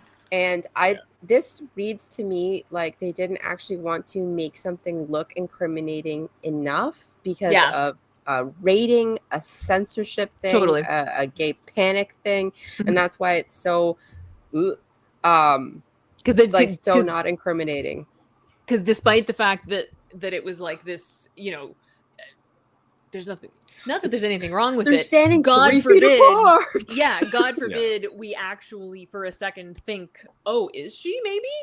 They even do the You like know? the classic like is somebody implying that I'm a lesbian? It's like you do not have to answer that. And if anybody does ask you that question, you still don't have to answer it. And please And on don't top answer of that, she does nothing to exude being like she doesn't do any lesbian things Yeah, that's But what. she Yeah, also by any has to, lesbian like- metric. She almost finds it like laughable. I mean, Yeah, I think that she's I pretty mean- hard cis gendered through the okay, whole experience so until they gender is take a not photo of sexuality, her. Jason, Jesus. Oh there my are some God. people that would say that women in the army I'm are all sorry. lesbians, like women hockey players, women athletes. Like that's Mhm. actually a lesbian coded thing. Mhm. But in this movie, I like that she is like, "What you mean these non-incriminating photos?" Like she understands the I'm ridiculousness. hugging my Oh, thumb yeah. and smoking a cigarette on the beach with a bunch of They ladies. literally Yeah. are on a beach, and that's it. Mhm. But it's And they she can't gets get fired anything from else. the military Yeah. for it. They can't get anything else on her. Yeah. Because she was supposed to fail. She was supposed to this. So now they have to like rig up this crazy thing to get her. That's not when But she at the loses her time- mind, yeah. It doesn't At the matter how time- good you are and how much of a model like person you are. Mhm. There will be a way to bring you down. Like At that's the time, a lot. that's a storytelling like segment that we can all see. That is like that's why you would be removed from the military for, like that back then. If you're gay, and they actually back now. they telegraph. Well, I think you're allowed to be gay in the military now a little bit, thanks to Ah. GI Jane. That's but what back, that's what they call you in the military if you're a gay guy in the Mhm. military. fucking GI Jane over here. But like now, like we've moved ahead with that. I don't think they have, but honestly, what I did like about this part is that she immediately is just like, you need to tell me that I need to leave right now, or I'm gonna like cause some serious shit. And they're like, It's also that it's sounds also like you're making ultimatum. And then It's she's also like, yeah, it is. It's also frustrating if she walks out and she's like, "You don't have to worry about anything. You're not the one that is Mhm. under fire for this." Her friend, Yeah. Yeah. like the OBGYN, which was frustrating to me because You are an OBGYN. She Yep. actually, to be clear, isn't the OBGYN. She just happens to be a female doctor on the base. yeah, well, that's what you have to do. Well, I mean, I think if she's you're the a nurse female doctor, I guess. practitioner. Yeah, like She's doing- she even That was- talks about how she treats the guys. She does. Pap yeah. smears all Yeah. of she just is doing pap smears Actually, to everybody can- can across we- the board. There's Can- that one. There's Can that we one go moment. back? Yeah. Are you? No, yeah, yes. of Go course. The moment where she's like, would you ask the Yeah. men that? She's like, why are you doing it? Like, would you ask the men that? And she's like, actually, yeah, I do. Yeah. Every single time to all of them. And Mhm. they always say, because they get to blow shit up. And she says, Well, there you go. there's your answer. Yeah. Yeah. Like, what the fuck? I'm so glad that this was brought up because those little threads of her talk is actually like, I like those moments. And I think that's actually clever. And that's one of the things that the movie actually does well. Yeah. This scene as well. But then she doesn't let herself get kicked out or put on a desk. She takes a baseball bat and rings the bell. So good. Yeah. I think one of my favorite parts of this movie, it's not my Home Alone at all, but she breaks it too, by the way. She breaks the baseball bat on the bell. My favorite part of Smashes this it so hard. movie is her getting kind of fired from the military. And the reason I bring that up too is because there's a part early in the movie where she has a choice. They do a scene where she has a choice and she walks up to the bell and she can either go break left or break right. And I made the joke in my head when she does that, like she rings the bell, credits. The credits roll after like 45 minutes into the movie. But when she goes up there, it's in slow motion and she walks up with the bat and she fucking rocks that bell so hard. Yeah. And I almost wanted to say the credits right there. Like that's the end of the movie. And it is like her rebelling against the whole system. And the movie ends, but it doesn't. Yeah. We get a very satisfying next fucking 25 I mean, minutes. I was mad when that happened. I was. Yeah. No Steven, way. still, every time I watch it, I'm like, I was saying boo earns. Yeah. Steven, tell me about what you experienced during that, because you told me and I thought it was very cool and very good what you experienced. So I was watching this with Danny and I stood up and I said, "What?" And then I was like, No, not the bell. And then I touched my Xbox controller and then it said 35 minutes left, and I was like, "Thank God." It's not that. And I was like, "She's getting back in. She's gonna get back in somehow. She'll get back. 35 minutes. We can." But did you guys realize that she was going to like how fast she was going to get back in? Because she like goes to like Congress and threatens the senator, and really just gets what she wants so fast, which I thought was awesome. I thought that was like the best storytelling for a movie like this. To just get back, I wanted her to get just back immediately into where she was, because there's a lot of times when they tell stories like this and they're removed from their situation that they're in. They don't put them back into their experience right away. You have to go through like a 3.5 act, you know. But I mean, we went right back. Yeah, they gave. I appreciated that too. Like, great point. We did not need to linger on that. Yeah, like, there was just no need. That's not what we're invested in. No, I wanted her to be back in the trenches immediately. It did feel like she gripped the system by the throat and was like, "Let it was me balls back in." and It was like, the balls is better. Agency, You're right. Yeah, she actually was able to, amongst all of this stuff, like actually take charge and. But without having make to go things through happen like for herself, a million layers of red tape, she just kind of like went to the source and was like, "You're gonna put me back in, or else." And like, I love a good blackmail scene, but I love when somebody's like, "The blackmail's not gonna work," and they're like, "Well, how about I just blackmail you right this very second?" And they're like, "Wait, I thought you were gonna do like several layers of blackmail. I didn't know you were gonna do the blackmail right in front of me right now." The full idea is literally like she got blackmailed into getting removed from the military, and she literally combats that with, "I can just say whatever I want." Really also, get blackmailed. She just got like kicked out, like basically kicked out. Yeah, but she uses that same ability to be like, "Why? Oh, we're all just saying stuff."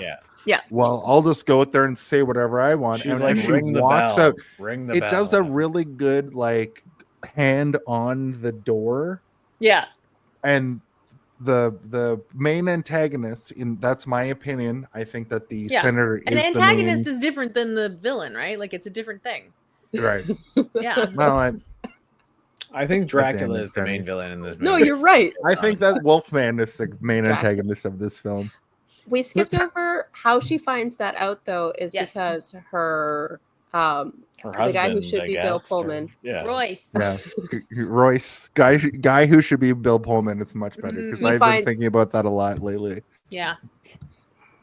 I like that scene. I like that scene so much when she comes home, though. Like, it makes me feel so warm in my heart. Like, when there's also like, it shows him like touching the back of her head, and you can see his hand kind of like he's like, I've never touched your head. Like the way he's touching, it seems like I've never touched the back of your head. I'm like, is this guy acting right now? Because it seems like he doesn't know what the back of a shaved head feels like, and his hand is doing acting that his head and voice are also like contending with. I thought it was so good. I almost cried just then. He's so good.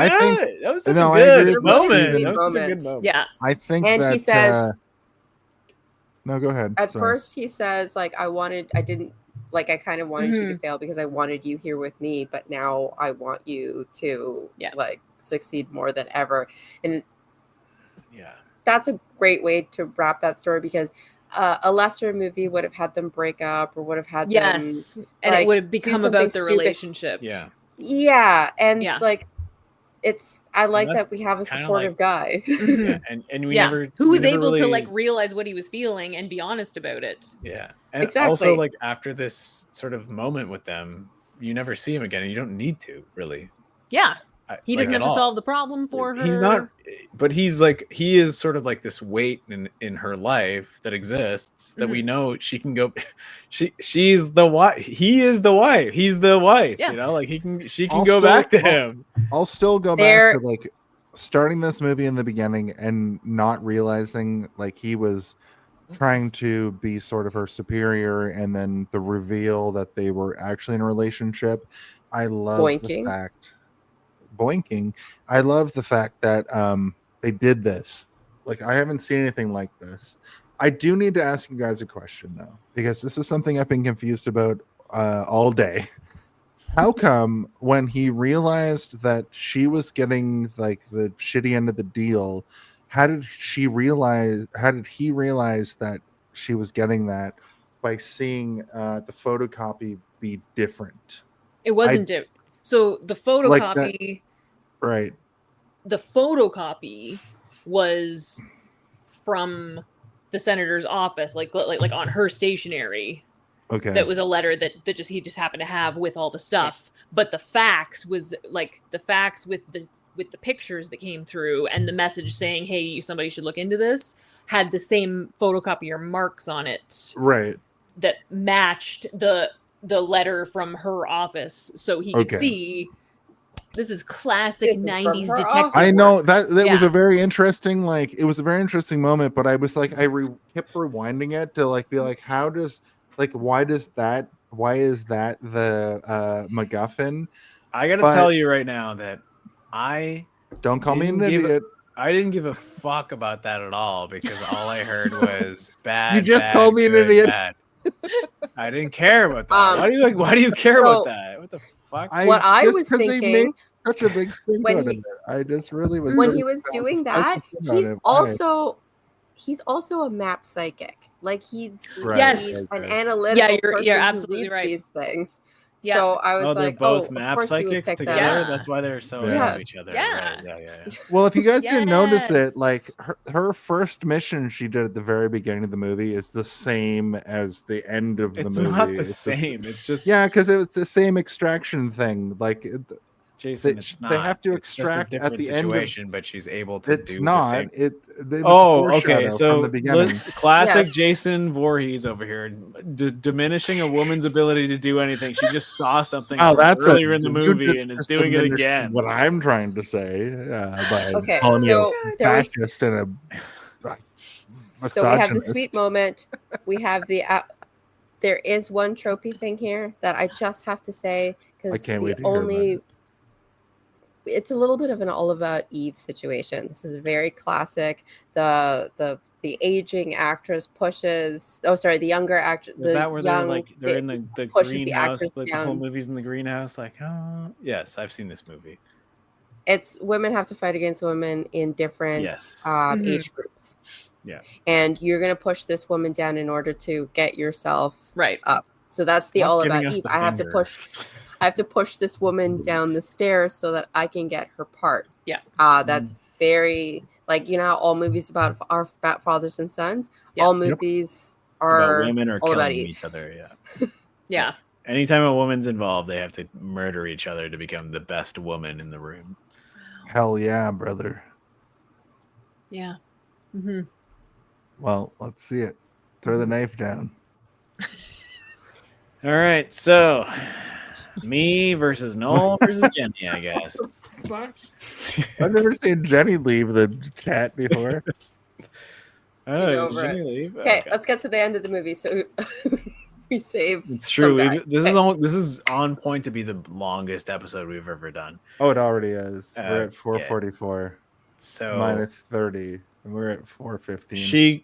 She goes through the whole system of coming back, which is, she makes that lady Stamp be of paper, like, she comes back. Yeah. okay, she's back. She gets helicoptered back, and then this is where we all fully know that Viggo Mortensen is Aragorn, and he's like, I don't know why you're back or what you're here for, but how about we get everybody back out here? And then they all come out, and then they get sent to Libya, right? That's where Libya comes in. It's Libya. Yeah, I thought it was Iran, but it is Libya. Because you're racism incarnate. Why would you say that about me? Because you just said a racist thing. Guys, so we're... It's not racist. So they're in a sub. Iran and So Libya. they're in a sub bordering doing the countries. Jason, shut up. Shut up. That's my impression of you. So in the movie, they actually say Iran, no Libya. Like that's a thing that happens in the movie, guys. Okay. So You know what's racist? Do you know what's racist? I'll tell you what's racist. When they play the classic, they go to the desert and you hear that. Yes, agreed. I did clock that. Yes. I mean, it's Listen, like set that starts dressing, on the but beach. it's, So they even get you don't beach hear racism. anything like that anymore. What an insane thing to experience. What an insane thing to say. I was surprised there was no R word in this movie. I was waiting for it. Redemption. I'm about to drop one in this episode. for like 90s. It's prevalent. I very think prevalent Steven's in talking 90s about me. Another one of my favorite lines is when he's like, "You something like a girl." Sorry, O'Neill.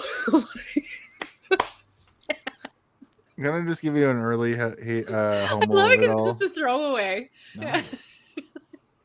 Exactly. That's just how they talk now. God. But The they're next in the sub, 15 which minutes she of this said movie she is could my never homo be in a libido. sub because they didn't have toilets for women. Yeah. No. Why? So, Because they're all stand toilets, I think. No, it was just the idea that they couldn't use the same.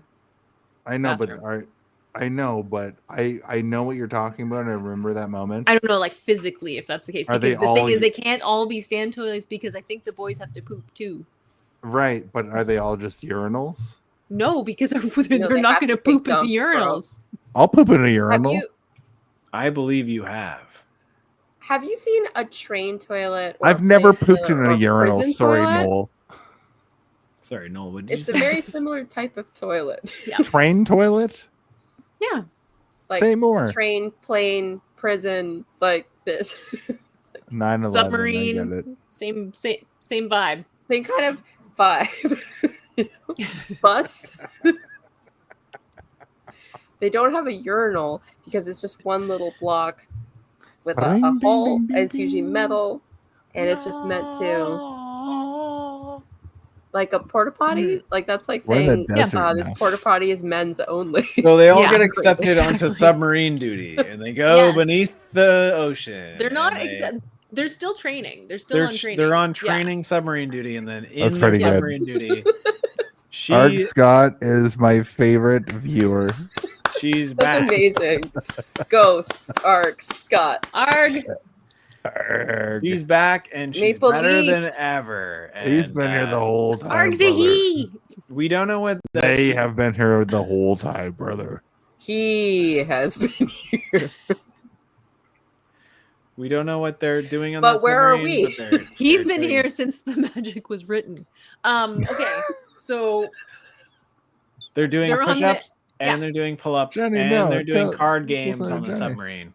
And then all of a sudden on the they've been submarine, there for 6 months. and they're Yeah. all doing push-ups and card games and sit-ups, and Joking they're like, around, and but they're- Jordan likes them. Kind they of. also are talking about how much they love this is a great training situation. I never thought I'd fucking love be this under 20 the minutes of sea, under the sea, and they sing "Under the Sea." All Yeah. of They them, I don't. think, at one point. Oh, I don't jeez. think- But then Nothing they to have do. to go up above. yes the sea. and no.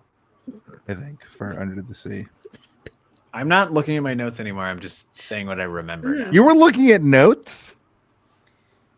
I was. So I did have then some they get notes. the call that there's been a situation and that they have to go in because Classic. they're the closest, most qualified people to go in and Yes. help these people get out of Dodge. Yeah. Because And they're stuck. Their training mission went satellite bad, plutonium. satellite They have to dropped take it out. Satellite fell. Space. Some like Yeah. legit soldier guys went Yeah. to get the satellite, but then they got stuck. The so exact now thing they that need happened at Which the beginning. I of said the the something next movie. to you- best people to go get them. I said something Yeah. to Jason earlier at the episode. At the beginning of the episode, he said, "Why would they ever need to do this?" And I said, "Because what if they need to pull a satellite off the beach one day, idiot?" And you're like, "Oh yeah, I forgot that." That's Full fair. circle. But also, at the Full circle. whole time, once we got to the end of this movie, we recognized that the whole point of her being a great satellite viewer and Map psychic. map psychic, thank Psychic, you, yeah. Noel. This is the reason why the first 15 minutes of this movie exists. This is she focuses in while they're all there in Libya. They're sitting at the edge of a rock, and she's like telling them all exactly what's about to happen, because she literally has the science and the math in her head to do this. And then Well, that's why she's the leader this whole time. yes, exactly. This is what I I'm mean, she's saying. not the leader; she's the second in command. And Yes. It's Viggo the for- they Mortensen foreshadowed is, this. he's in charge, and he takes Yes. them across, and he makes sure that they're all like lined up in sort of like good militaristic settings. Yeah. But she's also kind of like, you can see her analyzing. She's doing her job, and as soon as that break in communication happens, you're like, oh, she's broken, he's broken, what are they gonna do? And he's giving her orders, but at the same time she can give orders to people behind her, and she has to move. It's a very cool sort of like realistic, I assume, military Agreed. thing where like Yeah. distance is gonna fuck up your communication. I thought it was horse shit that she's hiding around a corner with a knife ready to go, ready to stab. And he tells her to sit close, and she's looking at the shadow on the ground, and she doesn't do a next stab, and the guy wasn't fires the close enough gun. yet. Yeah, but he No. fires the gun He's- prematurely, and then He shot first. yeah, And Yeah. she I didn't, didn't want like him that. to do that. No, and exactly. wanted him to wait so that 'Cause they she was saying, wouldn't "I got get this." heat on them. I know, but Exactly. she would have stabbed him in the neck, and it would have been stealth. So really, They were that so guy stealth. was right. Men proved are his own weak, point. and they, yeah, Yeah. and they I will. love that actually. Yeah, If she stabbed him in the Although- neck, then that I mean- I whole agree thing with wouldn't both of you. happen. But I also played video games with Jason, and I know that he would have shot that guy in the head if I was the knife person. Although, Uh-huh. he got his little honor cross thing. You can say we because he want saved a Steven, guy. Yes. So even though he trains his men to Stealth. be like the most super evil, non-emotional guys in the world, like he himself is not that person. And when they're in a live situation, he cares about the people around Yeah. him so much. He also sorry. No, that's good. I was done. He also in the situation with the boat where they got dumped in the water and left. right. He's like, "We don't leave our people behind." Blah, throws them back out, right? And then Wickwire repeats that on the beach in this sequence when they're like, "No, we're not leaving him behind. Like, we're going to get him," because despite the fact that he's trained them to be like robotic killing machines, he's also managed to impart that as part of it too. We don't See, leave our people that's- behind, That's the importance of all of this. This final sequence is they've utilized all of their abilities Yeah. up to this point, and through this next sequence, we get to see them use all of their abilities. And Jenny, you're absolutely correct. It's such a cathartic like final fight in a movie that I didn't think would have a final battle this way. Like this felt like I didn't know that this movie had this. It's got everything. It's so fucking good. And you really have the situation where like we haven't seen them do active combat and they get thrown in active combat. I'd also like to talk about briefly the fact that they basically go from doing like non-active combat and being, G.I. Jane in the most hardcore experience you would ever see in your whole life to like, oh, now you have to use your off-site ability to figure out what's going to happen next. Hey, you're in Libya now, and now she's utilizing all of that, but also you're in the most extremist situation you could possibly be in. Yeah. Right. It's the craziest transition. I like did that you guys she... not recognize that? Did you guys not recognize that they went from being in like a training situation to 1 minute later being in like literally live that's combat? why he was like, "Are you sure your guys are ready?" And he's like, "Yeah, yeah." That's why Viggo Mortensen's face looks so like, oh fuck, yeah. And that's why he goes off on his own, because he's like, I can do this on my own. I don't think I can. If he ran back to them, they all would have died. He went off on his own because he knew and that the if only he did reason that, they would all die. And then there's that line, "Hey, did you guys work this out ahead of time?" And she's like, "No, this is just what I would do." Yeah. Exactly. So, which is and I love the Home Alone part where they set the traps. Oh wait, has Noel finally Now figured you out what the suddenly Home Alone of it understand all the Home is? Alone of it all is? Should I just go? This haunts This is gonna be interesting. Fucking take it home. All right. But I agree with I think the end of the movie is very, very good, and I like it because it's that sort of like moment you're waiting for where everybody actually trusts her. Like she says something and there's not a single moment of like, I'm gonna question what she says. Everybody's just like, what is it, Captain? Let's go. You're in charge. Just tell us what to do. And they all listen. And like, it sucks that like my brain goes to that just being like, yay, but like at the same time, that's what the movie is directed toward. So like we have, and they split into two teams. They go save the satellite guys, so they got the exit there. But then they also put out an Osakar for themselves as well because they know they can't handle it, and then the big guys come in. So it's not like they defeated everything. No, they needed the whole military. Exactly. In order to get out of the situation. We're gonna throw some they were like, "We're screwed. powder, We need a gunship. Come get us." Yeah. Yeah. And like even the other guys are like, are those your guys or what? Like the other team, like dragging the satellite. You're like, okay.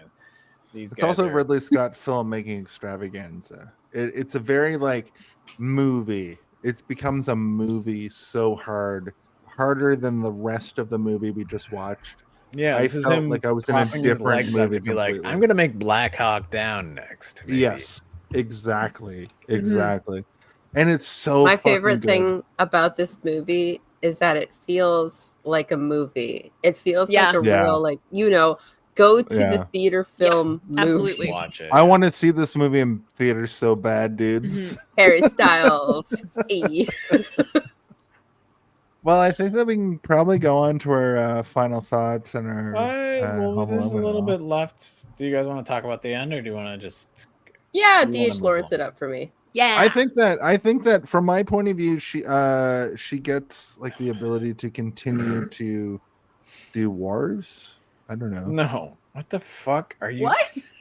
It's the end of the movie that I saw. She gets the ability to do now more she's wars. G.I. Jane. She can do wars the way she wants to. Yeah, exactly. That's what Jason said. She's like a SEAL now, so she can. She's an actual Navy SEAL. Yeah. There's a scene where operational experience and move up in her career like she always wanted to. Exactly. Do more wars. Yeah. That's exactly what I just said. Yeah.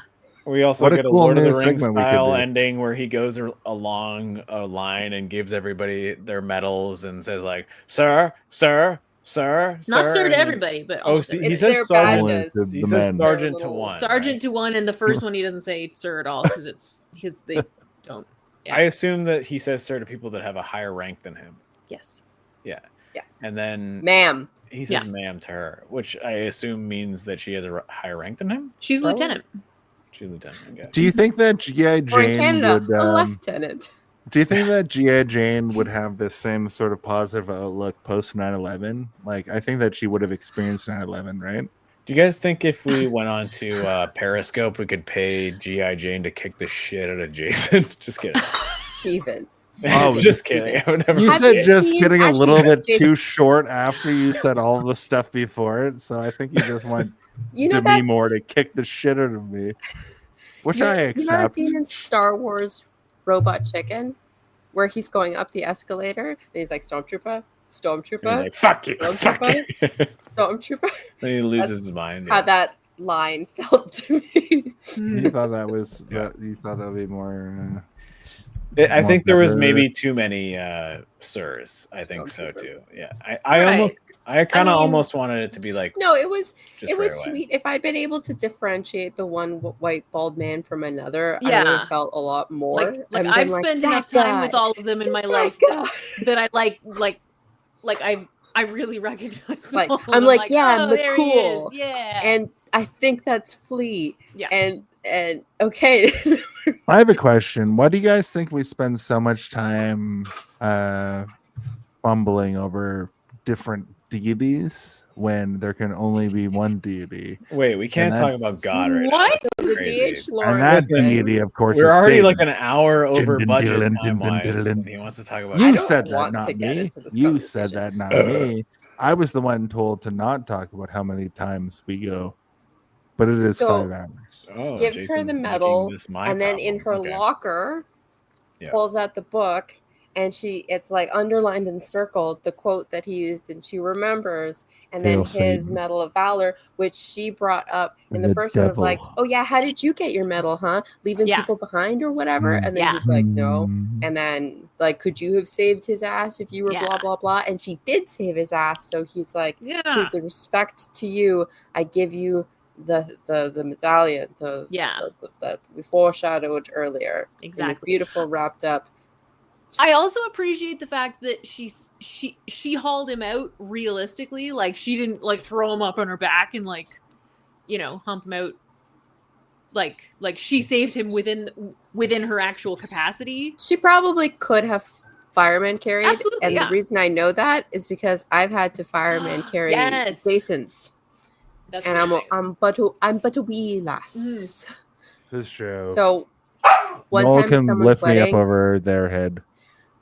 one time at a wedding, they said, we're only going to kiss. Don't clink the glasses. We're only yeah. going to kiss if you do something for us. Ah. So I fireman carried and then squatted my friend who was like a That's amazing. tall I man. think, I think in you my could dress possibly and fireman heels. That's carry me fantastic. And Yeah, I got a lot of respect for that. Mhm. do it now, but like I don't know if you could lift me. Why would I want to? Play the fucking thing, please, Steven. What No, thing? We're done. I don't know what thing you want me to play, Jason, but I can play It's the whatever Home you Alone need me all, to. please. Well, we haven't finished talking about. I mean, I like the just book. got to the end. I But do No one that. keeps trying to talk about fucking All right. deadlifting me, and Mhm. I feel comfortable with it. I don't think I ever carried Jason. I would only Bring it deadlift on, Jason- buddy. I would only deadlift Jason if he was dead. If you had to pick one, what do you think the Home Alone of it all? the Home Alone of it all? Can someone please tell me when the Home Alone? I of it really all gotta happens? know. When is the Home Alone of What it all? is the Home Alone of it all? Now that's the Home Alone of it all.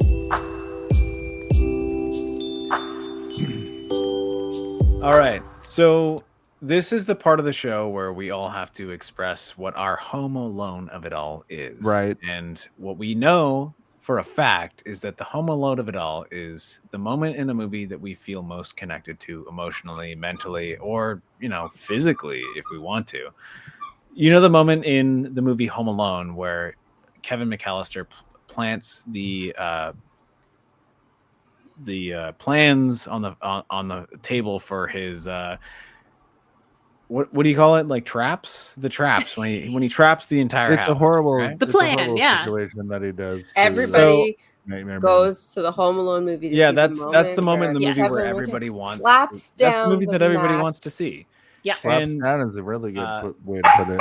Some movies have that, some movies don't, but a Mhm. lot of movies have a moment that you feel most connected to, and I think that that's what the Home Alone of it all is at its heart. So I'm going to ask you guys exactly what moment in this movie do you feel most connected to? I'm going to say, Let me just add to that by saying both of you have been here before.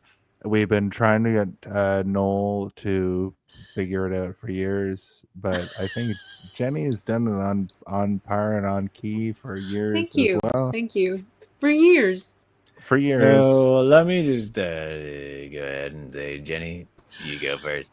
For me, it's the extended period between when they start training and keep training and all like all of it. Like from the beginning when she's got her hair down and the defenders on the beach right through basically like through Hell Week and the push-ups and like all of it. I am just so invested and I'm like, this is what I came for to this Right. film. And do you have like a talking point of this movie, a thing that makes you like it, and a rating, if you could? I really, really, really, really, really like watching her do one-arm push-ups. Yeah. I mean, there's a lot of things I like about this movie. But One-arm what I push-ups like for your about this Home Alone movie is that it role, makes me want to work out. It makes me want to be strong. And there's a lot of other stuff that, you know, we've talked about. All right, yeah. But I that's on like cue. that I can watch this film and yeah, like we talked about, that it's like it's a movie.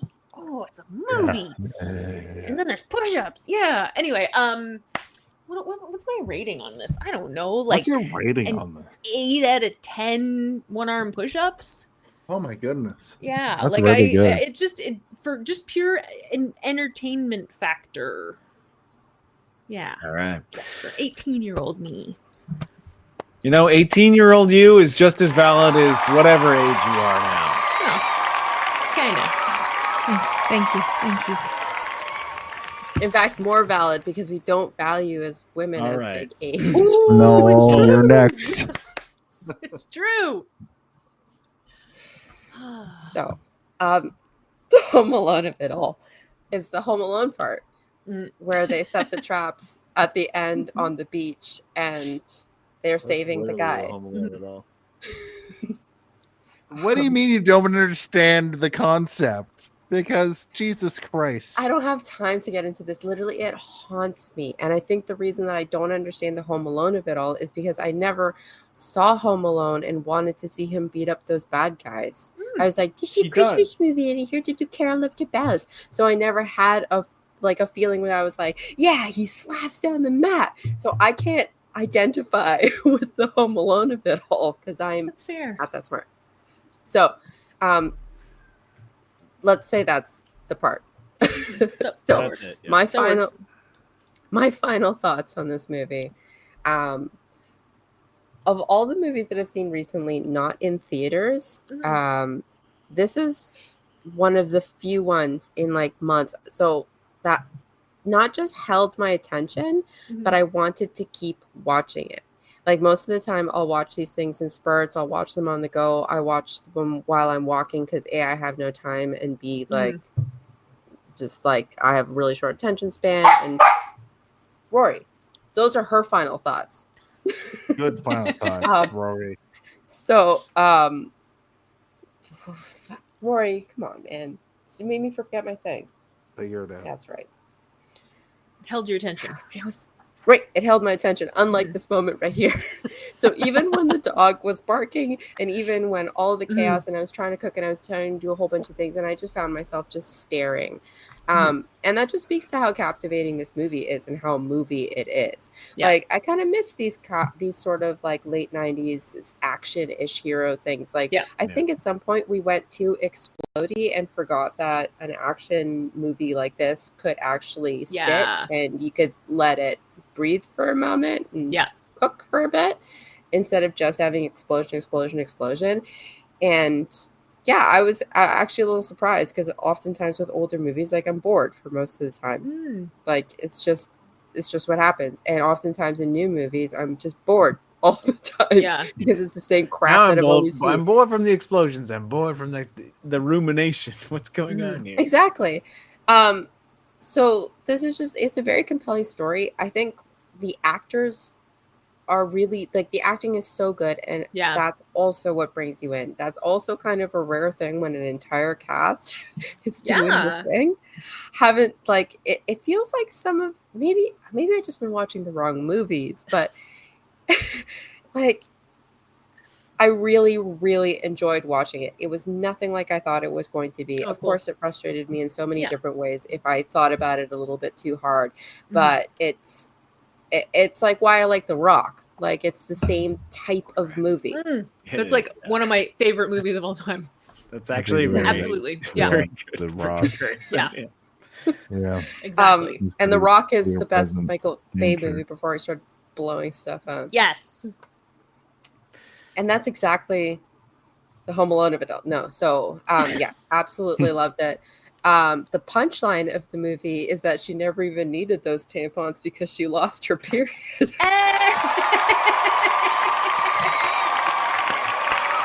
And that's been our show for this week. And here we are on the period cast. And now my rating. I wrote it down as we were going along because I really wanted to make sure that I got this. So yeah, that's good. My rating for this movie is money will come and go. We know that. The most important thing in life will always be the people in this room, right here, right now. I don't got friends. I got family. Salud, mi familia. I'm going to go next, and I'll tell you all about it. That's for Fast and Furious. Oh, yeah. No, I got it. I got it. That's beautiful. I've been forced to like the I got Fast and family. Furious. Yeah, I've been forced to like the Fast and Furious because of my wife. But my Home Alone of it all for this movie, I'll tell you all about it, has been like the action sequences. Like, I really liked how they kept doing action sequences, knowing or thinking that it was going to be a political, like, not even satire, like a political. I thought this movie was going to be a political, like, military drama, and it kind of was, but it also kind of wasn't. And I know that Steven told me not to read my direct notes that I wrote down, but I'm going to do it. I never said that to you. Get that out of there. Actually, not sure why this movie gets hate. It's a little heavy-handed on certain elements, but it's a 90s movie. I do believe, though, that if this movie were made today, it maybe would be a bit softer with some of the elements. But I don't know if this sort of thing would bother being made. Demi Moore was amazing, and that cast surrounding her was well-rounded and did a great job supporting. I didn't realize it had so much good war stuff, and I thought it was just a military political drama. I give this movie a 3.5 out of 5. I give this movie, this is great action sequence in an otherwise perfectly competent drama.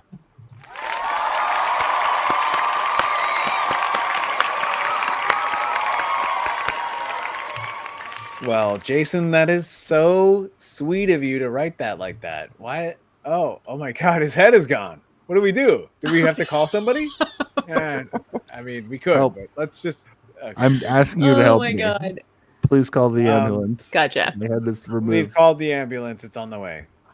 Keep your ears and eyes open for lights and sounds. So I think that this movie is good. I like this movie a lot, actually. But it's also one of those movies where you're like, it's the 90s. Yeah. And I love 90s movies. So it's already kind of like built itself up to this height that I'm standing on top of, where I'm like, all right, let's see what this thing has to offer. And I didn't expect it to be this grim, and I didn't expect it to be this sort of like disrespectful to things that like I thought had already been achieved, right? Like like as a viewer in 2025, I'm like, okay, well, I thought that was already dealt with, but I guess it wasn't. And watching the movie, I felt myself cheering for G.I. Jane, but the entire time also watching it, I was like, but what about all these meatheads? These meatheads they're the main characters almost, where it's like just her reacting to them.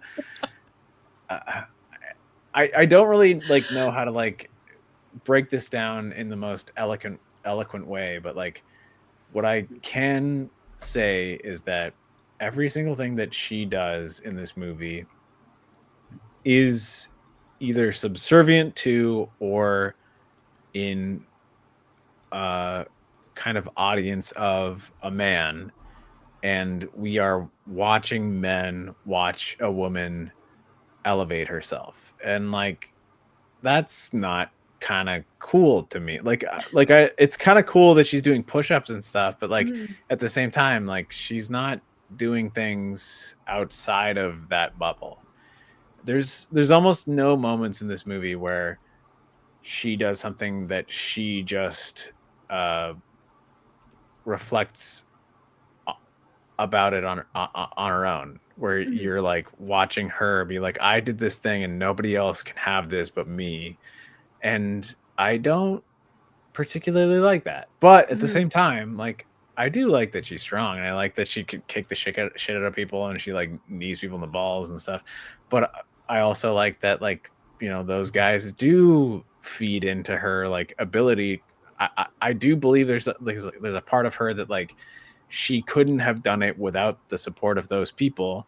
But this is also like a completely fictional tale, right? If this was based on a true story, I would have been like, what happened? Like I would have been like researching, like, what did she do? How'd that happen? What the? But it's not. It's just a story. And like, I don't like that. I don't like that. I don't like that at all. I kind of wish that it was less about the men in the story and more about her, because like it seems like everybody in the story has a little bit more to do with the story than she does. Like her story is just existing, and everyone else around her is just men being like, we don't want her to exist. I think that I turned it into like a rudimentary breakdown, but like, you know, that's how I kind of feel. And if I had to give it a rating, I'd say it's like a 3-inch dick, you know, but when I look at G.I. Jane, I'm like, 8-inch dick.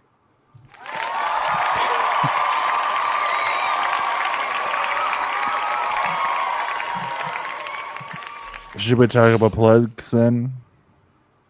What did you say? I don't think we. Should we talk about plugs then?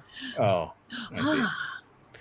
Right. We're going to talk about plugs now, which is all of us can tell us each other about what we are going to plug in this episode, which will be hilarious. Yeah. So whatever you got to say, you can say. All right. Let me just plug this in right here and.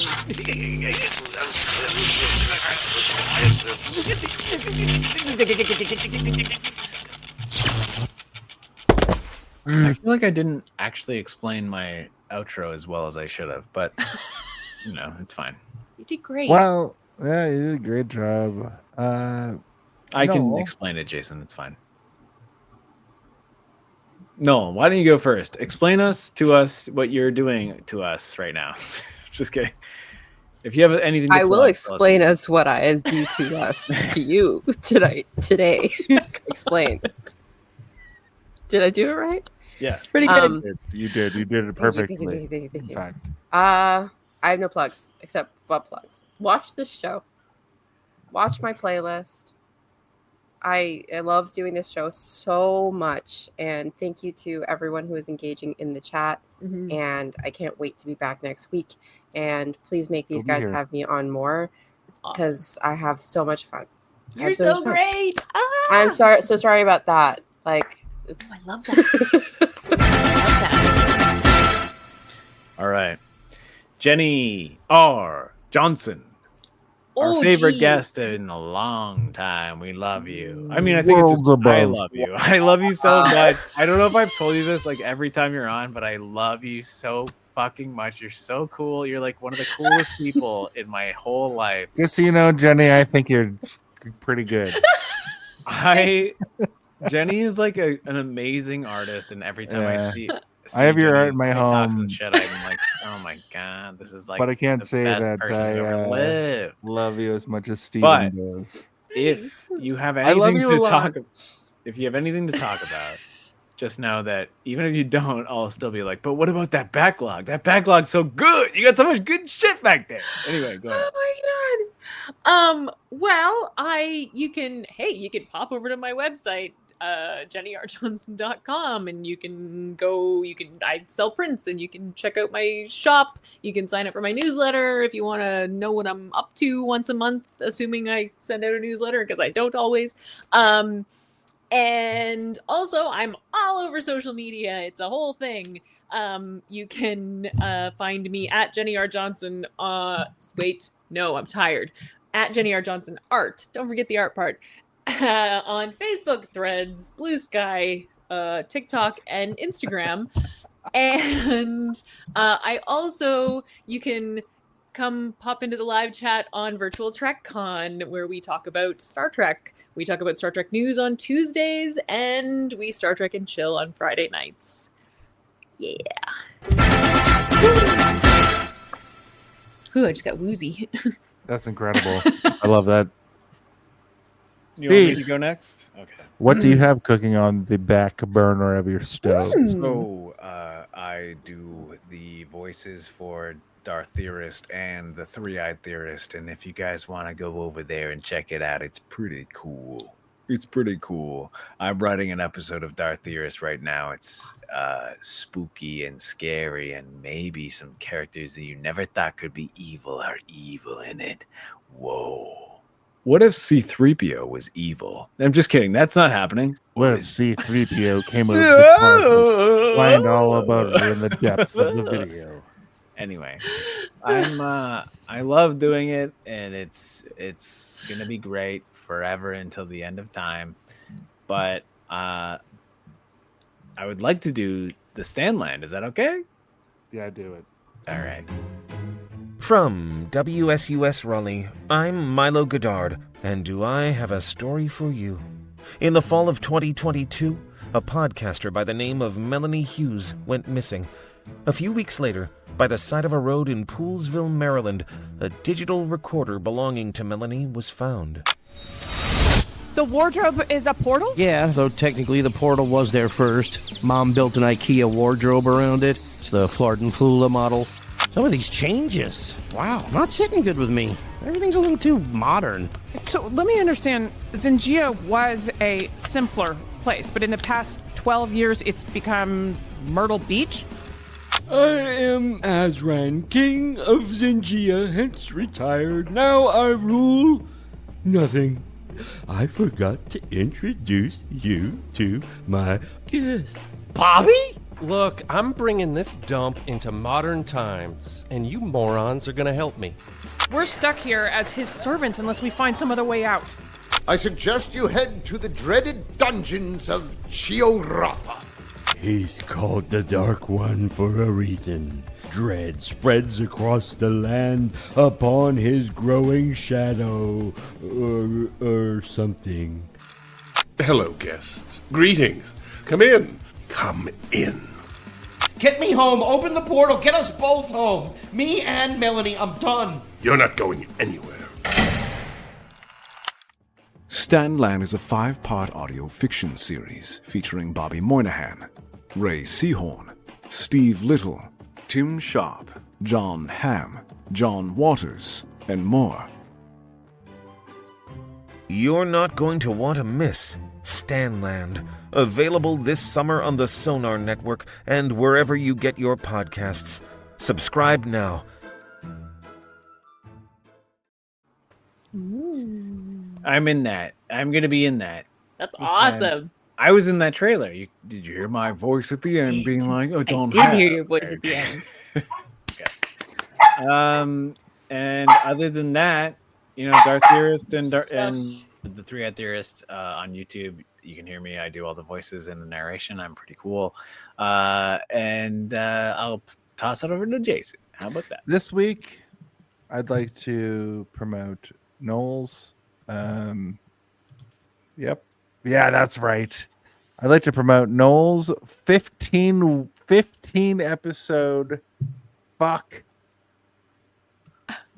15. Fuck. I never know that there was a 15 episode fuck, but here That's we what are. I was wondering what you meant. What the heck? I'd like We're to here. promote Knowles' 15 episode fucking episode streak. It's not really a streak, but it's been off and on. And That's fantastic. you can get 15 episodes of Knowles on the shows. Also, what I'd like to tell everybody about is every single week you can find this podcast. Hey, did you see this one? Right here on YouTube, right here on Facebook, right here on Instagram. Nope, we don't do Instagram anymore. Twitch is kind of the primary place so we get to do it at. I also am the announcer for professional wrestling at Super Character. I'm the best to ever do it. I've been thinking about telling people that my new announcer name is Jason R. Phillips, the first professional wrestler in wrestling history. I think it's loaded, and that's what you got to do when you are a professional wrestler. Listen, I'd like to tell everybody else about all of the episodes that Jenny R. Johnson has been on. I can't wait till we get to 5 episodes because then I can promote the fact that you, yes, are the best in the world to ever do it. I'd like to talk about Stephen R. Waters for just one moment. Hello. Stephen R. Waters, I think, is They don't care. It's fine. Okay. They can abuse me. Stephen R. I think Waters. Stephen R. Waters is the best. That's not the middle name. Hands down. Hands down. This guy agrees. Eric Scott agrees. Well done, Art Scott everyone. is I feel like legend for still being if here. he's been around the At whole this time, moment. then I don't even know. That is incredible. I'd like to thank everybody that came through tonight. Also, Yeah. having a chat to talk to is unprecedented and unparalleled. My lip just quivered in like a weird, like sad way. I don't know why. I've been trying to make you cry for months. Yeah, I know, and it wasn't because of you. I'd also like to talk about talking. Can't you believe it that you can do it? Just low key too. I thank you, Jenny, for coming on. I appreciate your time. It's a lot of time. I've just taken a long time spending on this. We also had some of the highest numbers we've ever seen tonight. Wow. 10 to 11. We had 15 people watching at one time. Amazing. Listen, I am the announcer. I know this is feminist masterpiece theater month, but Jason is going to. I'd like to give a shout out to women. Him the whole night, and he's going to think that he's the reason that. I'd like to give a shout out to women, whatever you do. It's Feminist Masterpiece Theater Month. Whatever you guys do, you people. You people. You people, whatever you people do out there with your boobs and your child And bonfires. You didn't mention anything about boobs before, but I am actually excited about having all of my friends come onto this podcast, and I guess we have to wrap it up. So I'm going to line up. Scott says I have to go to bed. Oh my God, Ridley Scott is like, you need to go to bed. I'd love some nuts. So I've got some people coming in here in the morning. You need to vacate. Get out of here. Everyone out of here. I need to make sure. Speaking of getting us everybody out of here, there's one thing that we have to do every week. And since we have 2 guests this week, like Noel, I've been prepping you for weeks and months. And Jenny, you sort of came into it at a bad time. What I need to ask both of you to do right now is ask the same basic question we have to ask each and every week. And I think if I count down from 3, I think you can do it. I know Noel knows how to do it. And I'm I going to did count it perfectly on my first try. Come on. 3, 2, 1. Hey, Did you see this one?